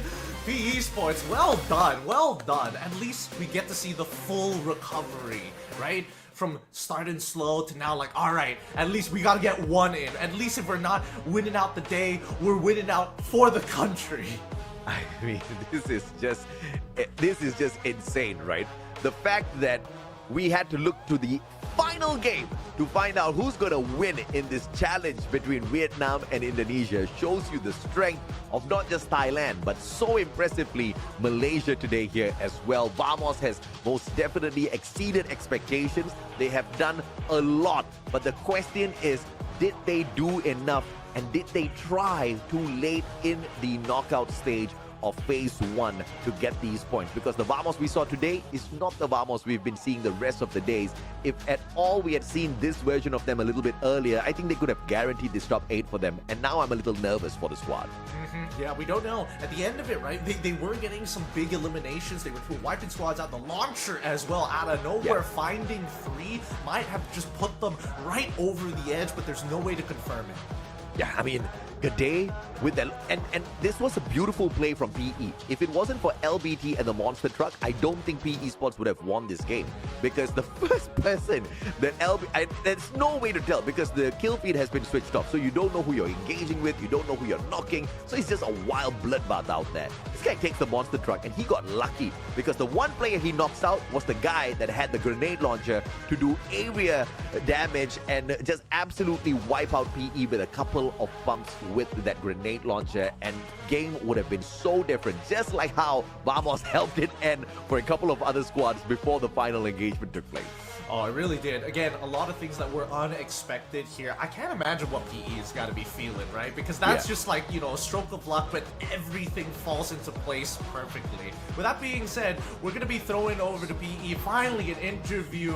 We got to get to say hi to Yunsel and as well as the winner of our challenge. Thank you so much. It's PE Esports. And it's a booyah for Vietnam team, our last game here. And congratulations! Welcome to our interview section. Let's jump into the questions immediately. Here is PE Lão Hổ. So Lão Hổ, after a very struggling time, finally you can get your booyah with your team right now. How do you feel? Feel excited or relieved or anything? Xin chào Lão Hổ, thì cuối cùng thì đội tuyển của mình cũng đã có một booyah để giải tỏa tất cả mọi căng thẳng rồi. Thì không biết là hiện tại Lão Hổ đã cảm thấy như thế nào vậy ạ? Vui, tinh thần sảng khoái hay là ra sao vậy ạ? Cảm thấy vui sau những trận đấu căng thẳng. He feel happy and mostly relieved after the stressful competitive scenes over around here. So Lão Hổ, maybe in this first phase of the knockout stage, we are not pretty in a good mood. But finally, overall today, we did something really good right now. So I want to ask you, just like a simple talk, how do you handle all of the stress from everyone around you that they just keep, how do I say, they keep blaming you, they keep toxic you or something like that? Thì có thể nói rằng là cái lượt đi đầu tiên của chúng ta đi ở trong cái vòng bảng này nó khá là không có được suôn sẻ cho lắm, nhưng mà mình thắc mắc là làm sao mà cả Lão Hổ và PE Esports tất cả mọi người vẫn có thể giữ được cho mình một cái tâm trạng rất là tích cực, mặc dù là xung quanh mình nó không có mấy được tích cực đấy. Thì team em rất là khó khăn ở cái lượt đi này. Thì team em dù gì cũng phải bắn những tuần cuối, nên team em vui vẻ bắn những trận cuối. Nhưng mà thường thì ở nhà mọi người có cảm thấy buồn hay là như thế nào khi mà mình bị vấp phải những cái lời trái chiều từ xung quanh không? Buồn thì cũng có buồn, nhưng cố gắng hết sức thôi chị. Because this is our last week, so we just try to do our best. Of course, we are sad. We are a little bit of disappointed because around us it has a lot of toxicity, but overall we have to try our best. We have to stay together, informed, to move through together. So maybe that's why they're here with a very deserving booyah. So Lão Hổ, this is the end of our first week already. So do you have anything you want to say to the viewers? Bởi vì chúng ta cũng đã kết thúc lượt đi rồi, nhưng mà hôm nay thì cũng có thể nói là một cái màn trình diễn nó rất là xứng đáng, một cái booyah rất là xứng đáng ở cái game cuối cùng dành cho PE. Thì không biết là Lão Hổ có lời nào muốn gửi đến các bạn khán giả cũng như là những người đang theo dõi cho PE Esports không ạ? Em muốn gửi đến fanpage Esports, tụi em sẽ cố gắng hết sức để hoàn thiện đội hình để không làm các bạn thất vọng. Vậy thì còn chung kết thì sao? Chung kết thì cố gắng hết sức là gì ơi.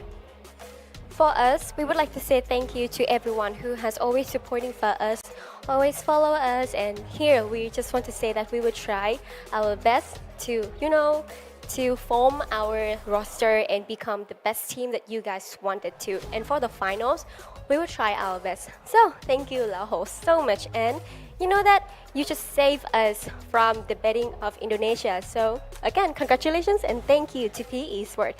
Mọi người có biết không, chị PE Esports đã cứu tụi mình gọi là thoát khỏi một cái kèo rất là bùng nổ cùng với khu vực Indonesia ngay bây giờ, cho nên là chúng ta có thể là sẽ thắng được kèo này rồi, nên là mời mọi người kết thúc cuộc phỏng vấn ở đây và chúng ta sẽ chuẩn bị qua xem Indo trả kèo cho tụi mình nha. Thank you so much, and that's the interview with Yunsol with the PE Sports members. Again, man, this is one of those situations where you can feel like the community has gotten to him. He's not even making eye contact with the host. He's looking at the camera and he's just like, man, bros before hosts, man. It's just, he feels it. He feels it. You are a cute one, bro. This was a opportunity for teams like PE really make something for themselves, but obviously the journey for PE was a little bit too late, right? They started this journey a little bit too late. But teams like Vamos, teams like, what was that? AG Global. AG Global wasn't even in the top 12 when we started the day. Vamos was nowhere near the top 8 when we started the day, but they could get there if they maintained consistency. Surprisingly, they brought the consistency out. And now I am damn sure our leaderboard is looking like it's going to upset some of the players, because today was a day of close calls. Today was a day of where the points are just going to be heartbreaking when we look at the leaderboard because of what has gone on. I haven't been able to keep tabs on the numbers, but I know that Vamos is literally tethering on the edge. I don't know if AG Global is going to be able to replace WAG. Did Reverse Red make it? Did GOW make it? So many crazy things to expect. And the next few scenes will show us exactly who qualified, Gideon. Yep, it's a bit of a dice roll here. Not 100% sure who's going to be making it out, especially after that last map and how close it was between a majority of those teams. Even so, right? I think that, Vamos is in a better position, but it really depends. Depends on how many eliminations were found by some of the other squads who are holding on to that bottom 8 spots. Absolutely, man.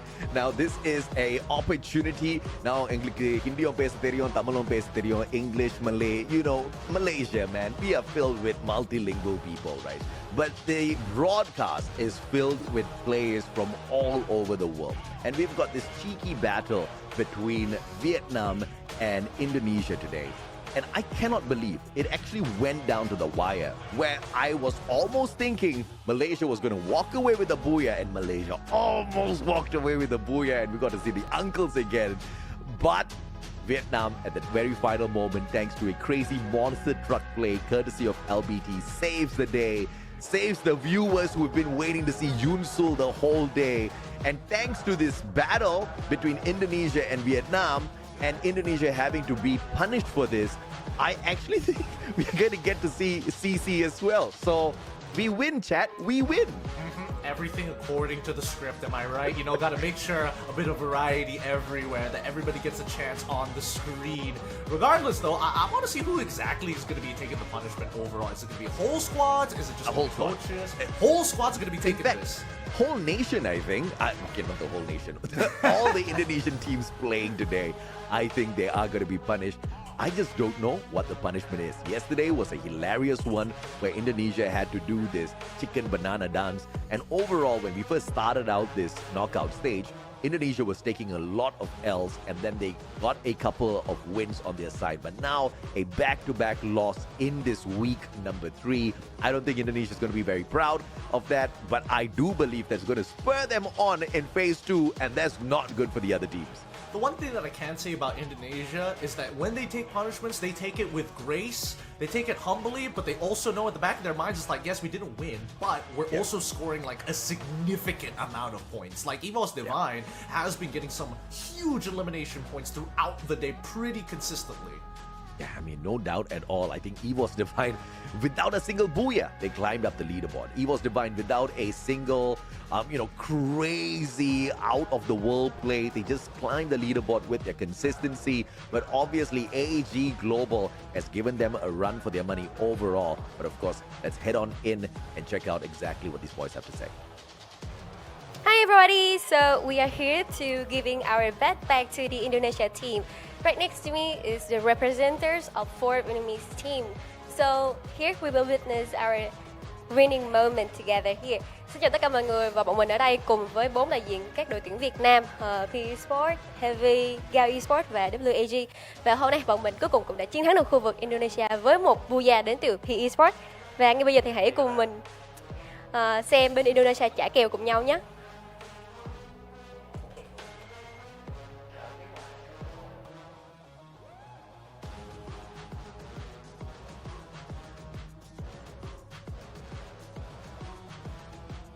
Right, thank you, Yunsul. This is a bit hard for us because apparently we're going against 4 teams instead of just 2, like how many Indonesians are playing today. But still, a challenge is still a challenge, and we're about to do the punishment today. I'm here with the representative of both teams that are playing today from EFOS and from RRQ, and as we all know, today's Booyah race consequences for the losing team is that we have to do a push-up squat, and apparently we have to do it 20 times. Jadi konsekuensi dari kalahnya Booyah race kita hari ini adalah push-up squat, dan itu ternyata juga nih harus dilakukan sebanyak 20 kali.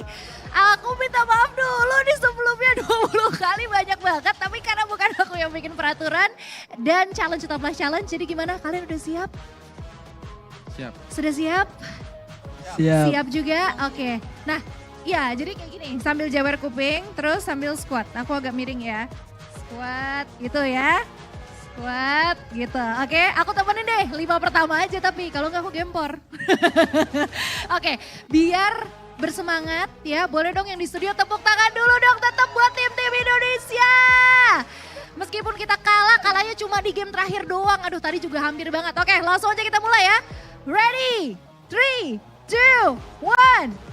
1, 2, 3, 4, 5, 6, 7, 8, 9, 10, 11, 12, 13, 14, 15, 16, 17, 18, 19, last one, 20! Yay! There you have it, Yonsul. We have done the consequences. 20 repetitions of a push-up squat. Gimana? Tadi kenapa Rasya buru-buru banget? Why do you have to do it so fast? Kenapa? Oh, biar capeknya sekalian. Oke, kalau gitu sekarang kita akan balik lagi ke Yonsul. We're gonna go back to Yonsul. Take it away.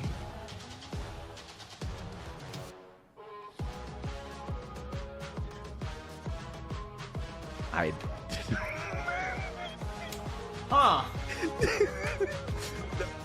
First of all, let's acknowledge CC for participating in that challenge punishment as well. I did not expect the host to be a part of it. Second of all, CC, if you want to be a part of it, you got to do the full 20 squat. You can't go to 9 and then continue at the 20th squat, CC, all right? That's cheating. Oh, that's cheating, you say? I don't know, man. I was looking at Rashi, that kid was speeding through these. He was like, I gotta get this out of the way, man. I got things to do. And another thing that caught me off guard, how tall Boots actually is compared to everybody else. He's got some height on him. Absolutely, man. And Rasya, the healthiest one on the squad because he's 16 years old, right? He's just bursting with energy. And you saw how he was performing out there on the battlefield, right? He has a lot of reason to be pumped with energy. He was on a tear today. Most definitely my personal MVP on the snipes. Nobody was outdoing him. Even X-Ball, Saming, Dew, they held no candle to Rasya today, and I believe there's going to be a continuous storyline in terms of how Rasya goes out there and dominates the other snipers on the battlefield, because this kid is only 16 and he's already supreme with the skills. He can only get better from here. Yep, especially when he's compared to a lot of the snipers that we have here today. Even our MVP, Lao, he was hitting some very critical shots towards the end of that ring and finding enough picks alongside with getting G'day out, G'day away from even utilizing that launcher. He has done so much, and you definitely have to keep him in mind when you're going into these last ring scenarios. Give it up for Lao, our MVP. Absolutely, and of course a lot of effort by him, but not just by Lao Ho. LBT, Nero, and Kang as well, pulling in the big guns this time round. LBT running in with the Oscar, and if it wasn't for this man and that monster truck, I'm pretty sure G'day would have sent them all flying with that grenade launcher. But of course, at the end of the day, it's all about the points that they pulled in, and this was not a shabby game for them at all. A total of 5 points just between LBT and Kang and Nero to match up with the 7 that Lao Ho sent in for a total of 12, and that's the sweet spot number for the 24 points of the Booyah. Absolutely. He was looking for some good numbers here, and Lao Ho did not fall back despite having some weaker performances in our earlier map rotations today. At the very end, at least, you can see he's putting up 4,468 worth of damage, doubling the majority of his team. Absolutely, and of course, key players of this map, Lao Ho, with the highlight for both the limbs as well as the damage. Saifa finding the spotlight for himself as well through the assist. I mean, great plays by AG Global. I really wonder overall how much they've managed to do, because remember the last time EVOS Divine was dominating the top, and AG was quite close to them. They were extremely close to them, and I think, you know, AG put in a lot of work to make sure whoever faced off against them walked away hurt. And PE walked away with 24 points. AG at 20 points. 11 points as Heavy gets 13 eliminations, ending at 16. I guess this answers my question. EVOS Divine only got 5 points, which means AG Global would have 100% overtaken them at the top of the leaderboard. I don't think they needed that many, but of course, this extra points that they got to themselves is not going to be something to flex about as well. AG Global, at the end of the day, they were looking for the top 8. I don't know if they've managed to find that, but the #1 spot on the overall leaderboard for the day's performance, they most definitely secure that for themselves. Look at that massive 51 points on the placements. Oh boy, I mean, hopefully that doesn't cost them their pizza. Hopefully it's more than 100 points, not 100 points on the dot. AG, really great job coming in from them. Able to kind of even it out between the elims as well as placement points overall. But even for EVOS Divine, coming up huge, right? 68 eliminations total, getting close, so close, 2 points off from the 100-point mark. But now it's the overall standings. That's insane. Vamos losing the top 8 spot to a tiebreaker, and AG Global just 1 point away from equalizing with Vamos, but they would have still lost on that tiebreaker to Reverse Red. This is insane, and this is what I was talking about. It was way too close. Look at how far Reverse Red is from GOW. Just 2 points. GOW just 5 points behind WAG. Things could have been shaken up like crazy on this top 8, but obviously props to both Vamos and AG Global for the crazy performance that they brought out today to make a mad dash for the top 8. Unfortunate that the effort came out a tad bit too late.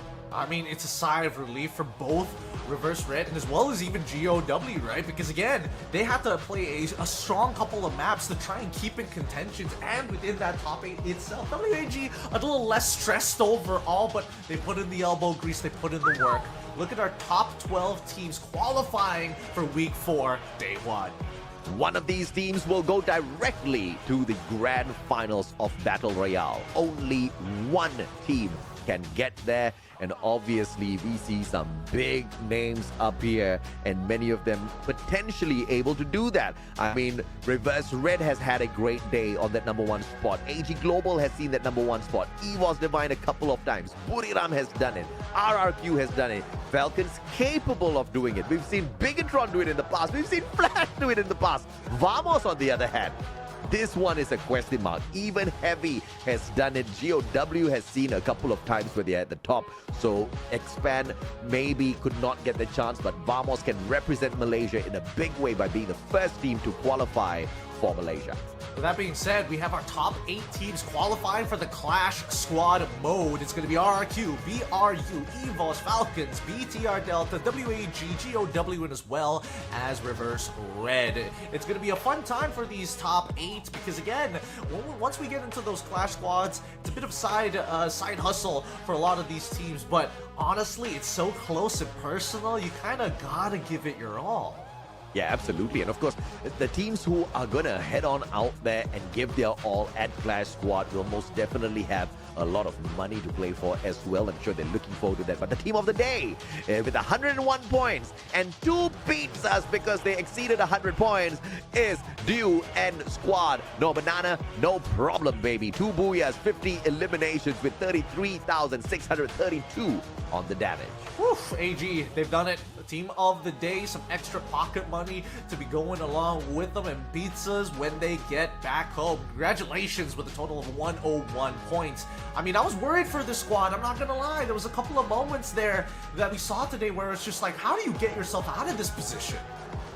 I mean, what a day it has been, and I'm so sorry for the Malaysian fans who don't get to see Vamos at Clash Squad. It's unfortunate, right? They did just enough to match up on the points. But if they had hustled a little bit earlier, obviously they were working on some chemistry issues. Gade has just been added to the roster. Not the best, but it's okay. Sometimes we have to learn some tough lessons to come back stronger in the future. But ladies and gentlemen, boys and girls, that's it for Week 3 and Phase 1. Gideon and I signing off. We'll see you guys next week.